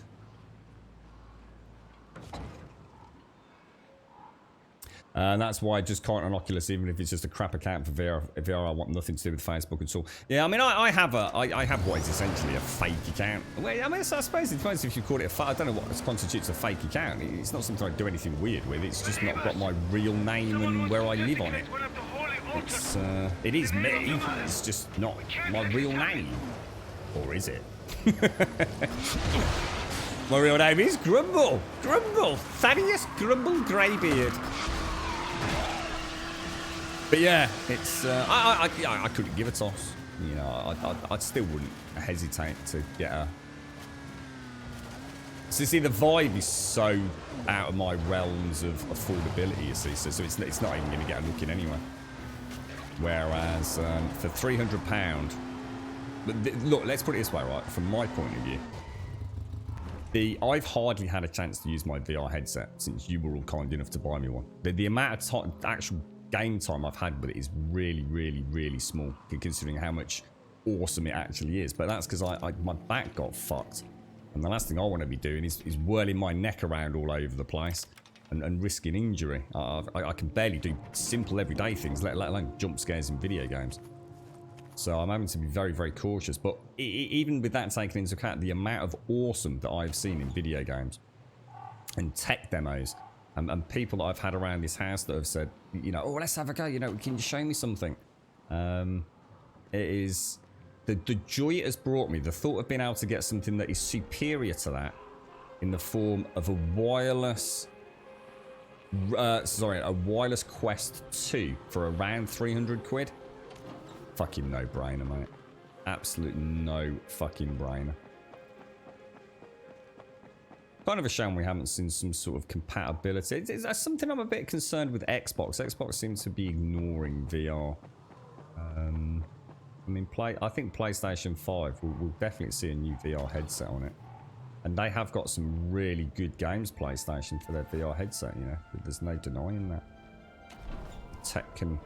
The tech is already... I mean, anybody that thinks VR doesn't kind of really do a lot has never played VR, or played an appropriate VR game where it's designed to do something cool. Like Alex, play Half-Life Alex, a game built from the ground up, not to be like Resident Evil 7, a 2D game with some 3D trimmings in VR, which actually does work well, by the way. But from the ground up, Alex is fucking insane. You load into Alex and you don't just start walking off. It's like, holy fucking shit! It is unbelievable. I mean, you can talk about immersion and ambience until you're blue in the face, but no one will ever know what you mean until they first put that headset on, have it properly calibrated for them, and play Alex. It's just mind-blowing. It really is. And then play something like Squadrons, which is just, you know, again, it's a 2D game that has got VR compatibility, but my God, is it beautiful. You right, Lennox, man? How you doing, me old mucker? Oh, he's on the roof now, look. Thanks, Dark5. I really appreciate it, mate. Thank you very much for the sub, dude. I hope you're well. I was having trouble with my method of capturing Legend of Zelda Twilight Princess, but I did work it out now. What was the problem, dude? Have a lovely day, Knife. Have a top one, bro. Yeah, very much so, Dark. Yeah, having a proper chill day with it today. Really nice. Oh, wait, 100%. They've already said, haven't they? And in fact, have they not already tentatively sort of commented on a refitting for the PlayStation 5 for their PlayStation VR headset?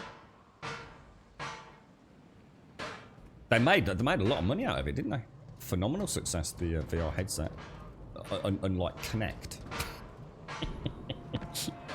I think that's why Xbox don't want anything to do with that. I think they're so ashamed of their fuck up with Kinect that anything that seemed even vaguely gadgety, that they just don't even want to talk about it.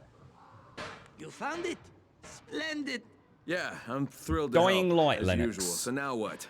Now you let us work. In peace. Shoo. But don't let shiny objects distract you too much. We may need you again.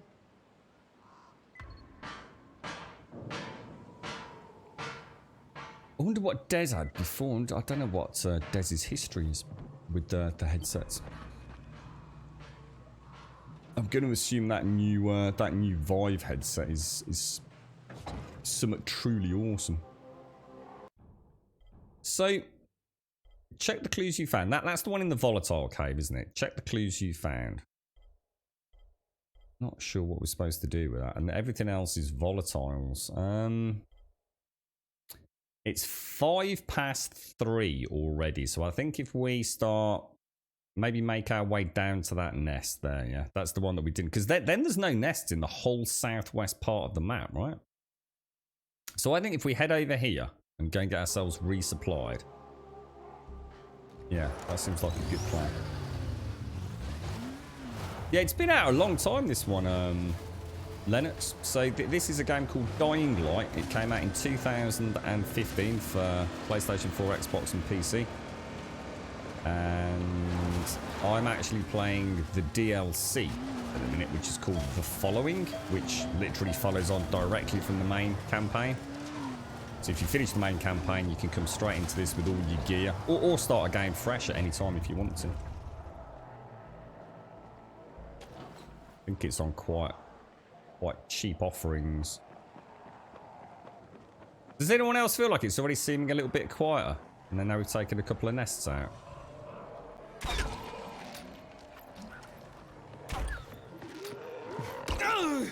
How did he not jump over him there?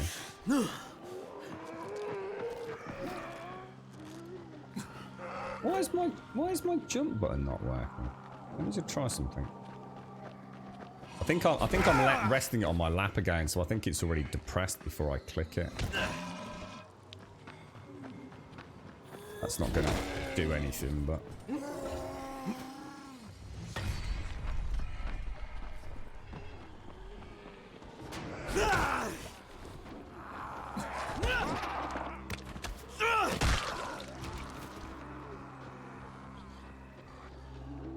Okay. Let's shoot some zombies, man. Almost tempted to go loud just to see if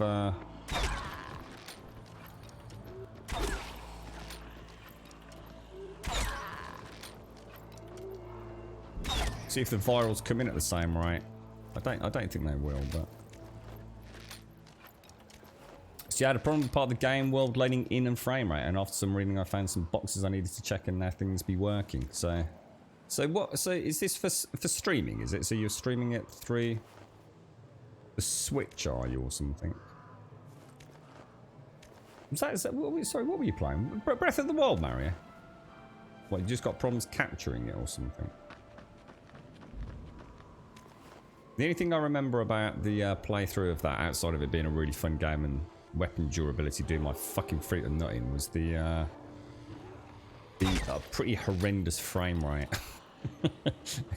Which I just think bad frame rates and Nintendo just seem to be arm in arm, really, don't they?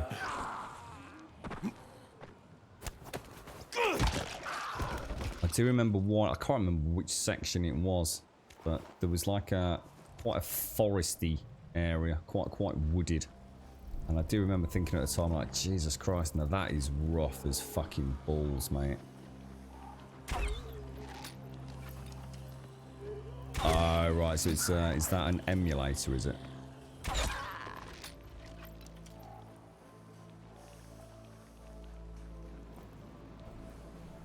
You wonder if X series will support it. Sorry, what's that, Stockman? What the or Oculus or something? I can't imagine Xbox had wanting anything to do with Facebook, but who knows, dude? See, I think that's where this Facebook account shenanigans makes me wonder what they're actually up to with the future for Oculus.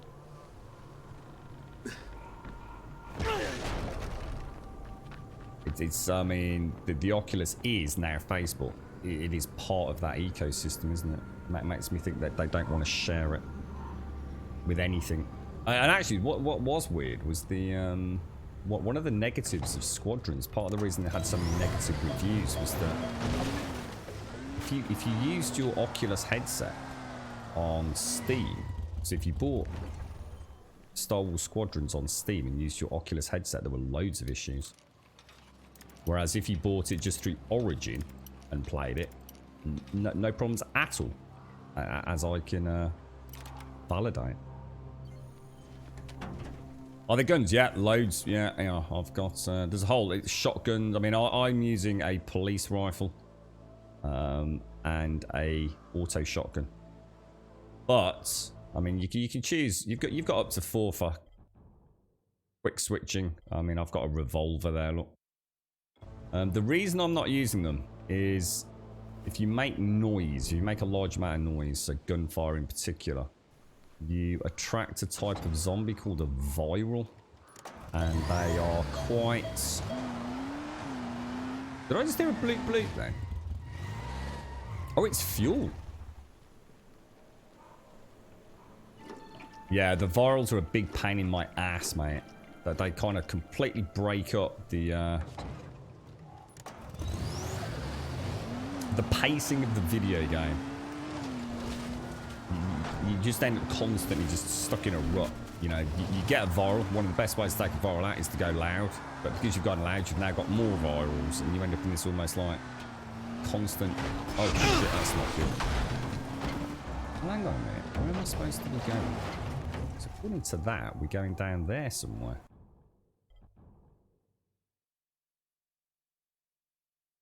The zoom on the following is so much ridiculously faster than in the main campaign. It's really annoying. I can't delicate zoom. Where the fuck am I? Do I want to be down there? And I don't think that's a very good place to be taking my Grummobile, is it? Should we trust in the Grummobile?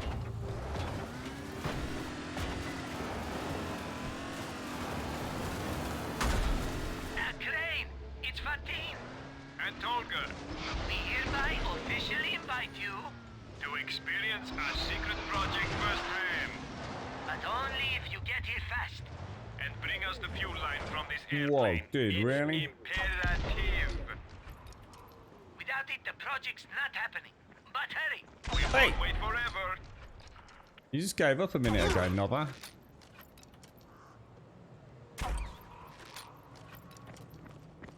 Yeah. Good idea.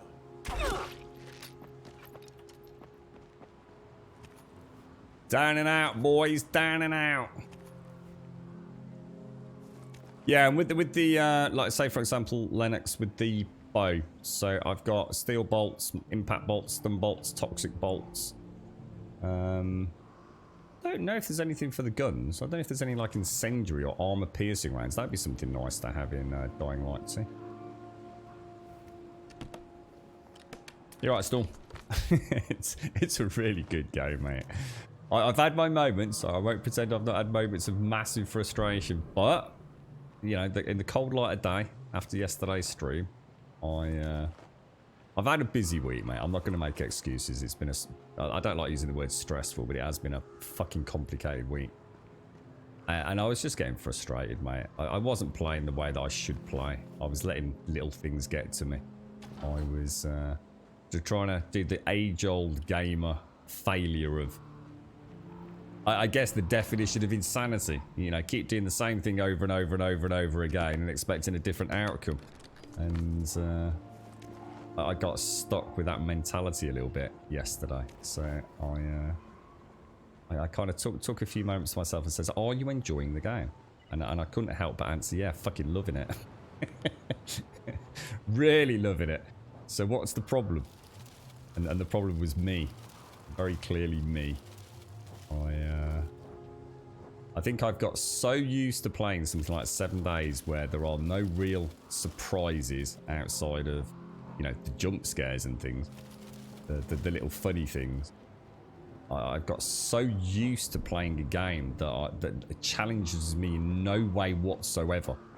Mentally, doesn't even register a single synapse, I don't think.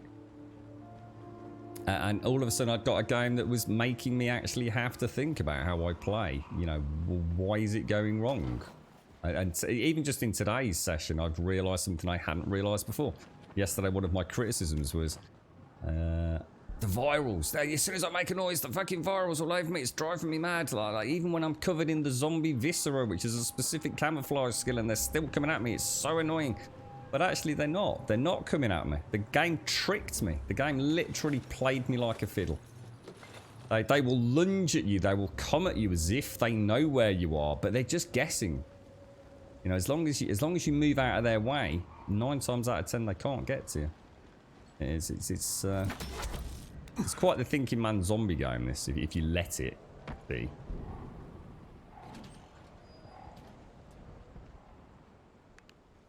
But yes, oh, hang on. Is there any, I'll tell you what I want to do. I just want to pop that quick shooter in there. That's one of those. Excuse me. That's like one of the those rare quest ones, isn't it? Oh, you'll definitely be able to preload Cyberpunk, mate. Oh, 100% Rosie. I can't possibly imagine. Need some new across all platforms, Steam, GOG, everywhere, I would have thought.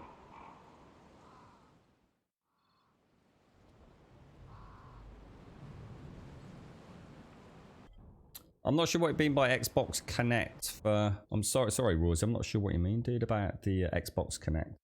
But you're still talking about VR?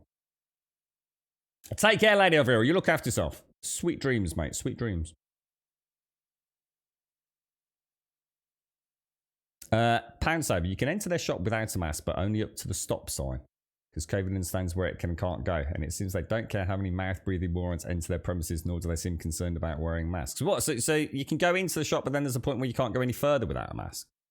That seems a bit weird, doesn't it?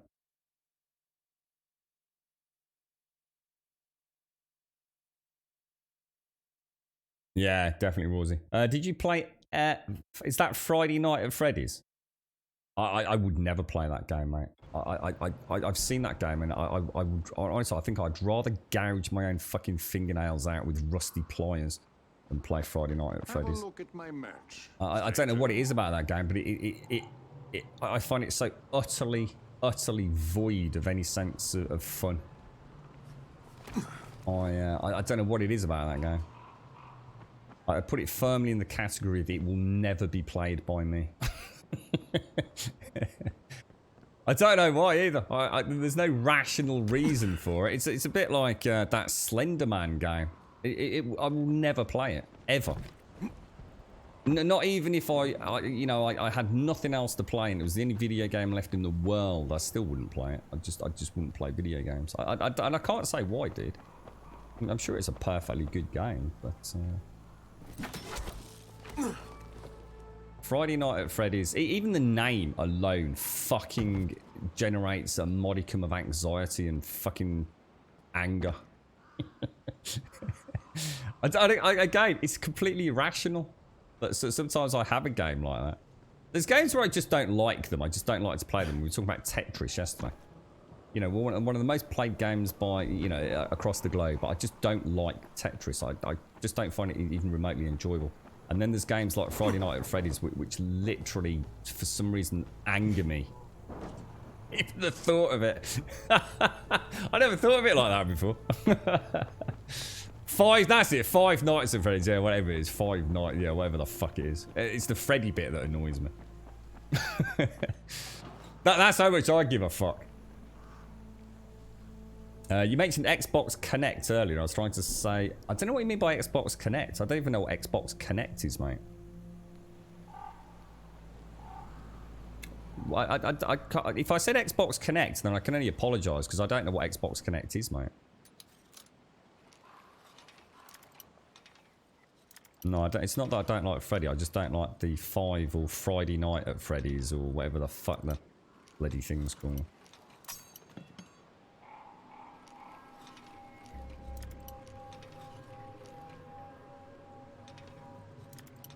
You're right, Storm. You were playing Assassin's Creed Black Flag. It was fun sailing the ship and shitting on fleets as such. I was a big fan of Black Flag. In fact, I was such a big fan of Black Flag, I didn't really play the video game itself at all. I just used to go around exploring as a pirate and stopping off at little islands and jumping from palm tree to palm tree trying to find where the treasure was.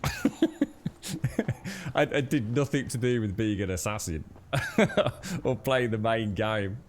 Which I'm quite embarrassed about, actually. I just had so much fun having that ship and pretending to be a pirate.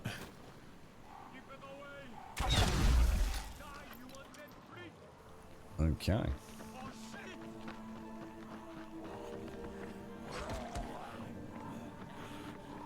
Right in the head. Stay away from me.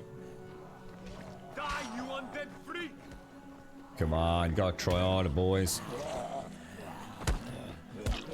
Oh, that's interesting. That didn't actually. Oh shit, my bad. Now I got you. Why are all my buttons? I think I need to move.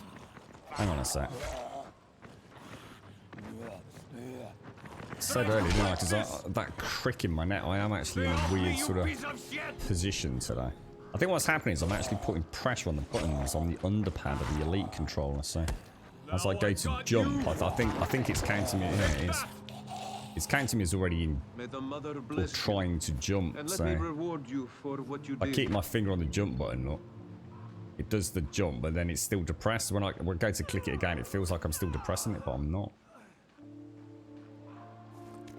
Kind of awkward sitting like this. I knew something was off with the jump. All the aiming seems okay. So it seems to be doing alright with that today.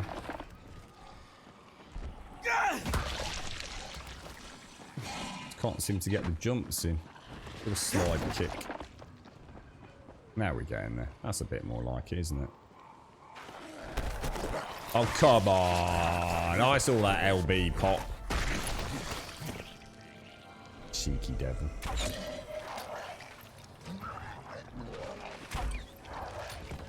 Close but no cigar, sir.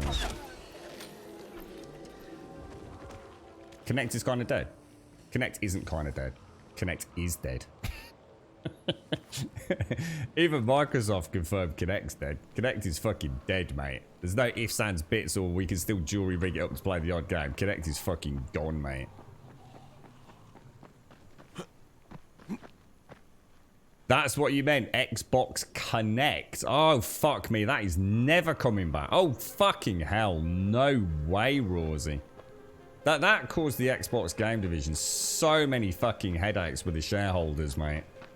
And not to mention complete loss of faith within the gaming community. I mean, and developers as well. Developers were furious over it. They were literally told by Microsoft, and as were we in many ways, that there was no such thing as Xbox without Kinect. That Kinect was Xbox and Xbox was Kinect. And whole studios started developing games. Look at Rise, for example, Crytek. Specifically built as a game that could only be played with Kinect. And then the shitstorm happened with the grand reveal. No one gave a fuck about Kinect. Kinect was just dying a hideous death. It was causing the Xbox to be a very expensive piece of hardware for fluff that nobody wanted. And you ended up with whole studios with games with no install base of players. And Xbox turned around and says, oh, actually, we're going to completely retract that. You now can have an SKU. In other words, you can go out and buy an Xbox that doesn't have Kinect bundled with it. And the industry was up in fucking arms over it, mate. Xbox will never create another Kinect. Ever. The stigma of that was unlike anything we've ever seen for a company like Microsoft. You would probably get shot in a boardroom behind closed doors if you mentioned Kinect. That was like the worst ever. From every single possible element, they want to make pretend that never happened.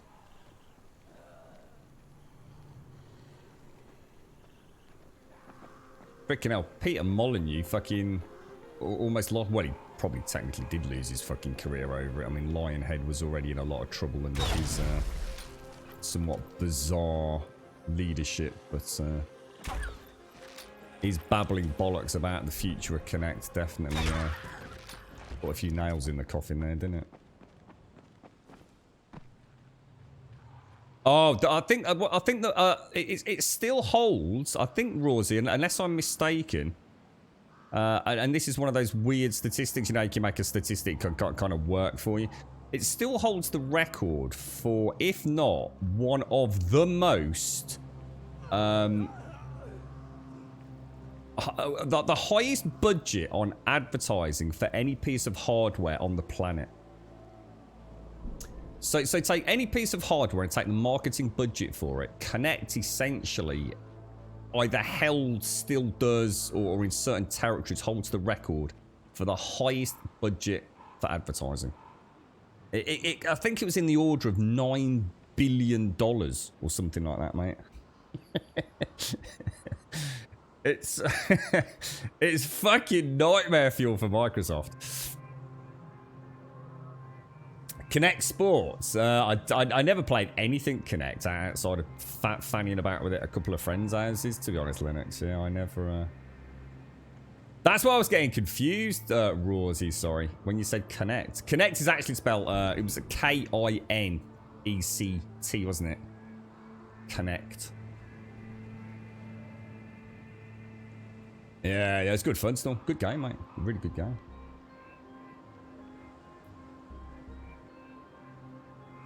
Gamers of ethnic minorities couldn't use it. The hardware couldn't detect their faces.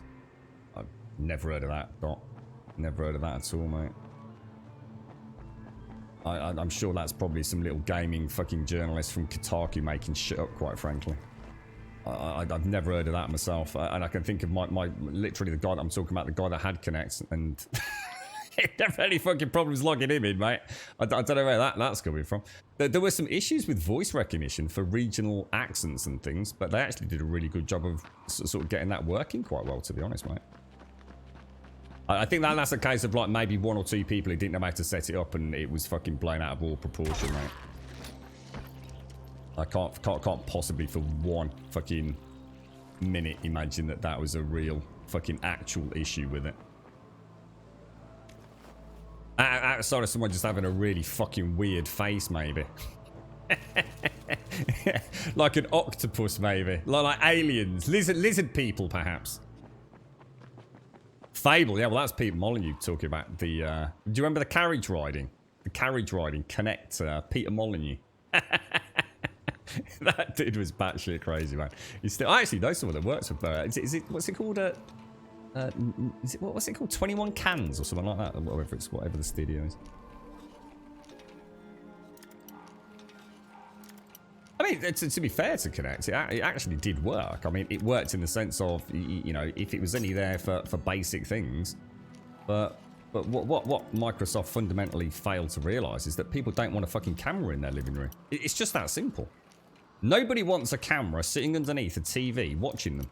Especially not one that specifically is designed to recognise you by facial and body recognition and voice recognition to log you into the console. Nobody wants that. Even I, you know, I'm a bit cagey about a laptop having a camera. I have a big blob of blue tack, if nothing else. I normally have a little piece of like Kellogg's corn paper, Kellogg's cornflake packet with a little bit of sellotape that I use to fold over a camera. I just don't like the thought of, you know, whether it be a hack or a, you know, an oopsie-daisy on Skype or something. It was a flawed concept from the beginning. It really was. You know, you can sell the greatest game in the world, but actually, does anyone want that piece of hardware sitting there? Because you, I don't know how you feel, but I don't. Fucking hell, you got conspiracy theorists out there who don't even like Google Home or Alexa sitting in their living room listening to them. So you imagine how they'd feel about a fucking Kinect sitting there listening and watching.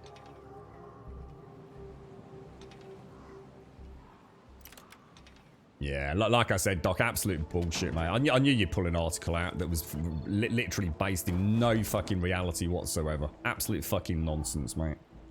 Absolute fucking nonsense. I can guarantee that's a classic example of GameSpot having a fucking quiet day and probably in a room with inadequate lighting, and it probably didn't recognise anyone. Absolutely no foundation in reality whatsoever, Doc.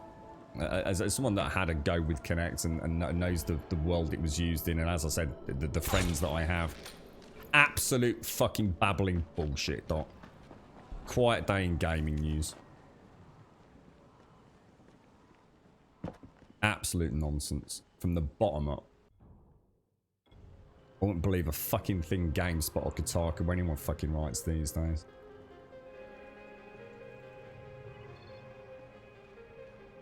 There's probably a little disclaimer at the bottom saying something like it wasn't in ideal conditions, or that we had similar results with a multitude of, you know, non-dark skinned people and things like that. But, you know, that's a really good headline though, right? Enough for you to remember it. Toddlecosh.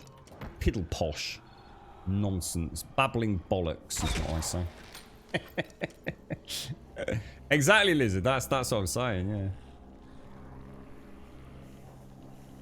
I mean, I wouldn't. If I had a Kinect, if Kinect was a thing, then it wouldn't be connected. In which case, there's no point in having it, you see. If I had to connect it to play a video game, then you were missing out on part of the point in having it, really, weren't you? It wasn't a bad bit of kit, though. I mean, from a technical side, it wasn't a bad piece of tech, you know, for the time. But Microsoft lost a lot of face with that with developers. They, by going back on what they said.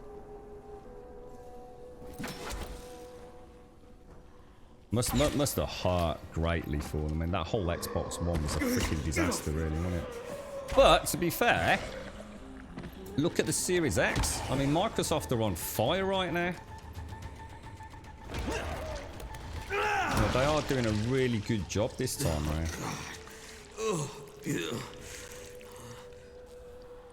So we've got it right. We need to keep an eye out, right, guys? We need to keep a really tight eye out for volatiles. We need to see something on the map that suggests there's a volatile someone in here.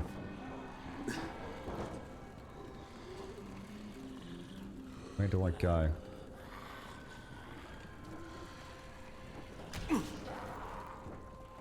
Can't see anything at the minute. Oh, is there a door over there? Let's just take him out. Let's get re-glued.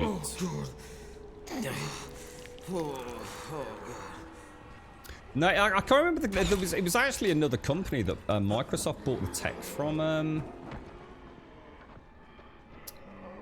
Doc, it's so long ago now, I really can't remember the details, but the technology behind it is actually pretty interesting to read into.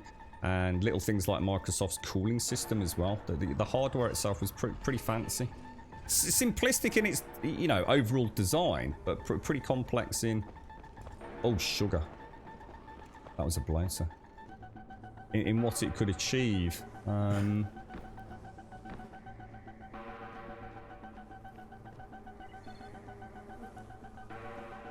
You know, I suppose if we consider some of the money that has to be spent on, say, for example, something like finger tracking, the VR headset tech and stuff like that, you know, it's not cheap. And, you know, that they managed to come up with something that was, you know, potentially...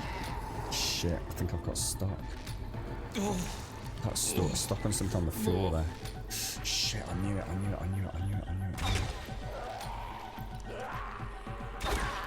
Go, just keep moving forwards. Where the hell do I go, guys? Oh, sugar. I'm running out of bolts. Bolts.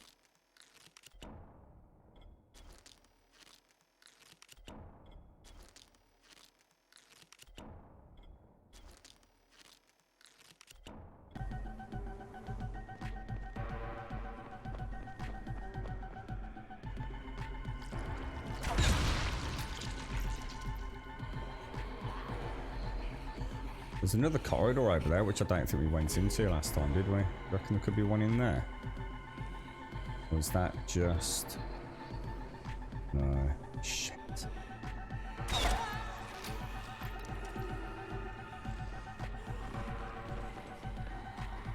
Where is the volatile, guys? Can anyone see it?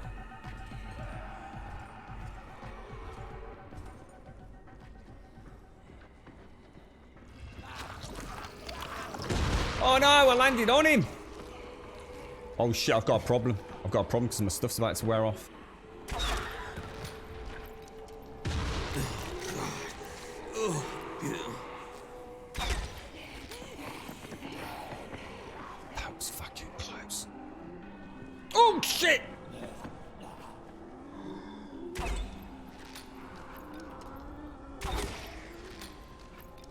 Where is the... There's got to be... Oh, do you reckon it's in the van, do you?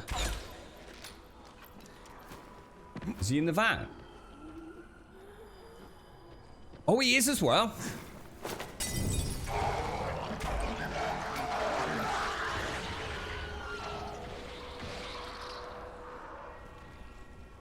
But that's not it. That's not it, though. Oh, shit, I missed. Oh, no. Oh, no.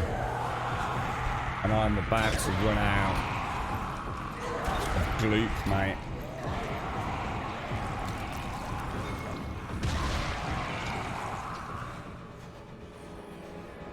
Still saying there's a hive status, isn't it? So I must be missing something, guys. Anybody got any ideas for us? Oh my god, dudes.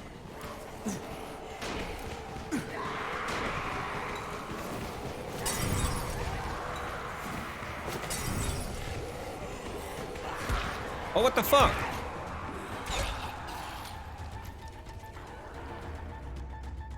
Oh, God. Oh, God. Oh, Christ, I'm bricking it here, man.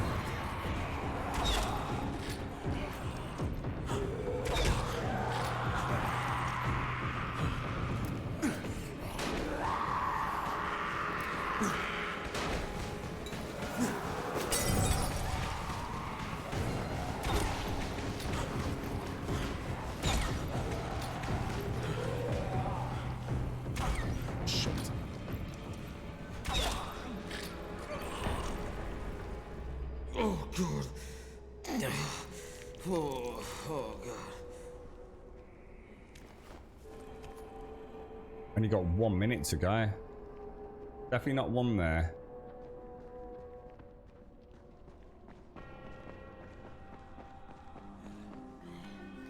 Definitely not one there.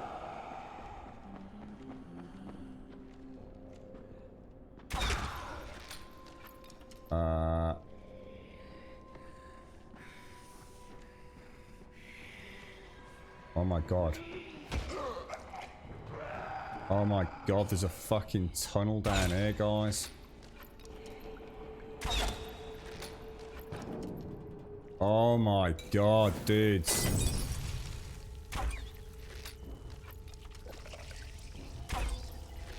That's it, we did it, we've done it, we've done it, we've done it, we've done it, we've done it, we've bloody done it, lads. That's another hive down. Holy shit, balls. I just gotta get out now. You right, Duster? How you doing, mate? So sorry, mate. I'm having to concentrate like a wi-fi. Shit, I need you dead, and I need your splooge, mate. I need your splooge. Give me your splooge. Give me your splooge. Give me your splooge. Got you. Give me more splooge. Give me more splooge.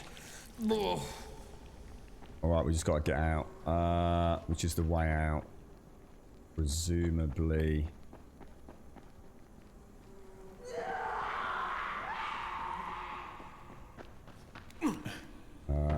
Can I get up there? Oh shit! Ooh! Bad cauldron, bad call, bad call, bad call.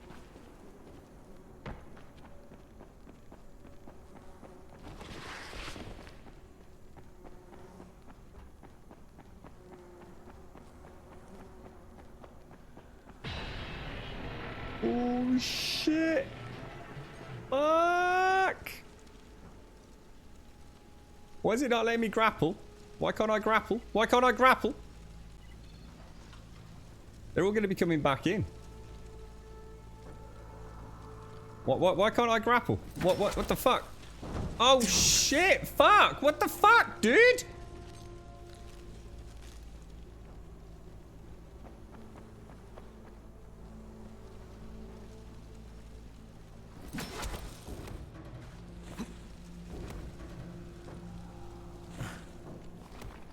What the fuck? We just grappled up there last time. Like, literally stood there. I went twang. Why could I not do it now?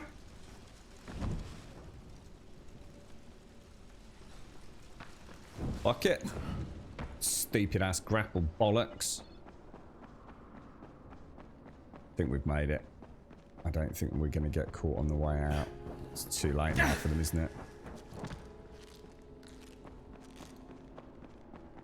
Oh, sweet. That's the second time we've been in there. I nearly turned back as well. I honestly thought at one point, holy shit, that was freaking awesome. I really did think at one point that going down that little slender tunnel was it just saying like, you know, there's a thread of tunnel here, but it's narrow and there's nothing there. It's anyone I saw that opening in front of that zombie, I thought, oh shit, there's like a sewer system like actually down in here. That was awesome. That was awesome.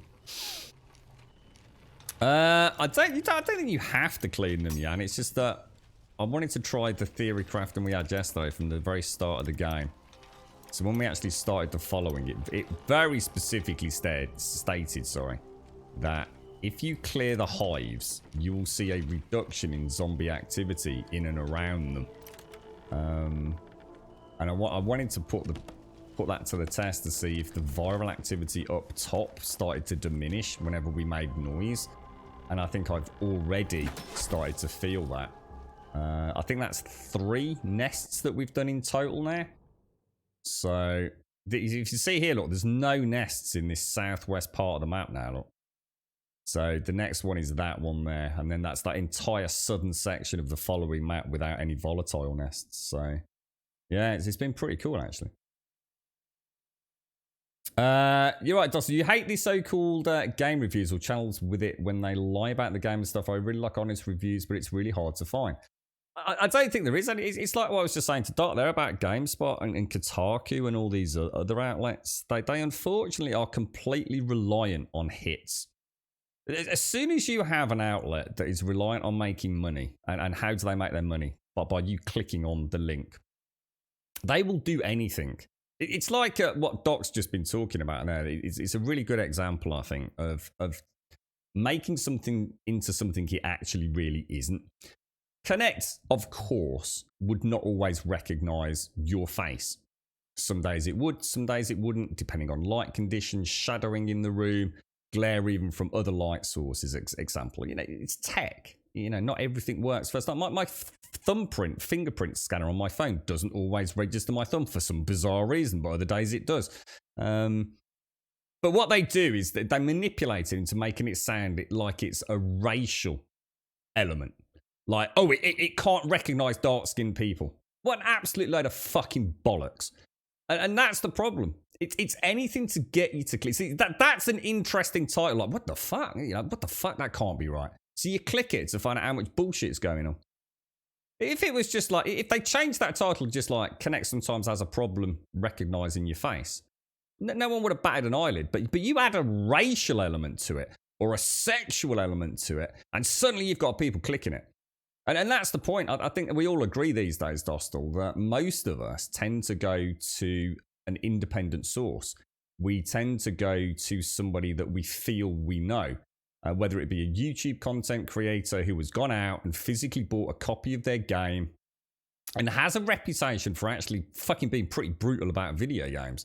And the same with streamers. If you ever click an article on GameSpot, GameStation, whatever the fuck it's called, I never go there. IGN or something. You've got to be really careful. Sometimes it's a brilliant source of information. They might be the first outlet that has, for example, footage of a particular video game, and that you can watch objectively. But the second you start reading an article or you read a headline, ask yourself the question: why is that even there? And it's there because they need to generate money. They need to generate hits. And it goes to show the power of it, because it's those things, for example, that Doc has remembered. You know, Doc specifically remembers and associates the Connect with having an issue about almost racial profiling. And it isn't. It never was, ever. But it goes to show the power that goes into, and we were talking about it earlier, weren't we, with apps and things. It's unfortunate. It's unfortunate that, in a way, that the internet works, because no one here wants to pay for a truthful internet. You couldn't afford to. The problem is the internet and a lot of the stuff we read on the internet is essentially, on the face of it, it's free. And therefore, who the fuck's going to make free content if you want it at a professional level that takes time? The one thing none of us have is time.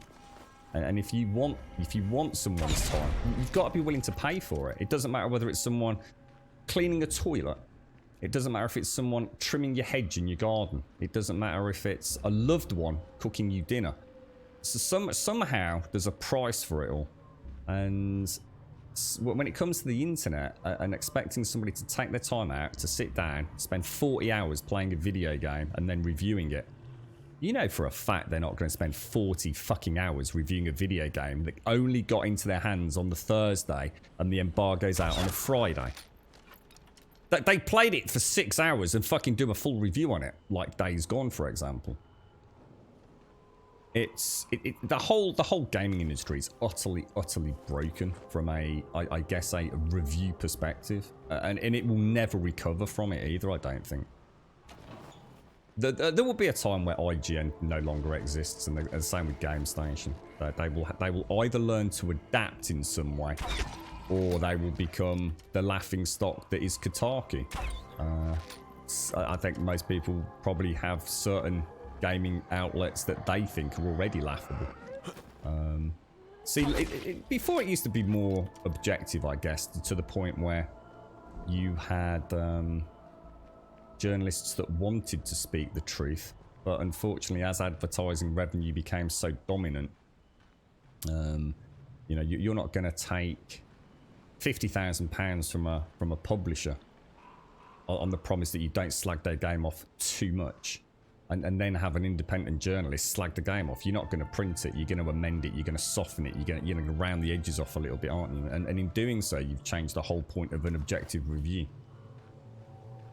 But that's gaming, mate. But you know, it has been for a very, very long time. But this is why I think content creators have become, as in independent content creators, you know, your favorite YouTube content creator. You will start to gather a rapport with them. You will start to learn that they criticize the same things that you find critical in a video game. And somewhere out there, you will find somebody that likes the same things you like in a game. And you'll have found somebody that is a voice to, I suppose, tell you about a video game that you're thinking of buying. To put it in you know, the basic element of what it is.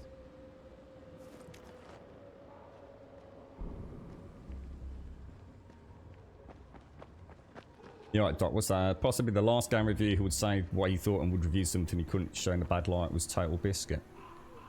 Well, I think that's unfair. I think that's unfair to a lot of current content creators, Doc. I don't think that's fair. I wouldn't agree with that.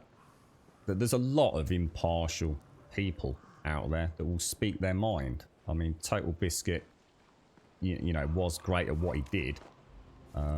But to suggest he's the last of independent thought in YouTube reviews is very unfair. There's plenty of people out there that, you know, get sent copies of games but still buy their own copy and still genuinely criticize games. You know, call it exactly what it is, a sack of shit. Or call it a good game. You know, Jim Sterling lost his way. Jim Sterling's become what? Jim Sterling's become his persona, a babbling buffoon, unfortunately. Through necessity, because he knew content that he was creating what wasn't going to fucking survive, mate. He's not a particularly likable gentleman, to say the least. But the persona he portrays is one that people will watch. It's a bit like Angry Joe went through an ebb and a flow, almost a full round cyclic change in, I guess, his channel's philosophy. He started off as Angry Joe. His shtick was being angry at a video game. And then he realised that actually he literally wanted to authenticate himself more. He was starting to get very popular. He actually wanted to be more than that. And he started, you know, I think being much more impartial, much more thoughtful, introspective in many ways about what he liked. And, you know, the channel started to change. And I think he brought on board a certain degree of legitimacy for the channel within I guess the mainstream journalistic channels such as IGN and Game Station. But what happened? YouTube advertising revenue changed fundamentally. And you know, you could date it all back to things like the so-called adpocalypse and all the rest of it. And unfortunately, Angry Joe's he's gone full circle. He's got to come up with a gimmick again. You know, cold commentary and passionate commentary that's thoughtful and articulate. Most people don't give a fuck. People want a shtick. They want a gimmick. They want something that makes you stand out from the crowd. That's what gets the hits. And, you know, you could already see him starting to circle back round into that mentality. Because it's a brand, and it's a brand that his family relies on to bring him money. And with all the best will in the world, you know, none of you in chat, and I don't think, I feel reasonably comfortable saying it, have probably ever been given the temptation. I don't know how many of you work in the game industry, but, you know, if you're an independent content creator and, you know, you've built up a brand and you've got a good viewership and you're kind of known for being impartial, and somebody comes to you and says, like, look, we've got this game coming out. We know that you might not like it, but look, here's some cold hard cash. Here's essentially a year's salary, you know, in a reasonably well-paid job. For you to soften the blow, even if you don't like it, just don't fucking absolutely hammer it like you would do. With advertising revenue down, with the pressures of the COVID world looming over everybody, you can't answer the question I'm about to answer. You can't, so there's no point, don't try. Would you take the money? Doesn't matter what your what your moralistic opinion is. Doesn't matter, you know, your own morality. When it actually comes to when you've had a rough month and someone could help you out, pay that mortgage, help your kids stay at school, you know, you're not actually gonna lie on your video. You're not outright gonna like tear it apart. You're not actually gonna say it's good. You're just not gonna. You're not gonna stick the knife in. You're gonna take the money. Well, like I said, therein lies the pointlessness of games journalism, unfortunately. But there are still people out there that you can trust. That's what I was saying to Doc there. You know, that there are a lot of people out there because they're small channels that actually don't have anything to. No one's going to approach them with $50,000. No one's going to come to me and say, "Here's Grum, going out, you know, review Dying Light 2, and here's 50 grand to make it sound good." No one's throwing that amount of money at me. Never gonna happen. So you got to put it in perspective, you know. Is there a game to improve my AM? My AM's fucking great, mate. I don't know if you're struggling. In which case, I'm sure this Counter-Strike Go would probably be a good one to teach you Twitch combat. I think there's some training profile stuff, isn't there? I know there's some stuff that's designed to improve mouse accuracy and help you work on increasing things or even decreasing, however you want to look at it, your sensitivity within video games, isn't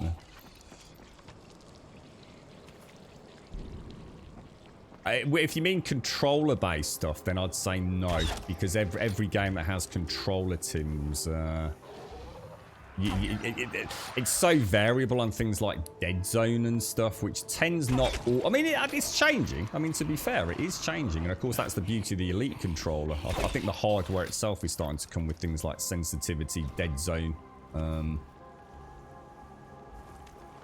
alteration, and well, that was weird. I couldn't pick that up. But there's definitely lots and lots of clicky simulators out there that a lot of places use for things like analyzing or testing latency on things like monitors as well. So, you know, they'll run a series of click tests and then try it, you know, with what is in theory a zero latency capture card and see if it really is, you know, does it actually impact on the scoring outcomes. But yeah, there's definitely stuff if you're serious about that, Tims. Yeah, that's actually a really interesting point. That is, Doc. I couldn't confirm more my own belief about Jim on that. Now the guy's not here to defend himself, but he's a big guy. He's a big content creator, which is why I don't mind. I don't mind sometimes talking about people like Dan's Gaming and Code Carnage, whether they're here to defend themselves. Most of the time, because it's complimentary. I think they're fantastic streamers, but Jim Sterling, he might not be here, so I tend not to like talking about people like that. But he's a big boy, and I fundamentally do disagree with his entire attitude in his current format. I find him just a very aggressive, chip on his shoulder, and a gender-bearing element of the game industry. He has been horribly soured by something somewhere, and to be honest, I used to really like watching Jim. And I mean, I really used to like, put aside the stupid gimmicks that he used to come up with.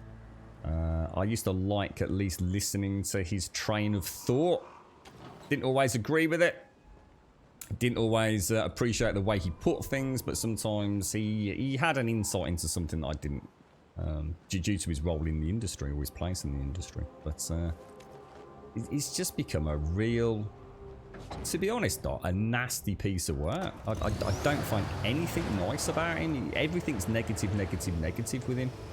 And that is because that's what sells. We've heard content creators, for the last 3+ years saying that if they make content that's positive, it doesn't do as well as content that's negative.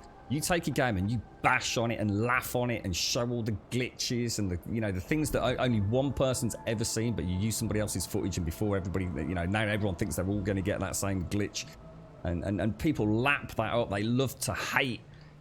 But, you put out a good, solid, thoughtful review, a real clever breakdown of Anthem.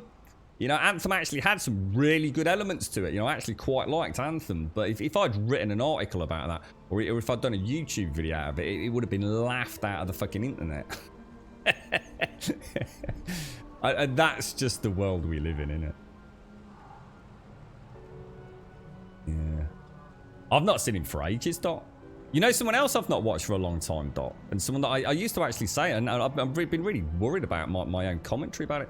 I used to watch Boogie. I used to quite like watching Boogie. And obviously, not so much the Francis character, but I actually kind of quite liked... I haven't watched him now for probably 18 months properly. There's something gone really horribly wrong over there.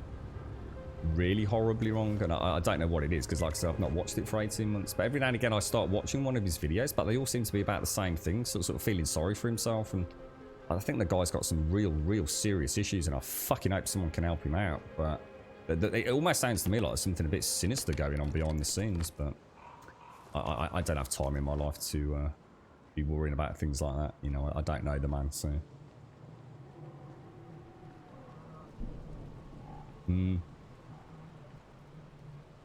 You love the channel, Tims. For the aim. How's things, Tims? How are you, bro? How's things, mate? How are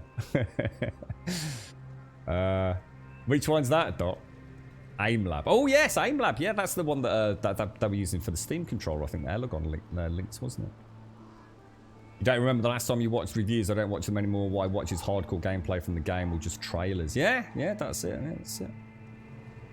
To be honest, most of my viewing about games tends to come down to a technical performance these days. If I was to be absolutely truthful with myself, I tend not to watch reviews. Oh, actually, no, I tell a lie, actually. Here's something that's interesting that I quite often talk about, just very quickly. We'll get coffee in a sec. One of the things that I do like to do is watch the mainstream reviews. So I will watch IGN reviews, and I will watch GameSpot reviews, and whoever else has got a review out, around the time of launch. And not because I actually personally care about what they're saying, but what I do care about is that they still hold a huge influence over the industry, and not only that, they also hold a huge influence over salaries. A lot of studios still get paid relatively little, but on the promise that if you make a good game that scores X amount on Metacritic, you'll be eligible for a potentially significant bonus at the end of the development cycle. So in other words, like, here you go, this is what we're going to pay you, this is your salary. But if the game gets 85 plus on Metacritic, you're eligible for a additional percentage on top of that. And like I said, there could be a hell of a payout. So when people go review bombing things, or when people think it's funny that IGN or someone has given a game unfairly, like Days Gone being a classic example, a review based on political and personal agendas, nothing to do with an objective review, but that is counted towards a Metacritic score, that person has not only been unfair to you as a consumer of the review, because the review is not impartial, it's not objective. They may have very well just made the difference between a person being able to continue their career in the gaming industry. Put that shit into perspective. It's not as simple as people make out. There's a lot goes on in this industry that I think most people just can't whether or not they don't want to know about it or just don't have the time to learn about it, and I get that, absolutely get it. It's far more complicated than people think, and reviews are important. You might not care, but the industry itself cares. And at the end of the day, you know, you get somebody that walks into a store or is on the internet, they see a game, think, oh, I wonder if that's any good, and what do they do? They pop onto YouTube, type in X game review, IGN pops up, they watch it, IGN gives it a 6 out of 10, they don't buy it.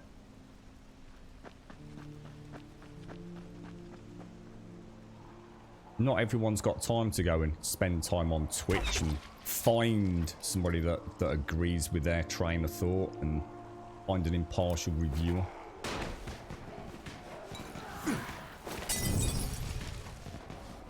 Scary. It's not an industry that you want to be in, I'll tell you.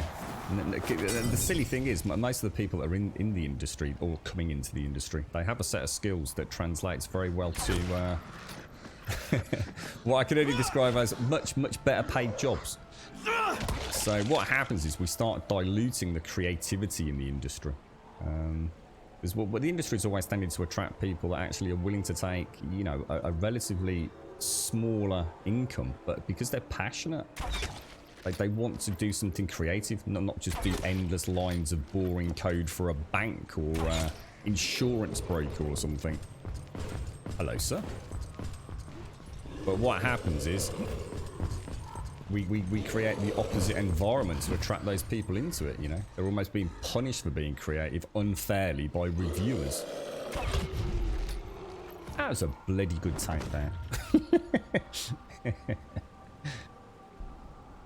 It's similar when people ask a streamer what the game is about, what their opinion of the game is. I prefer to use my eyes. Yeah, I mean, you'll see it all the time on this channel. A classic for me. You know, I doubt a week goes by if I'm playing a new game where somebody comes in and says, "Hi, Grum, is the game worth it?" And nearly 90, you know, if I've got the time, you know, I'm not in the heat of combat, I'll say, honestly, I can't answer that question for you, mate. I have no idea what value you put on a video game. All I can tell you is whether or not I am enjoying it and tell you what I'm enjoying, and hopefully balance that with a little bit of what I'm not enjoying. With a very big disclaimer that I am an absolute fucking fruit the loop when it comes to video games, because it doesn't take a lot for me to suddenly passionately hate a game. Like Vampire was a really good example. Vampire was a 10 out of 10. I think Rev recently asked me. I didn't have much of a chance to reply to him on Discord, really. But he asked me if you played Vampire, is it any good? And I went, yeah, it's a 10 out of 10 game. Until the last, like, sort of 20, or I think it's the last 10%, where it becomes a literal shit pit 1 out of 10. You know, you gotta be honest. And there you go. Would I recommend someone buying Vampire? Yes, I would. I thought Vampire was an excellent game, but do not expect an ending that is going to make you feel good about your playtime. But is it worth picking up at a reasonable modicum of a budget? Yeah, it is. It's a good game. Be honest, you know. Be honest about it. You know, we're not here to sell video games. I've done some sponsored streams. I have done some sponsored streams. The last one I remember, I think, was Call of Duty last year. Call of Duty, the single-player campaign. And I had nothing but praise for it. I'm not here to tell you what Call of Duty is like in multiplayer, because I didn't play it, so I've not got an opinion on it. But that single-player campaign was fucking epic. Now, no one cares about the single-player campaign. You know, if you're buying Call of Duty this year, you're not buying it for the single-player campaign, are you? You're buying it for the fun with your mates, Friday night, a couple of beers in, you know, You get those prestige levels up or whatever it is these days. But I did do a sponsored stream, and I mean, the amount of money I get for a sponsored stream is negligible. It's nothing. But what I did get was I got a free copy of the game, you know, and I always make it very clear when that is the case. But I think the only thing you're expected not to do is to slag it off. I think that's the only thing that you're asked generally by sponsorship deals. It's just don't go fucking over. You know, if you really don't like it, don't go crazy. And my attitude's always been that wouldn't happen, because if I hated it that much, I'd just turn it off.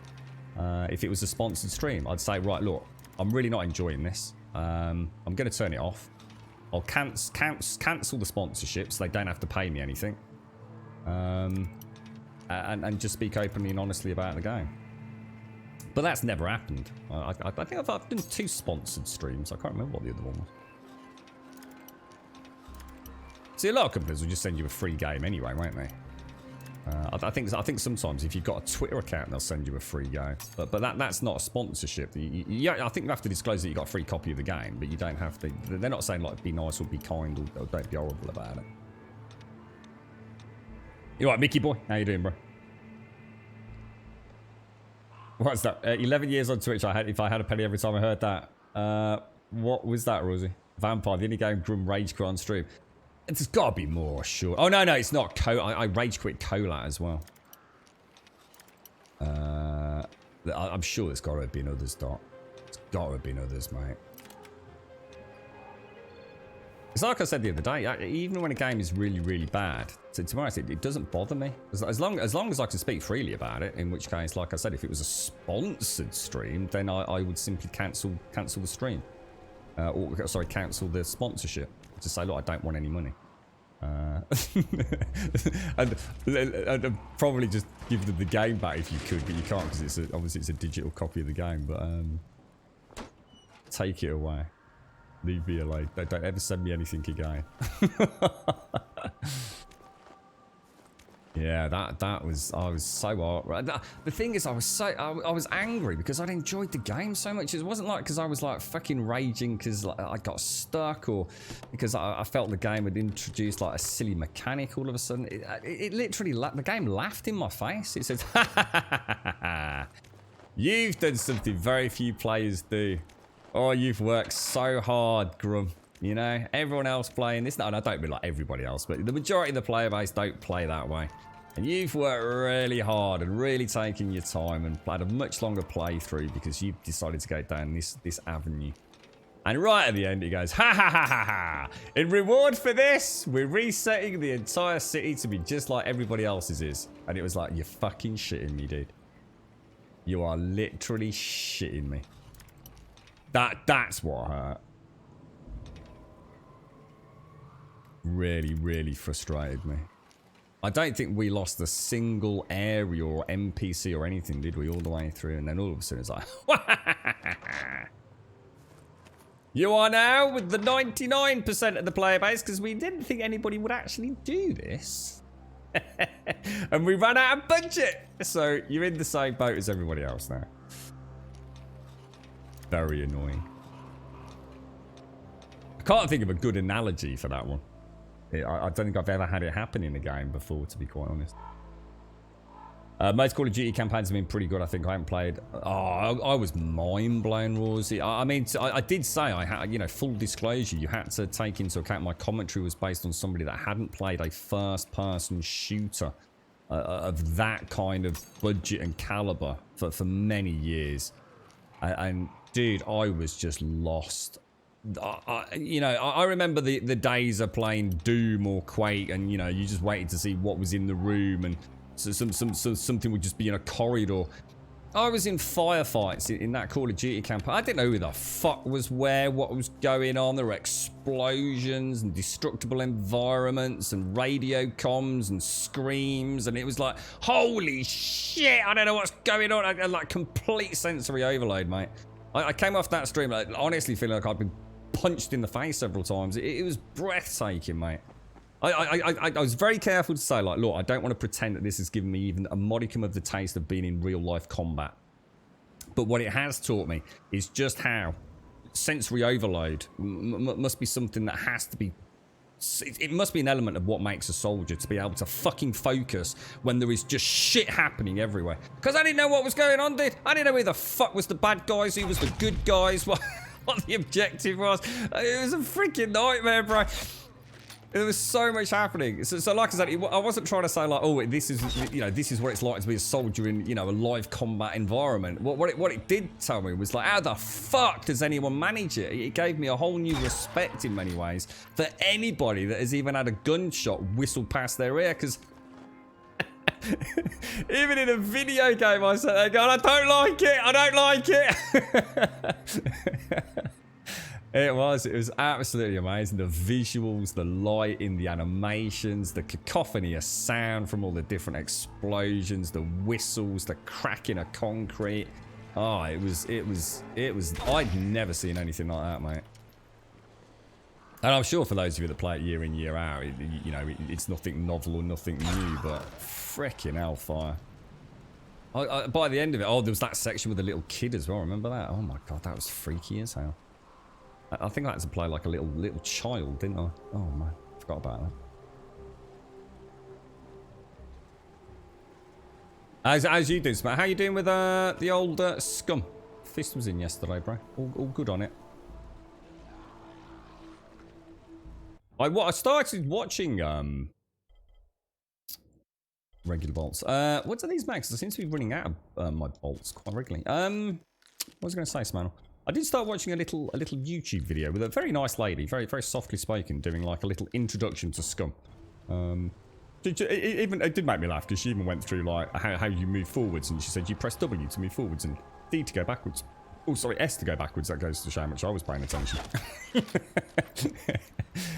You know, really sort of goes. So I've only watched like the most obvious of the obvious, really. But it looks like she goes into a little bit of depth to it. Does look like a good game, dude. The only thing that did put me off a little bit, she did show a little bit of pre-roll footage where she was shooting... Oh, no, actually, no, I tell you what, that was Fist, actually. I watched, in fact, I thought it was... Did he go to, not a library, was it? I think you died there or something, Smanel. And Fist had gone back there, and he heard things running around on the roof. And the only thing that surprised me was, there was, I don't know what they're called in Scum, but I'm going to assume a zombie, whatever they are. Fucking hell, he had to put a lot of rounds into it, mate. I mean, I don't know whether he was like missing headshots or something. It was a bit hard to tell on the stream, but he put a lot of rounds into one of those things to down it, dude. Oh, I love Far Cry, Dosta. I'm a huge fan of Far Cry. I hope I can pick that up very close to release. Don't know much about the new one, actually, Dosta. Have they got any new footage out over recent weeks? I know there was the big initial reveal trailer a while back. There we go.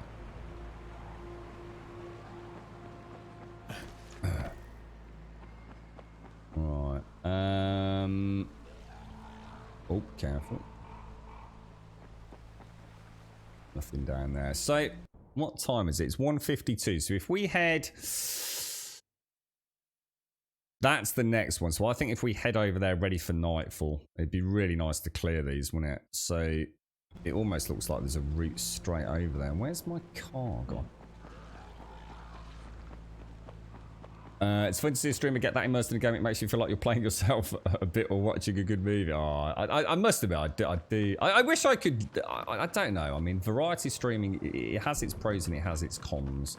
You know, when you're playing a different game all the time, I think one of the headaches with that is it's... I say this, and I know sometimes people get the wrong end of the stick, but I think it's a lot harder to be a small-time streamer doing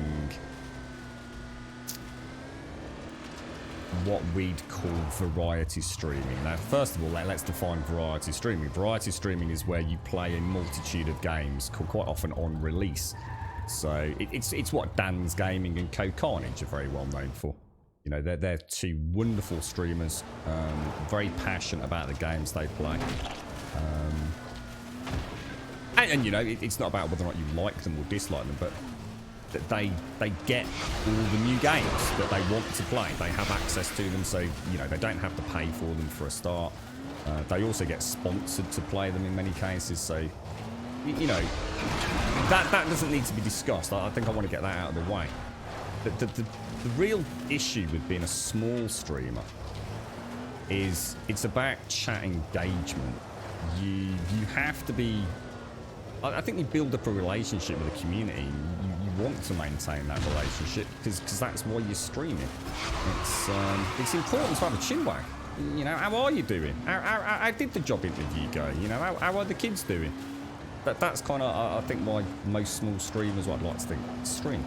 But if you're playing a video game, a brand new one, so two things are expected of you, I think. Or I think as a viewer that I would expect. One, I kind of expect somebody like CodeCarnage and Dan's Game to actually be pretty good at the game.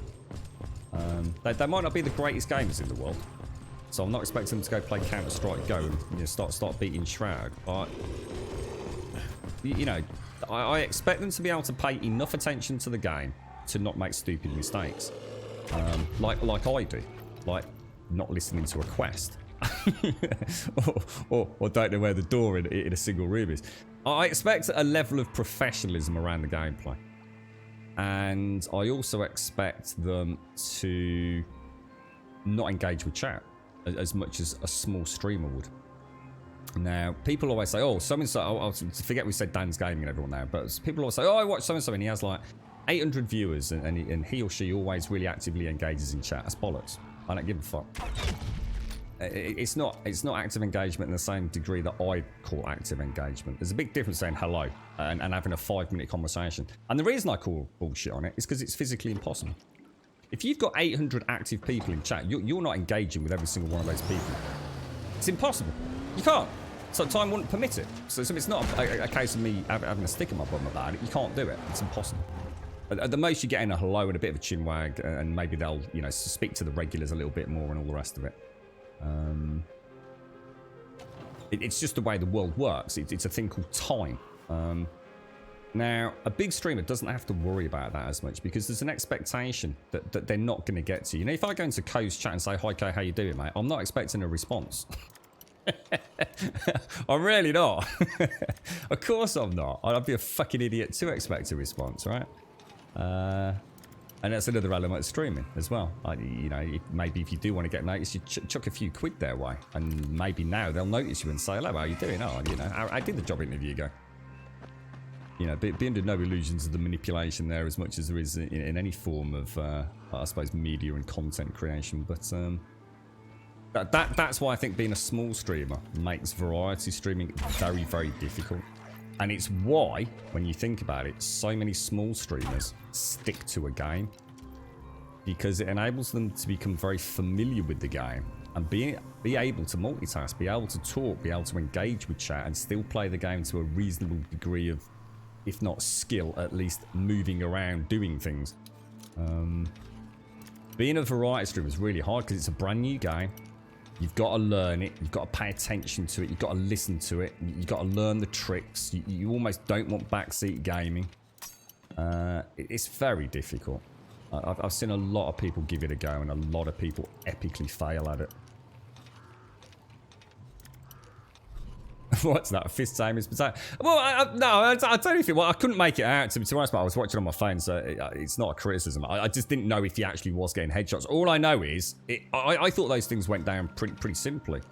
But yeah, lots of rounds to take down a zombie. I guess that's a server setting though, right, Smatter? So like you can make them a bit more bullet spongy. Maybe he's made them like a bit more resilient or something. Or yeah, well, I did watch a little bit of it, mate. It wasn't just the gymnasium, dude. I saw him have a few little skirmishes. I was quite surprised by how many bullets they all bloody took. Looks like a nice, clean game, man. I love the idea of the map, and I think there's like... I seem to remember it myself when I watched... I think it was Ed was playing it. Was it the airport or something up in the top left-hand corner? And like, I think that's where I saw a mech or something back in the day. I need to get some Far Cry's for PC. I have 3 or 4 both on Xbox. Oh, what? Really, Ross? You've not played Far Cry? Oh, sorry. Oh, sorry. I misread that. You've played 3 and 4 on Xbox. So if you've not played Far Cry 5? Far Cry 5 is obviously not the greatest of tales, but I'm going to be honest, I don't really worry too much with Far Cry on that. But it's a beautiful world, mate. They did a really good job with Far Cry 5's world. And it also adds in planes and things as well. So that sense of like being able to fly around and parachute into objectives. Oh, it's so much fun, dude. I've only seen one trailer for it. I was like, should I buy it? And I bought the Diablo 4. Eh? And I bought the Diablo 4 just because I know it will be insane. Just know it. Well, hang on. Is it possible to pre-order Diablo 4? Do you know? I'm still waiting for Diablo Immortal to release, mate. Well, I fancy having a go at a Diablo game on mobile. I think it will be quite good fun. I think I'm the only person on the planet looking forward to it, to be fair, but many people only watch the streamers playing their game at the moment. Oh, absolutely. And that's the unfortunate thing as well, I think, is that what happens is somebody will stream, say, Stardew Valley. They're enjoying it. People come along, they watch it. You start to get to know people, and then one day you've had enough of Stardew Valley and you go and play, I don't know, RimWorld. And all of a sudden, you know, it's a different mix of people, and you know the streamer's going to start getting a little bit anxious about that. It's like, oh, I don't know, or maybe I should go back to Stardew Valley. And then what happens is you end up with these sort of content creators that aren't necessarily enjoying the games they're playing. I've been very lucky. I'm insanely lucky that I had a game that remains my go-to game. If, for example, on today's stream I didn't want to play Dying Light, I'd have been playing 7 Days. I can't think of anything else that I have installed that I could just go and hit and have some fun with. But I'm actually trying very, very hard. As in, I know it sounds ridiculous. I'm actively trying not to play 7 Days to Die. I don't think it's good for me, to be honest with you. And it's brain dead. It's literally just brain dead gameplay. And the sort of creating element, the building of a base, just. I've been there, I've done it, mate, and there's prettier games to build things in than 7 Days. I've run out of POIs to explore. I don't need to be there. I need to just find anything to just I think would be better for me. Tetris might be better for me than that. You didn't finish 5, no, probably about 2/3 into 5. You didn't play. You've not played 3. Hang on a minute. Oh my god, you have promised me, Roars, that you'll go and play Far Cry 3. If you've not, I don't know, I'm not sure whether I'm getting confused with what you haven't played on different formats, but Far Cry 3 with Vars is just so cool, dude.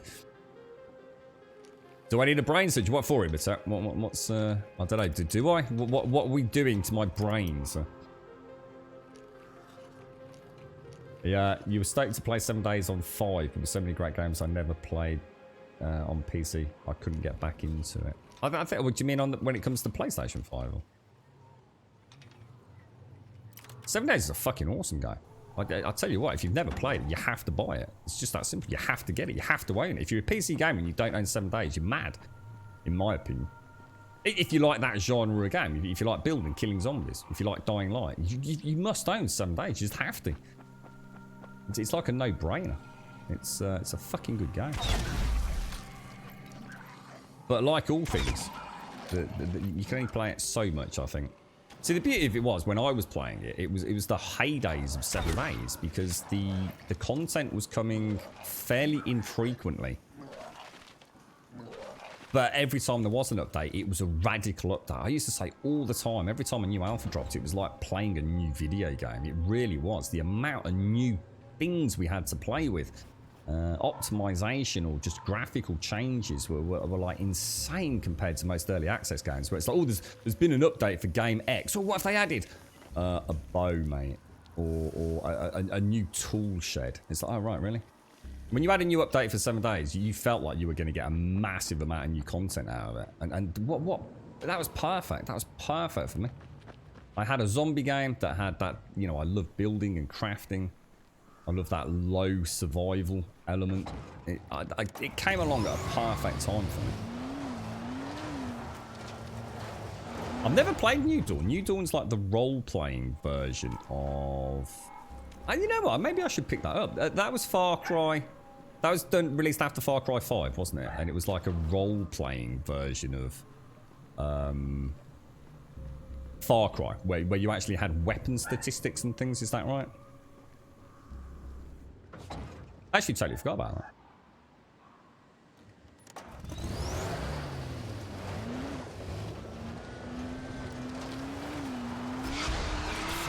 Whoa.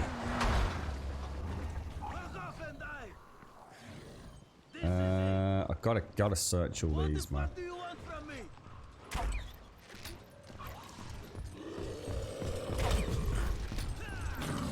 Ooh, careful, Grummy. Look at the blood pissing out of him from that shot. Holy wow. Yeah, do you know what, mate? We were talking about Far Cry Primal.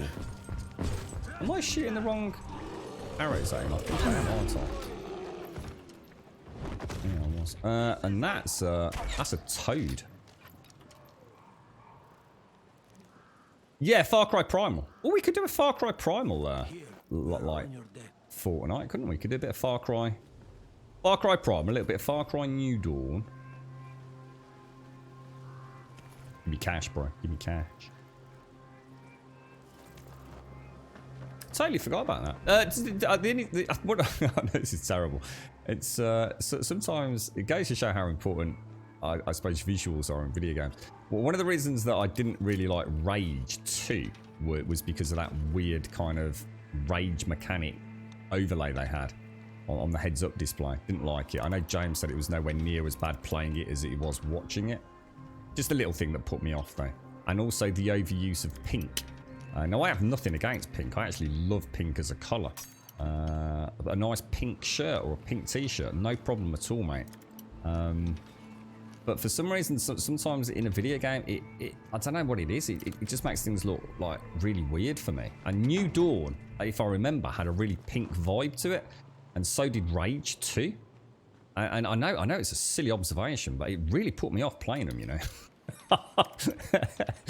maybe I need to learn to embrace the pink in video games or something, but yeah, it was weird. It's like, oh, why have you gone for this like really gaudy pink sort of overtone to everything? I don't kind of like that. Yeah, it's set after like the nuclear.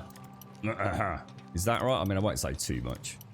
I'm sure no one's too bothered about spoilers, but yeah, it's based after the end, grand finale, right? Primal's supposed to be a really good game, Dostal. Like a really good game, mate. It's just one of those things that I suppose no one is particularly interested in. You know, it's an old game. It's a Far Cry game. These dudes need to stop bothering me while I'm trying to pick this lock. It's getting annoying now. Stop it. I should imagine you get Primal ever so cheap. He was kind enough to get me a copy of that. I think you get to own a saber-toothed cat as well, or something, don't you? Or at least an animal or something. No doubt a fairly good-looking game if you splash on a bit of reshade with it. So Smenol, how's sorry mate, how's Scum going these days then? Are you I can't find this sweet spot for love nor money, mate. These hard pick locks are just so stupid because it's completely random, and until you actually find the sweet spot, you're just pissing away lock picks. And even when you do find the sweet spot, it's so minute. You fucking. Pardon my French. What an absolute freaking. What a cockwomble. Because that resets the lock as well, doesn't it?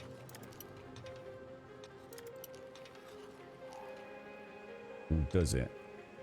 Oh my god. I don't think it's even possible, right, to actually adjust the lockpick to the degree that you need to for very hard. So it's banging them. So if I do it a fraction to that, that's as much as you can move it to the left. You can't move it any less to the left. Oh, thank God for that. Alright, here we go. You're right, Fist. I was just talking to Smetnol about Scum Fist. I was just saying, I was watching you, just saying to Smetnol, I was watching you in, I think we figured it out. Where was it, Smetnol? The gymnasium, dude. And I noticed it was taking a ridiculous number of rounds to kill the, what I call the zombies Fist. And I was saying, I wonder if it was like a server setting where you've made them like quite bullet spongy. But I kind of assumed like a couple of double taps to the head, like, because they're not, what are they? They're not like super mutants or anything, are they? I was quite surprised though, dude. You live in peaceful times. Quiet. I heard something. I mean, I saw you sort of like put 20 fucking rounds into one of them, and then it got up. It got back up later. I think you'd gone around the side. Well, if that's the right area with the gymnasium, where I think on stream you said you'd heard them, Fist. You thought you could hear them on the roof. You had bad quality ammo. Oh, is that a thing? Is it? Oh, right, okay.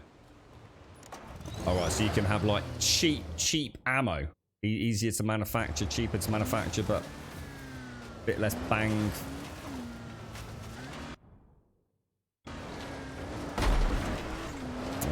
I see. It's an interesting heads-up display. I'll give them that. It's, I've never seen anything quite like it before.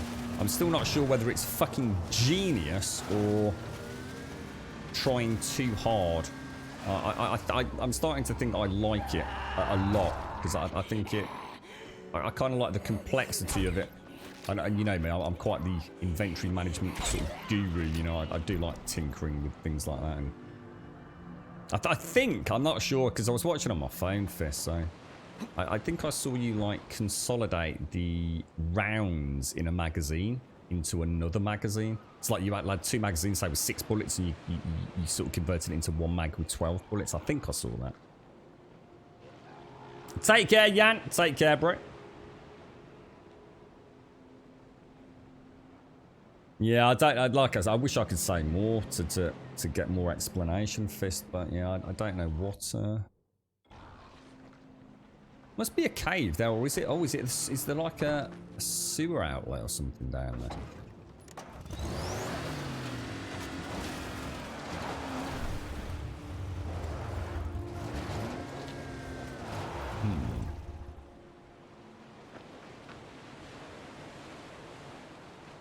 I thought I saw a pipe.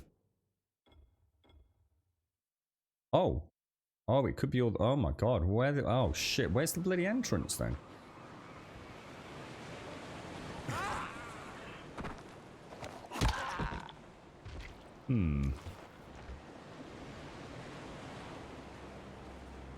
Not here, I guess.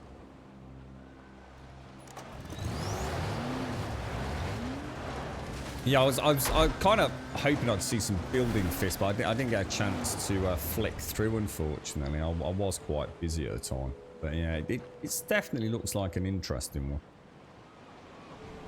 I had a quick look on the live Twitch. It's not very popular, is it, to say the fucking least, mate?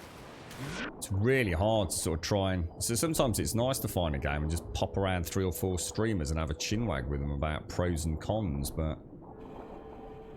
It was like there was no one fucking playing it at all. Reckon it's in there? Oh my God, dude.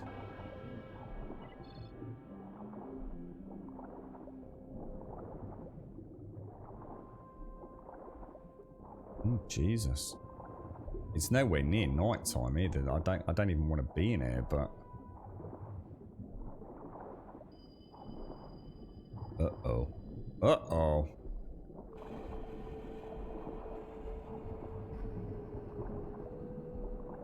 Stop.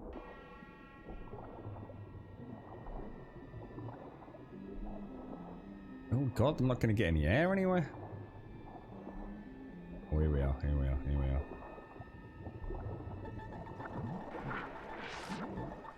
I so do not want to be in here when it's not night time, do I? What time is it? 7 o'clock. I think terrible mistakes have been made.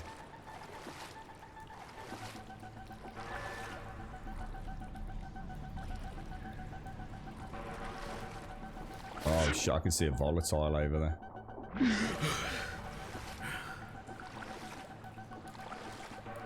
Yeah, I really don't want to be in here. Should we wait for them to depart for the evening? Can you get a coffee? Oh my god, we've got to finish an hour early today, though, haven't we? Get rid of that. Get rid of that. Get rid of that. I'd have to drop those, wouldn't I?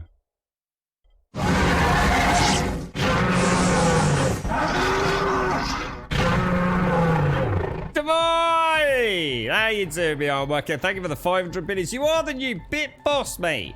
Let me get you up. There you go. Look, you're like a, I don't know what you are. You're like a snowy yeti, Divine. How are you, mate? How's things? Nice to see you. How's King Ball and everybody? You right, Snack? You right, Rev? How you doing? How's Addo? Oh, yeah, Pixie's getting a new computer, Rev.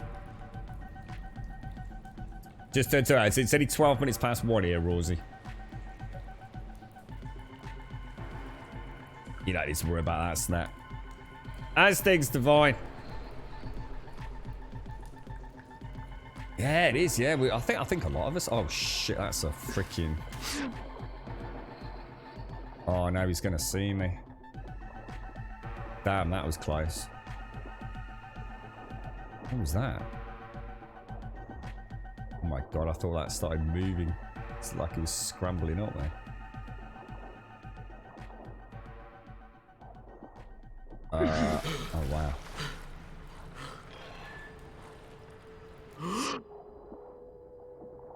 That's a problem, mate. Have I got one? You have unspent skill points. Driver. Let's go for off-road suspension tier 3. And I can't put any more points. I don't know what else to go for then, because I don't really use... is it unarmed? I don't really use unarmed. I don't really use one-handed. I don't really use two-handed ever. I suppose firearms wouldn't hurt. I'll go for that. Because I can't do another one than that, because I need level 20, don't I? Doc! Oh, Doc, thank you very much. Who's that gone to? To Killikite. How you doing, Killikite? How's things? Thank you very much, Doc. Thank you very much, bro. And GZ Killikite as well. Thank you very much, mate. I didn't know you were even in chat, Killikite. Did I miss you, bro? I do apologise. And thank you very much, Divine. Thank you. And thank you, Doc.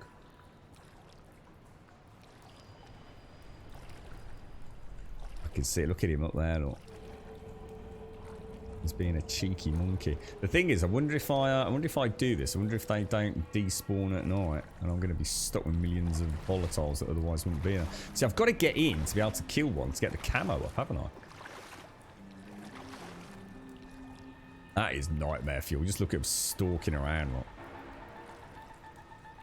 Horrible. How you doing, Divine? All good, is it? Are you working this weekend, mate? I've also confirmed Smetanol isn't a robot. He got ever so salty after getting blown up by a boomer on the dam. I can't imagine a salty Smetanol. Who did he blame for the death? Did he blame? Was it your fault, was it, Fist? Thanks for that, Doc.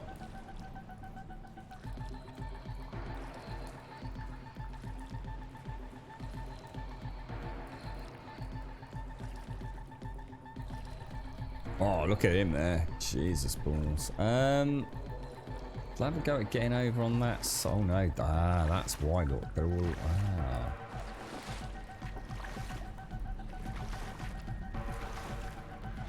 Oh my god, there's actually quite a few of them, aren't there? I can't actually see any normal Z's. I think this was a terrible, terrible, terrible mistake. Dude, do not do that.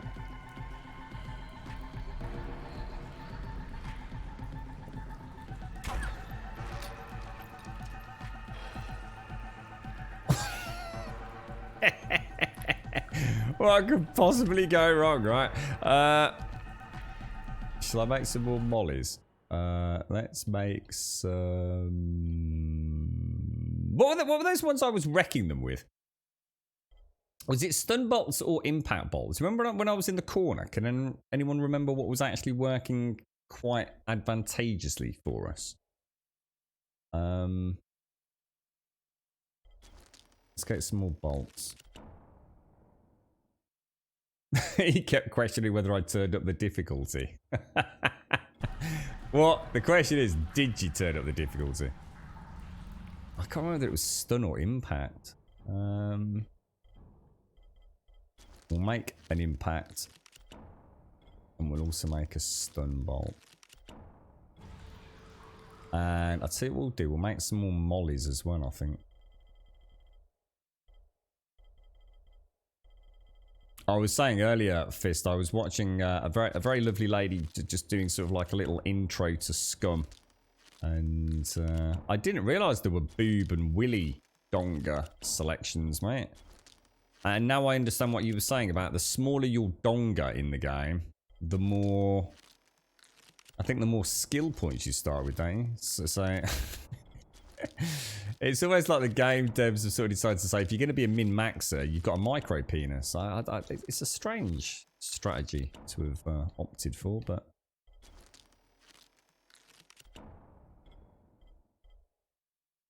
Is that a PC version? Ooh, I forgot about these little freezing and Tesla shields as well. Night vision booster.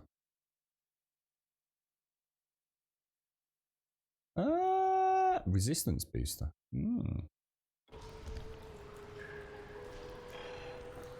Fuck.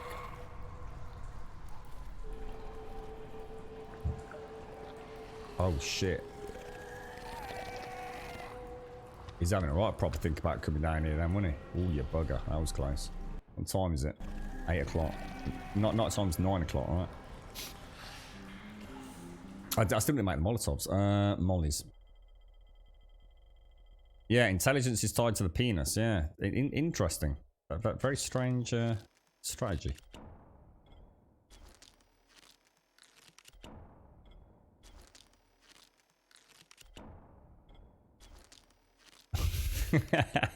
so this is a direct contrast to Pixie's outlook, you see. Pixie's in chat saying, really excited, fingers crossed, gonna get a new PC. Rev's like, well, maybe is the key word. Maybe. It's under consideration. You've got no chance, mate. Oh no!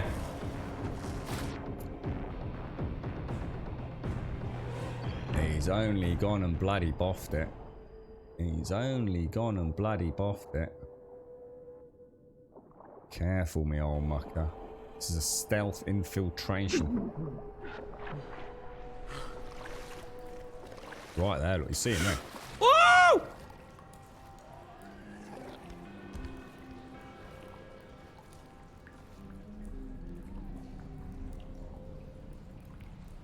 Careful, careful, careful, sir. Working this weekend, are you, Divine? Thank you ever so much for the bits, mate. Thank you. Thank you kindly. What's Ball up to these days? Is he still hammering his Warframe?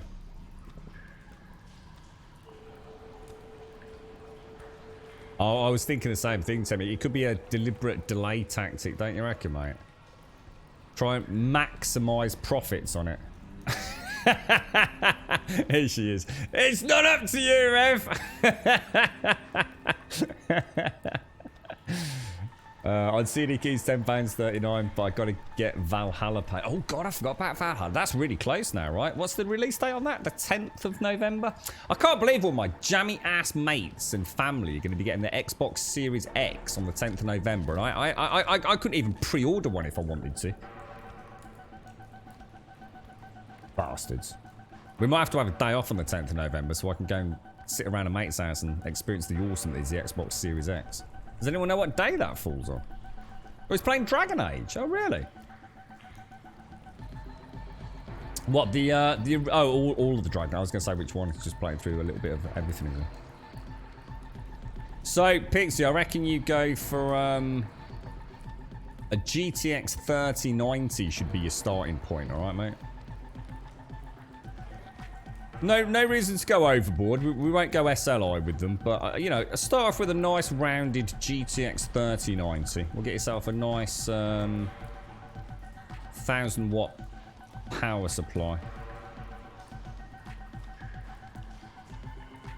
Yeah.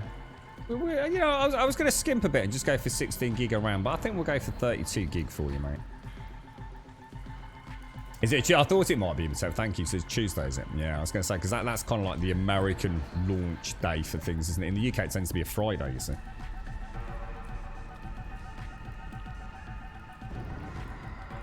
I think we'll go Ryzen as well, Pixie. We'll go for a nice Ryzen. Okay, that's probably not the best start, is it, really? Although it seems to be working sort of well. Get fucking out.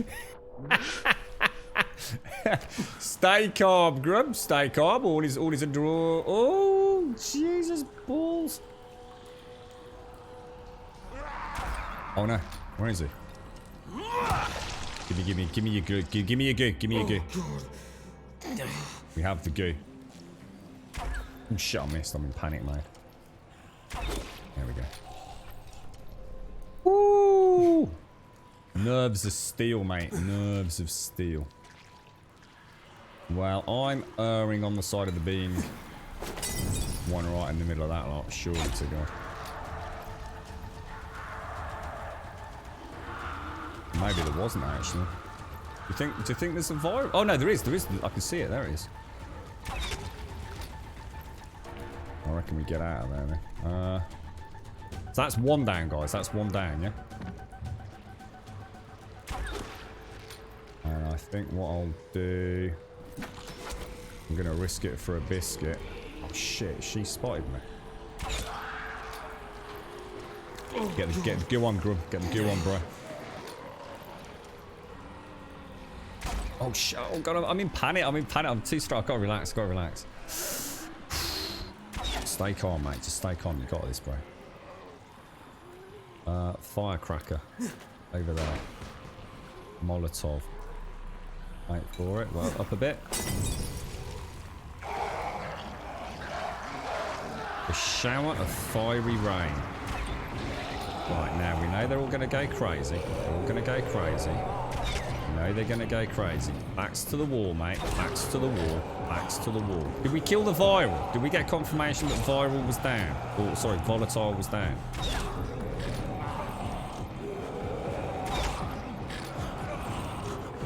He is, isn't he? He's definitely down. He's definitely down. Well, let's regloop. Let's regloop. Alright, we glooped.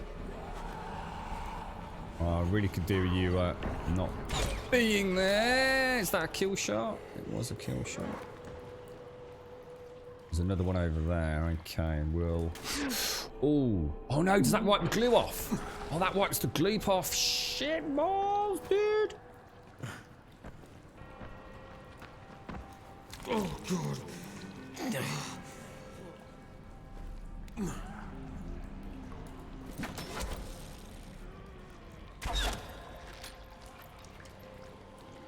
I can see him there. Oh, what the hell? Wrong button, dude.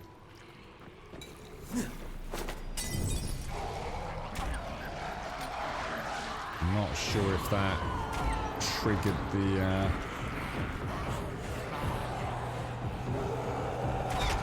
Oh!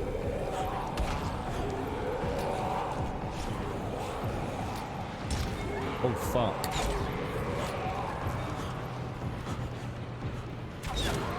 Did we kill it? We killed it, didn't we? We killed it. I really need gloop, though.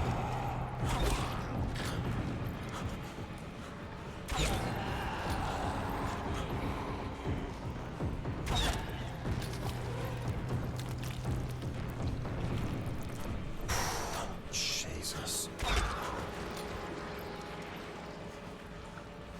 Right. Where... Do you reckon there's another one over there? Yeah, there is.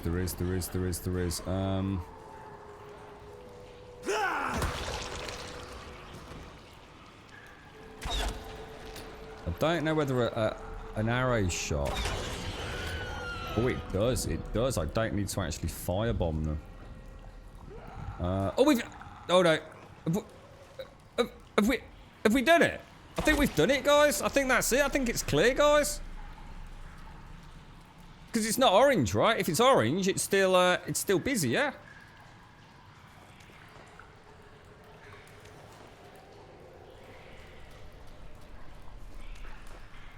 I think we're clear. I think we are. Is that right? It is, isn't it? Yeah, must be.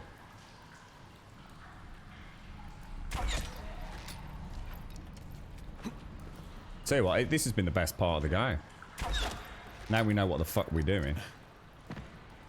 This is freaking badass. This actually makes me wish that Days Gone had done something a bit more funky. Oh shit. Now look, I need to be careful here because now I'm out of zombie gleep. Give me the gleep. Why you not give me the gleep? Give me the... That's a toad.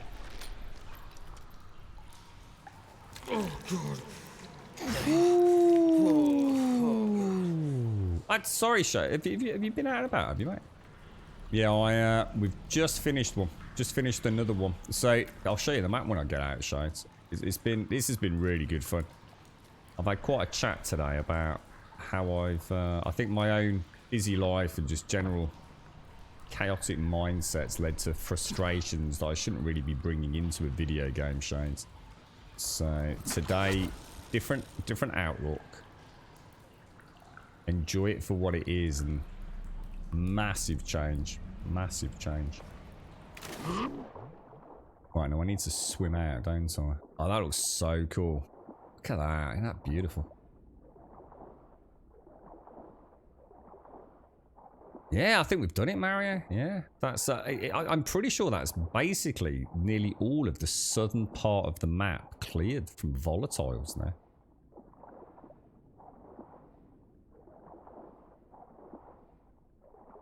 Can hear the pooch barking. Can you hear Toby barking? You right, Miss Grape? How are you? How are you? See what pigs is what? You're loving these ideas. Rev's gonna have to remortgage the house if we carry on at this rate. Look at the fishes. I can see the fishes. Now is this oh,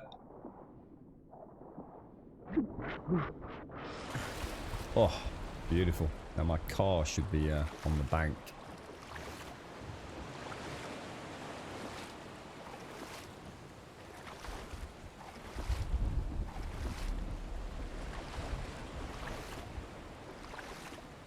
There we go.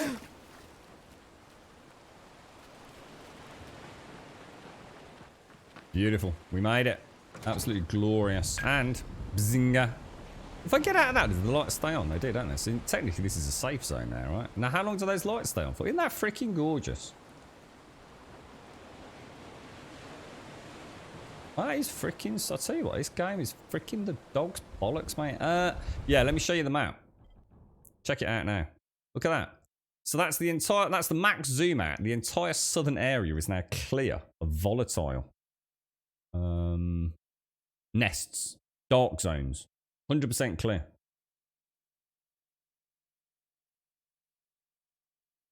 Yeah. It's just been too busy, Shades. Got to remember this time's the special time, right? This is the good time, the relaxing time. So if you're letting something like a video game wind you up, it's definitely a symptom there's something not right. But the thing is, it was more a case of I think I was mad at myself because the gauge next to the fuel pump. Oh, was there a little battery thing? Was there somewhere? Oh, I can see it on the right hand side. So I thought you meant when you said it, I was looking at the actual in-game dashboard near the steering wheel. Yeah, on the right hand side. Yeah, got it. I was going to say, because it would be a bit game breaking if you could use it all you want. But that is kind of cool that I can sit in the car and just know no one can get at me at night. I kind of like that. Sitting here, rain coming down. Kind of nice. Don't forget, guys, I do need to finish at 2 o'clock today. I've got to basically get down to Birmingham to make sure we've got stuff to sort out with Grandad. I don't want him on his own sorting it out, so. Otherwise, God knows what a week I'll have.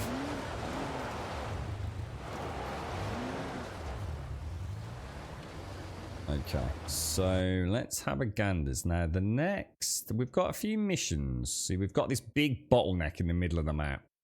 This is supposed to be the really bad one, isn't it? I think that's the one that has its very own quest.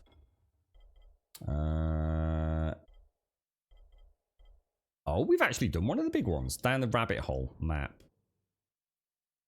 Oh, no, it isn't then. So I reckon if we start travelling up to that one, I mean, obviously we're not going to get it done right now, but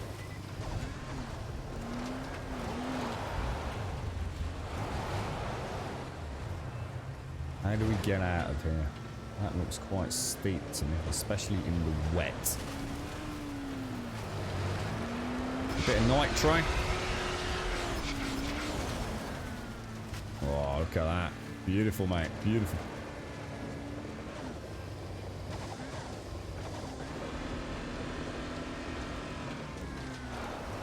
Noticed already, Shades, that you know what we need on the car? We need where are you going, right? And so I was trying to lead that shot a little bit, but oh my god, dude.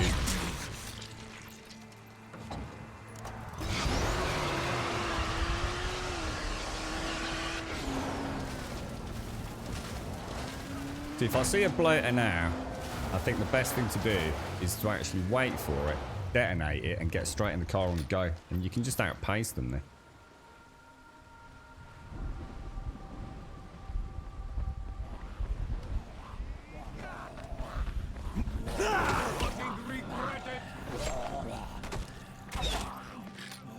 Try to fight this.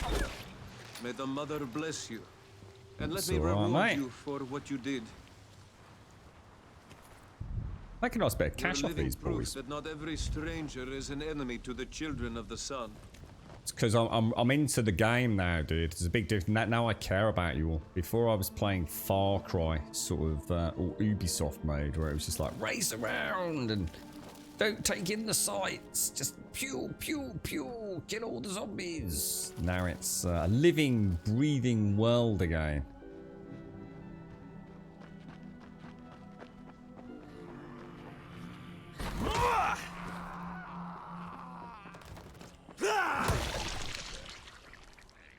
There we go.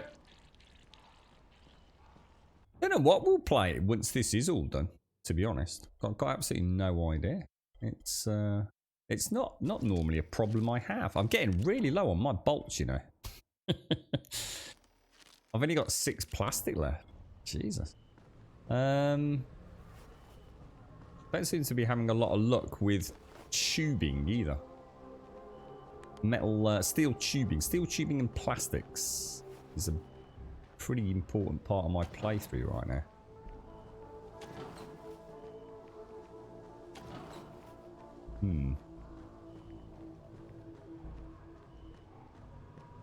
That'd be nice, wouldn't it, TM? Really big, like a whole wall size, just with what with actual real, oh, still tubing, actual corpses bobbing up and down in it.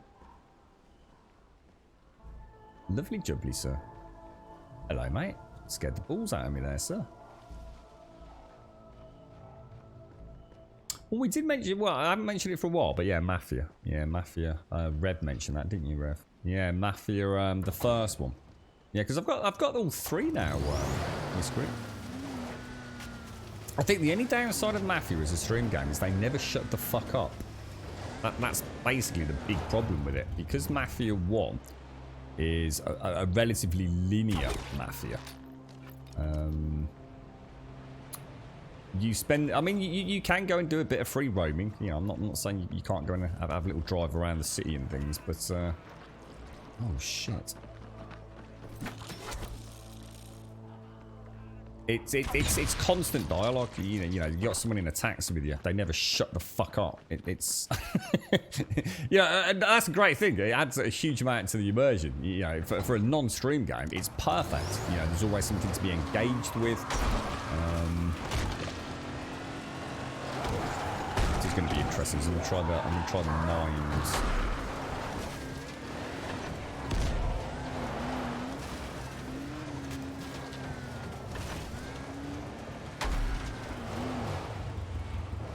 Oh, it didn't trigger that one. Oh shit! Oh, I can't go through. Oh, well, hang on. Sure. Oh! I must have dropped a mine just before because I was going to go through the water. I must have dropped a mine. I must have detonated it and killed me. So I've died 4 times today, and no, was it 3 times? 3 or 4 times, and every single time it's been to a mine.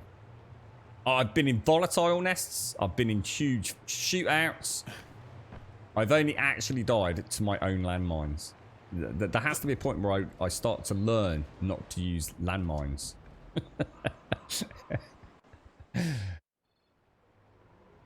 They are really good games. Honestly, I really do feel that the Mafia games are cracking games. I'm not sure Mafia 1 translates well to a good stream game, to be fair. It's like having an open world that is on wheels almost. You know, you very much are going from set piece to set piece. So there's a huge amount of dialogue, very little chance to sort of sit back, talk about it, relax. You know, go through the motions like you would in something, say, like GTA. But that's because it's an old game. You know, it was designed to be exactly what it is, almost like an interactive game of, you know, the Mafia world. And very well done. The remaster looks great in this group. It's really, really good.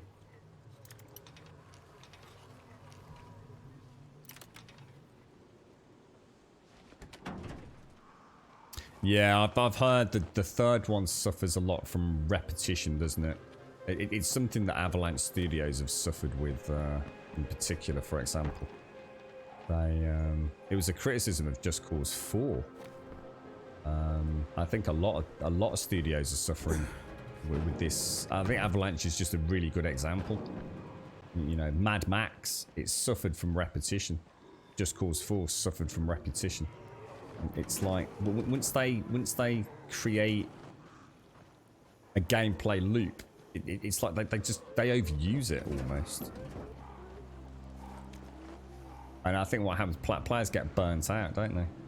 It's like, yeah, okay, I am in a different part of the city with a bunch of different people to get, but actually it just feels like rinse repeat. And that's what I kind of liked about Ghost Recon Wildlands. Although essentially, you know, you were going to a new zone and doing the same concept as what you do in Mafia 3. Mafia 3.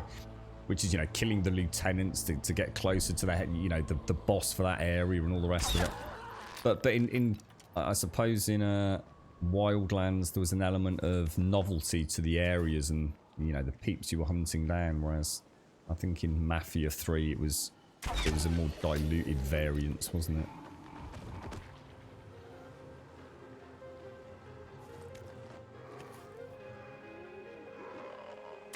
Oh gosh, that was a bad shot. Bit obsessed with trying to find my plastics and stuff now.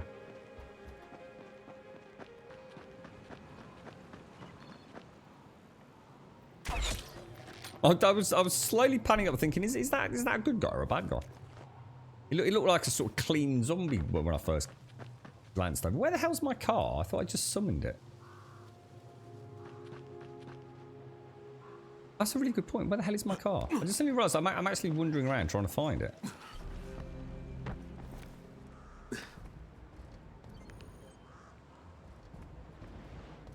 Oh, it's at the other end of the bridge. Oh my god. I came out the wrong end.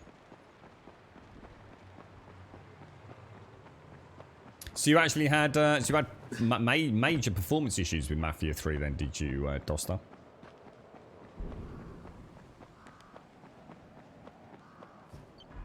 Oh, cool. Look where it is. That's neat, man. Love it. Love it, love it, love it. Okay, okay. Where do we go? We've got the other hive to get. Yeah, I need the tubes for upgrades. The steel tubing's like really important for the car shades. That seems to be like I thought it was screws, but weirdly enough, as we get deeper into the components, it's also the steel tubing and the plastic very much for bolts and for the car, I think. I'm not in a worrisome position. I think what's happened, because I've gone so heavy with the crossbow in the hives, and obviously because I sort of know I'm on the clock, I'm not taking the time to pick them back up. The thing is, what I've just suddenly clicked, right? If you kill all the... No, because... I'm not sure whether I misinterpreted it. Do you know when we did the hive earlier? Did the volatiles all come back in after nightfall? They did, didn't they? Because on my way out, I was avoiding volatiles, yeah? Oh, really? Now, that is going to be a huge problem.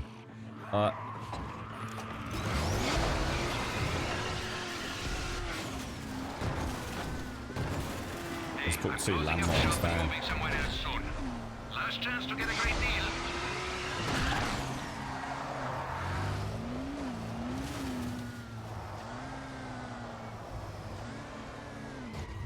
Because what I was thinking in the last hive that we did, it was almost like we killed them, and maybe I didn't need to race out, so maybe I could have looted the bodies and taken a more relaxed exit. But I think it's just because we killed them all and got out before night ended, wasn't it? Just because we've killed the nest doesn't mean they don't go back there to sleep. It's just we've killed, you know, the weird looking ones, haven't we? I'm not sure what the lore is behind that.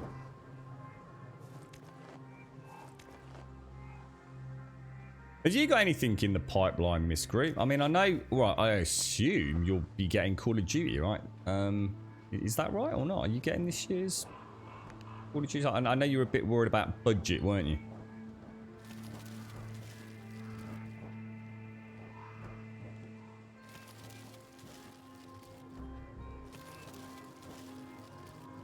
The Haran Weekly.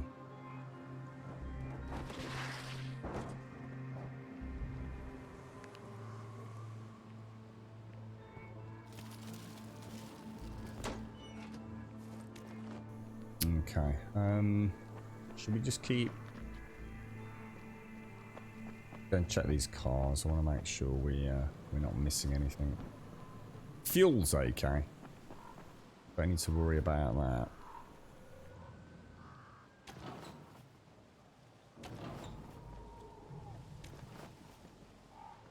It's almost like when I said at the start, when I started playing this, that it had that kind of Skyrim vibe. I still don't think I quite understood why I meant that, and I think it's because gives you that Fallout sense of thousands and thousands of things to discover, to loot. It's very different to, say, Far Cry, where it's more... I think it was anyway. There wasn't a huge amount to find to interact with, was there, in Far Cry, or was there? Maybe there was, actually. Maybe there's more these days. I mean, I know there was a huge element to hunting, wasn't there? You would kill animals, for example, to increase things like, I don't know, like your quiver size, and bandoliers was a big thing in, I don't know, was that 4 maybe? Yeah, because 4 was the pagan Min one, wasn't it, I think? That was with the elephants and everything. Probably won't get it, Miss Group, no. Making you want to replay the Dead Islands. There's that. I didn't think about that. That's a good idea as well. Yeah. I replayed them a long time ago on PC, Miss Group, and I managed to get a quite aggressive reshade up and running, which I genuinely felt made the game look pretty good. You know, because it's an old game, and it was a janky game when it came out, the first Dead Island. You know, I'll be the first to admit that. But, I don't know. I don't know how well they hold up against this. I really don't. They're very different games, weren't they? Because it's much more melee, if I remember. I'd say, I mean, melee, outside of the beginning few hours of the game where I was actually, where I shouldn't have been meleeing anyway, I don't think I've used anything.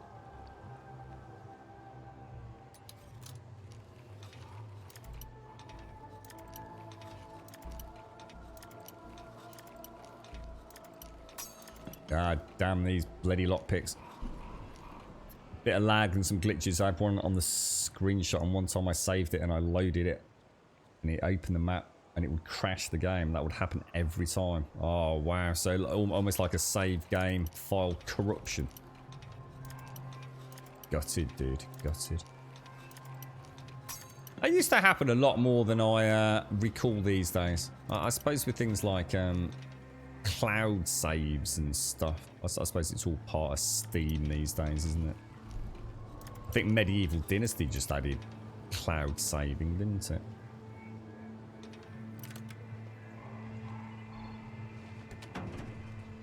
Oh, is this the one that was broken, Fist? You managed to... is that what it was? Just needed a new power supply for it. Nice one, dude.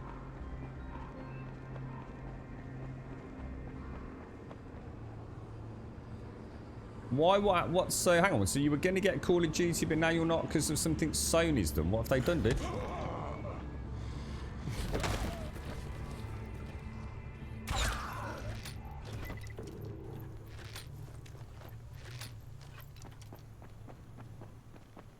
Like he sort of reloaded that twice, then. You like the Dead Islands, and now you wouldn't play it. What? Because you feel this has sort of replaced it.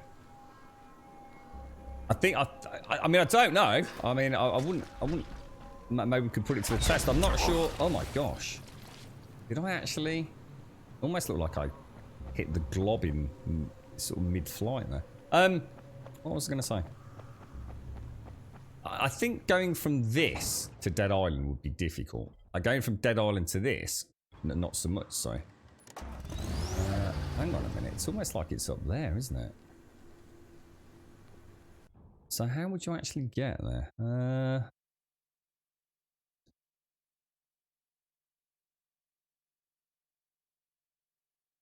I have no idea. Unless we can get the car around that bit.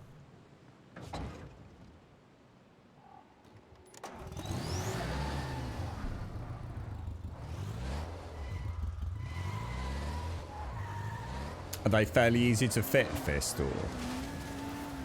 Right, so ever so dry today.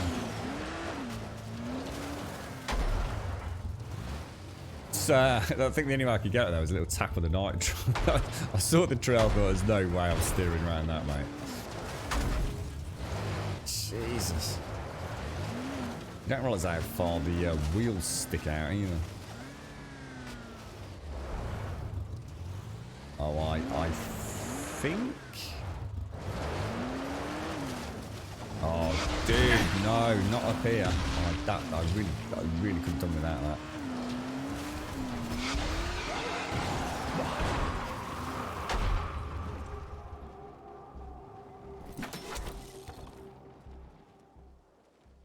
Good to go. Good to go.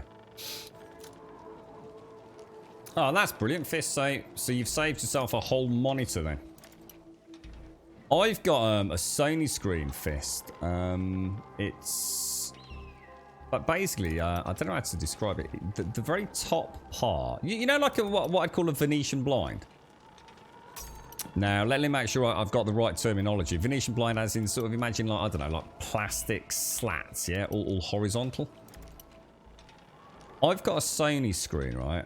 And I'd say the top 2 inches of it. Imagine having a Venetian blind that comes down a few inches and then goes back up, goes down, goes back up, goes down, goes back up. And it's perfectly black stroke white. You can still sort of see the picture. There's an opaqueness to it.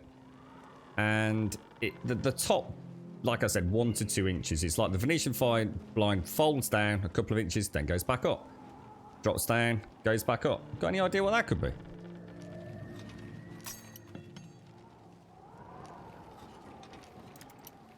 Perfectly good panel. Apart from that, it's very, very distracting. image drive. Is that something you can fix, or is that just like, forget it, it's fucked? It's like I said, it's 1 to 2 inches at most. You know, on a pretty big screen, so.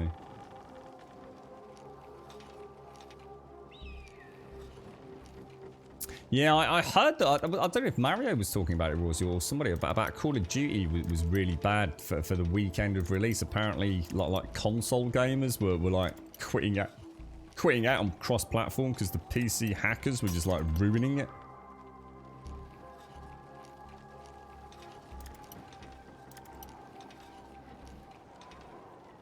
Drop a new board. I don't even know what that means, mate. Is that like a buy one off eBay and just insert it with a screwdriver and a couple of nuts and bolts, or is it? I suppose I could give it a quick Google or drop you a quick message on Discord, Fist. Seems a shame to get rid of a perfectly good TV just because the top 1 inch or 2 inches is a little bit. It's opaque, you see. So most of the time you're not actually aware of it, but you know, once you know it's there, Fist, it becomes like really annoying. So if you're up close to it, I mean, if I was looking at a screen like an image like this, you probably wouldn't even see it, dude. Certainly wouldn't see it on the blue sky. In that top half left of it. But you might see it a little bit more on the right, perhaps. So I mean, it's not like I hate throwing things away just because they're not perfect. But you know, yours are a completely fucking ruined TV screen, do you? Basically, or panel screen, should I say? So replace them. Are they expensive? I mean, I know it's going to be variable depending on the TV, but I mean, we're talking like 10, 5, 20 quid or something, or are we talking like £100? Sounds like your power supply unit was quite expensive considering it's, you know, it's presumably quite a small thing, is it not? Where's the car? It seems like, oh, I got turned around, I went all the way around past it. There you go. 30, 40 quid. I suppose, I guess if I could have someone like you talk me through it, or watch a YouTube video, I'd be more inclined to give it a go. Like, it's not going to happen anytime soon, mate. But I suppose if it got any worse, it just seems awful to me, Fist, chucking away a perfectly good bit of kit for something you could fix yourself, you know? It's the kind of thing that ends up at somebody else's house, isn't it? You know, you let your girlfriend know, she lets the workmates know, and somebody goes, yeah, you know, I'll take it off your hands as a spare TV for the second bedroom or something. And you think, yeah, well, that cost me quite a lot of money when I bought it. Yeah. Oh, was it you, Rosie, with the Call of Duty, was it? You don't like the zombie apocalypse games these days, even though you like the stream. What do you mean, us, Dostal, or just sort of, I guess, zombie games in general? And they shared a trailer yesterday for a made in Black Ops Cold War called Zombies Onslaught. And basically, it is the Call of Duty Zombies premise, but on the multiplayer mode maps. Sony has exclusivity until November. Well, that shouldn't put you off. That's not going to affect your purchasing position, surely, Mario. Don't worry about it, dude. Who gives a fuck? Buy the game. You probably won't even touch it anyway until November the 1st, mate. I know it's 2021, but who cares, mate? Just fucking enjoy it, dude. Life's too short, mate. Flat panel 5 minutes warning, Graham. Don't have to like. Face. Thank you, Shades. Thank you very much, Shades. Thank you for the bits as well. Thank you. Is there? It's a good job you're here, Shades. Is there any way? Is it easy to get the back off these things? Do you know, like, some mobile phones, I take a look at them, and I'd be saying I wouldn't even know where to start to get the battery out, even if it's a phone where you can get the battery out. I had to recently take my keyboard apart, because it's going back a while now, but I spilled coffee in it. And leaving the two pieces of almost like plastic apart, I thought this is going to snap, it's going to fucking snap. I mean, is it easy with a TV? I couldn't imagine the damage. Most screws and back falls off most of the time. Oh, I might, you know what, mate? You've inspired me to at least look into it, then. Listen, one day I'll be streaming Fist and you'll just hear this almighty fucking bang, a scream and a crash. You'll listen back to this day, mate. That day you convinced Grum to do a bit of DIY with electrics. Yeah, fucking cheers, mate. I'll have a look. Yeah.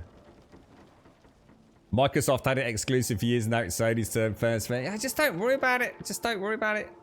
By the time November next year comes round, it'll all be fucking forgotten and the new Call of Duty will be out anyway. Don't fucking sweat it. It's a franchise you like, just fucking get it. There'll always be an excuse not to get a game or some dastardly deal being done. I know we might not like to support it, but you're not supporting it because you're not buying Sony, are you? You're going to buy it on Xbox, Mario. So it's not like you can even say that, oh no, indirectly you're supporting this practice of exclusivity. You're actually doing the exact opposite. You're essentially saying, Sony, ha ha ha, you're not getting it. Microsoft, pull your fucking finger out, you knobs. Right, ladies and gents, I'm afraid I do have to finish an hour early today. I do apologise. I did say at the start of the stream, it's we've got some things happening down with Grumdad in Birmingham this afternoon, and I cannot afford to be late because God knows what he'll say. So I need to be there so he doesn't put his foot in it. Well, not put his foot in it, but he's sort of bloke that will say everything's fine. No, it fucking isn't all fine at all. So I need to be there so he doesn't go fucking doing his normal the world is okay wall, because what'll happen is he'll tell someone else everything's fine and then tell me it isn't, you see. So time to get a dose of honesty out of him. But yeah, I need to make sure I'm definitely there, fresh and bushy-tailed, to have a long discussion with people. But anyway, thank you very much for joining us. We will of course be back tomorrow morning, 8:15 for some more Dying Light. We'll get these volatile, really enjoy these volatile caves today, but yeah, we'll be back tomorrow 8:15 as usual, and normal finish time as far as I'm aware. I don't think I've got anything planned, so all is good for tomorrow. Come and join us on Discord. !Discord will of course get you a link to the Discord server if you want to join us over there. You do need to just make one post and introductions. If you jump over there right now, say a quick hello, post an emote, whatever you want to post, just one thing so I can see your name. I can sort your posting permissions out as the outro music plays. Now is a good time to hop over to get the instant invite. Twitter will of course get you a link to the Twitter feed.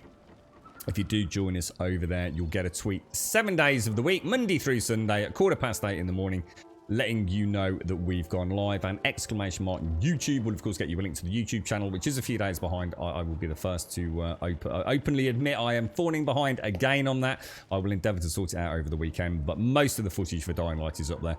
I think it's just the following content that isn't at the moment. But if you do join us over there, please consider dropping us a subscription. We'd be very grateful. Costs nothing on YouTube, as far as I know. Thank you all very much for watching. Thank you for the subs, the resubs, the bits, the follows, the donations, and of course the gifted subs. Thank you very much for the gifted sub today, Doc. Thank you very much. I think that was your first gifted sub. It did not go unnoticed, sir. Thank you very much indeed. And thank you all for a wonderful chinwag throughout the stream today as well. As always, you brought a smile to my face. Nice and relaxed, nice and chilled. Absolutely perfect for me. Sets me in a good frame of mind for the rest of the day. I will love you and leave you. Have a wonderful Saturday. I'll see you bright and early tomorrow morning with a fresh cup of coffee, some more Dying Light. You take care.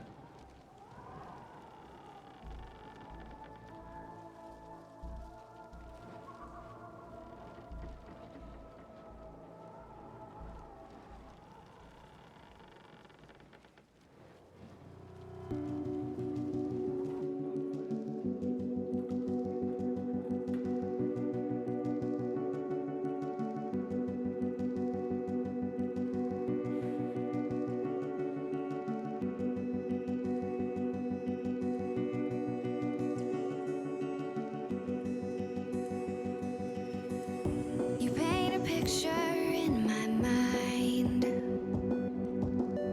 You wanna leave it all behind. In a world that's turning all the time, nothing could stop me longing for your eyes. I won't let it die. I can feel you when you're not around. When the night gets cold, I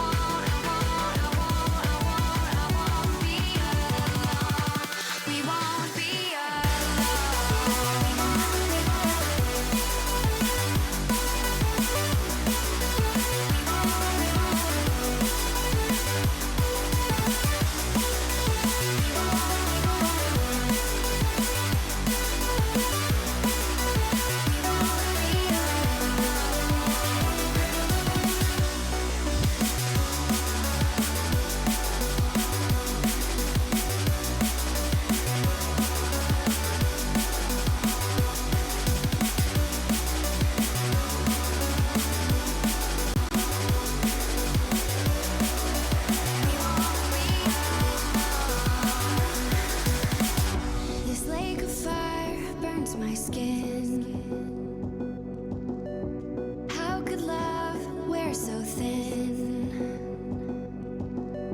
I'm seeing